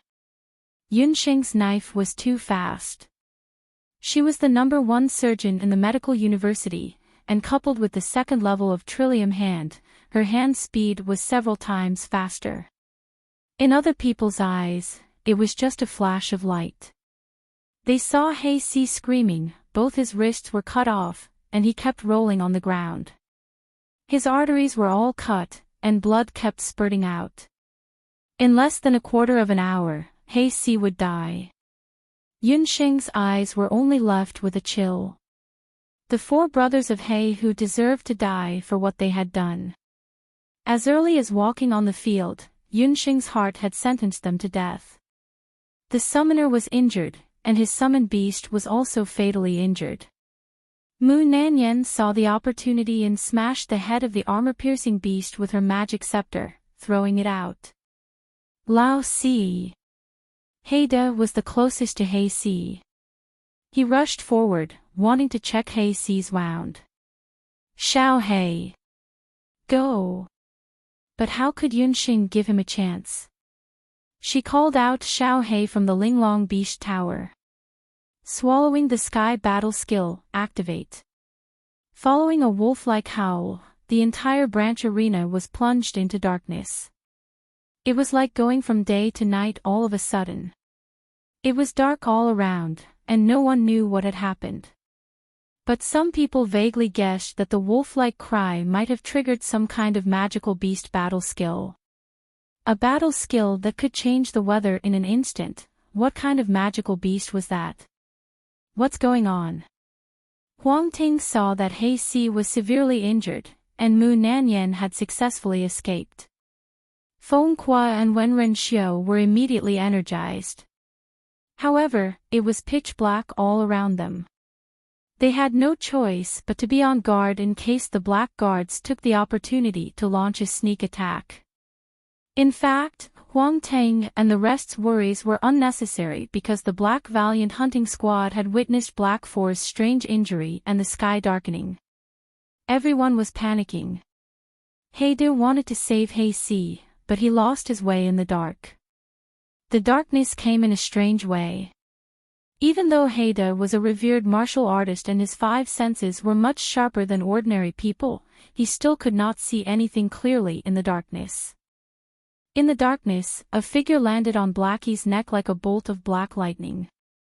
I told you, I'm going to break your neck like a chicken. Yunxing sat on Blackie's shoulder. Her petite figure was a stark contrast to Black's overly tall figure. It was dark all around, and the spectators could not see clearly what was going on. Blackie only felt a sharp pain in his eyes. He reached out to grab Yunxing, but Yunxing's body was as slippery as a loach. In her hands, for 4 seasons glazed needles pierced into Blackie's skull. When a warrior reached the revered martial artist realm, his skin, bones, tendons, and veins were as hard as iron. It was difficult for ordinary swords and spears to pierce through. However, even a revered martial artist could not change the meridians of the human body. When the 4 seasons glazed needles that were infused with magic entered his head, a strange feeling of heat and coldness entered his body. Blackie only felt that he was hit by several types of magic. He stood there stiffly. Yunxing's hands were like daughter, tightly wrapping around Blackie's neck. After she felt his bones, she exerted force with both hands. A cracking sound was heard. At the last moment, Blackie only knew that his neck was twisted into a ball like a fried dough twist. The darkness gradually dissipated. Big Hay was still in his original position. His hands were still in the same position as when he was grabbing Yunxing. However, his head made the hunters, who had taken countless risks and were not afraid of death, suck in a breath of cold air. Blackie's head was strangely reversed. His eyeballs were protruding. He died with a grievance. His mouth, nose, and eyes were all covered in blood.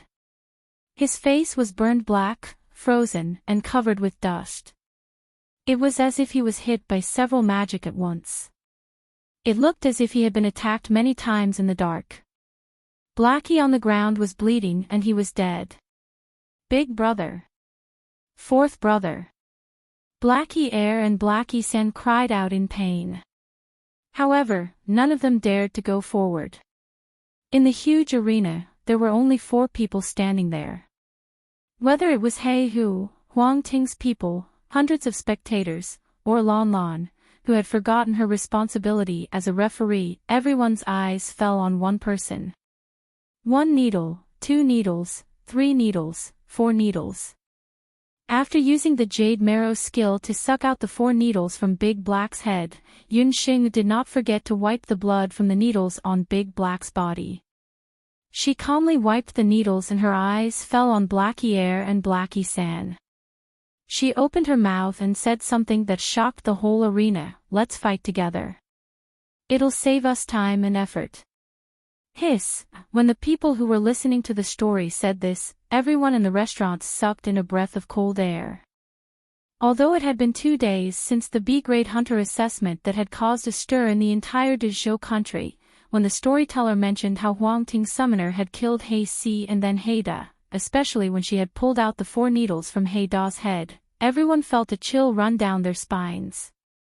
It was as if their heads had been pierced by 4 needles. The result of the assessment was no suspense. Huang Ting won. In the situation of 2 dead and 2 frightened, Zhan Xian, who came back to her senses, communicated with the Blackie Hu hunting team, who only had 2 people left. Blackie Hu announced the defeat, and the Huang Ting hunting team finally obtained the B-level hunter qualification. That assessment could be said to be very satisfying, but the most popular one was the summoner who seemed to be the weakest, but suddenly broke out in the end. Some people said that she was not only a summoner, but also a genius in both magic and martial arts. Otherwise, how could he be so strange that he could kill 2 hunter powerhouses without even using magic? After the competition, countless people surrounded the arena of Mount Daoyu, wanting to see Yunxing's real face. However, due to the protection of Huang Ting and the others and Yunxing's illusion earrings, the outside world recognized her body shape and the pseudonym registered in the Hunters Guild. The rest of the information was unknown. Although they did not know Yunxing's specific appearance and background, the rumors about her quickly spread in the hunting world of the Great Zhou dynasty and even in the hunting world of other countries. She was ruthless and young. After that battle, Yunxing even received a resounding title, Bloody Lowly.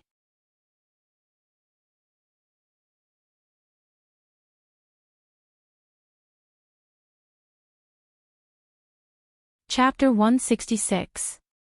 In Daoyu Mountain, Huang Ting and the other 2 were still waiting for the results of the B-level hunter assessment of the hunting branch.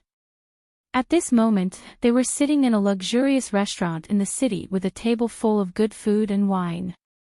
However, Yunxing, who was supposed to be the biggest contributor, was nowhere to be seen. On the seat where Yunsheng was originally sitting, Xiao He was happily gnawing on a few pieces of carefully cooked demon beast bones. After confirming that Xiao He could use a combat skill like Swallow the Sky, Xiao He's status in the eyes of Huang Tang and his team rose sharply. Bloody lowly. That group of people is too ridiculous. Xiao He is so cute. How can they give her such a title? Wenren Xiu grabbed a demon beast leg and gave it to Xiao He. Xiao He didn't even lift her eyelids. She grabbed the table with her claws and cut off a demon beast leg. Except for her master, Yunsheng, she ignored all the food that was handed to her. Actually, it was quite bloody. I didn't expect Yunsheng's needles to be so powerful. Mu Nanyan was the closest to Yunsheng at the competition that day. Although she didn't see how Yunsheng did it, she was sure that Yunsheng's technique was faster than old Feng was. A little girl, unless she had been practicing martial arts since she was in her mother's womb, how could she kill Heida and He Si so quickly?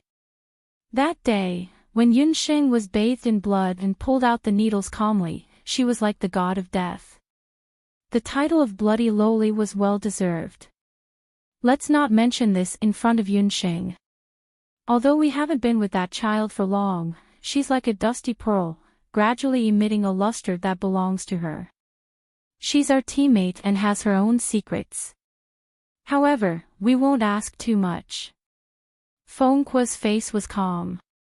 That day, he saw killing intent in Yunsheng's eyes, but he didn't see madness. This made Feng Kuo admire Yunsheng even more. She killed those who needed to be killed, but it was not to the extent that killing became her second nature. She was a child who was so calm that people could not help but fear her. Speaking of which, where is she now? Logically speaking, after the examination is over, she should have a good rest. Why do I feel that she is busier than before? Other than this Xiao He dog. Lord Black, Xiao Xing is nowhere to be seen. Mu Nanyan was puzzled. Wenren Xiu was drinking wine. Hearing Mu Nanyan's question, he coughed. He was thinking in his heart, should I gossip about Xiao Xing's gambling? No one could guess what Yunsheng was busy with at this time. Even Wenren Xiu, who vaguely knew the truth, only thought that Yunsheng made a lot of money by gambling. But in fact, Yunsheng's income was far more than the gambling money.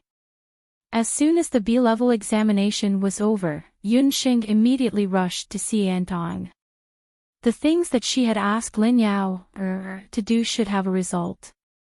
In Enchanting, Lin Yao was using the abacus to report to Yunsheng about the expenses of the B-level examination in the past few days. According to the odds, the 100,000 gambling money suddenly doubled to 700,000 gold coins. After returning 200,000 gold coins to Wenren Xiu, Yunsheng still had 500,000 gold coins left. But that was just gambling money. According to Dr. Yun's instructions, we sold 100 baskets of tomatoes, rotten eggs, stones, and rotten cabbage leaves. Including the transportation, the total cost was 500 gold coins. In addition, we hired 10 storytellers and 10 writers to tell a lot of stories and copy them. The cost was 18,000 gold coins. We bought 1,000 blank memory disks and the total cost was 80,000 gold coins.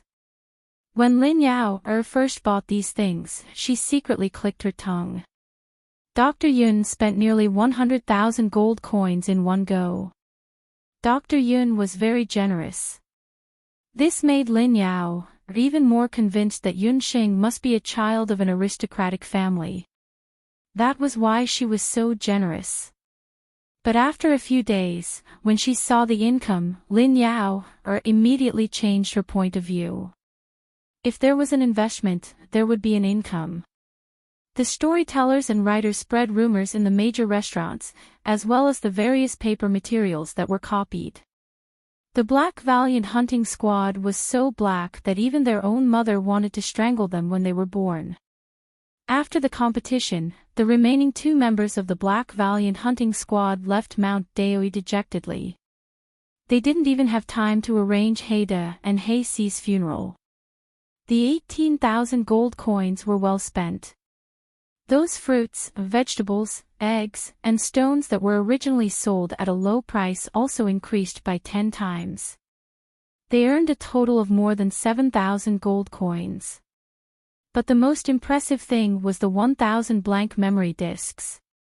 Lin Yao was also a magician. She also knew that the blank memory discs were used to memorize magic.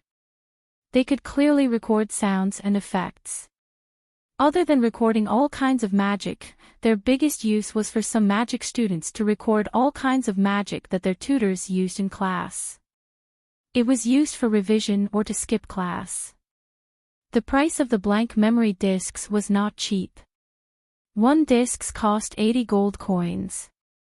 When Yunxing bought 1,000 discs in one go, Lin Yao was very depressed. Who would have thought that after the end of the B-level assessment, when the Phoenix Hunter team defeated the Black Valiant team, those hunters who were regretting that they did not have the admission ticket sighed. However, the memory disc of the B-level assessment was released on the market. Not only did the discs clearly record the entire process of the competition, but it also included the taunts that the Black Valiant hunting squad encountered when they entered the arena. It also included the whole process of the bizarre deaths of Big Black and Big Black. The memory discs were complete and clear. They reproduced the entire process of the competition. So when these memory discs were released on the market, it was immediately snatched up. In the end, the memory discs that cost less than 80 gold coins were sold at a shocking price of 1,000 to 1,500 gold coins each. This also created a new record in the history of using a memory discs to record a competition.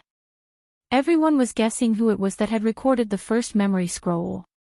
1,000 discs of memory discs eventually earned a high return of more than 1 million gold coins. This shocking amount of wealth made Lin Yao completely dumbfounded. Using the memory discs to copy the entire process of the B-rank assessment and reselling it. This idea was not unfamiliar to Yunxing, who had experienced countless pirated CDs. When she used the intermediate magic discs given by Mary to learn magic, she was already inspired. This time, the battle between Phoenix Hunting Squad and the Black Valiant Hunting Squad gave her a real practical battlefield. But she didn't expect that the people of the Wuji continent would have such a high demand for this kind of pirated discs. 1,000 discs of memory discs, the supply simply couldn't meet the demand. Yunxing couldn't help but shake her head and sigh. The people of the Wuji continent who don't have the internet and entertainment activities are really too sad. Miracle Dr. Yun, should we take some measures? I heard that there are already people imitating our memory discs on the market. Lin Yao saw that there was money to be made, so she wanted to distribute more memory discs. No need, 1,000 discs. The market is almost saturated. We should stop while we are ahead, so as to avoid people finding out that the Xiantong is involved in this incident. Yunxing thought for a moment. The so-called windfall was just a one-time fortune. She still wanted to focus on the development of the Xiantong, which was more reliable. After the assessment, Yunxing became a little rich woman with a bulging purse. You're tuning into the LoveLore Library YouTube channel. We're so grateful for your support, and don't forget to subscribe to join us on this incredible journey through captivating stories. Your generosity through donations truly makes a world of difference, as it's the primary source of revenue that allows me to expand and enhance this channel for you. Thank you from the bottom of my heart for being a part of this adventure.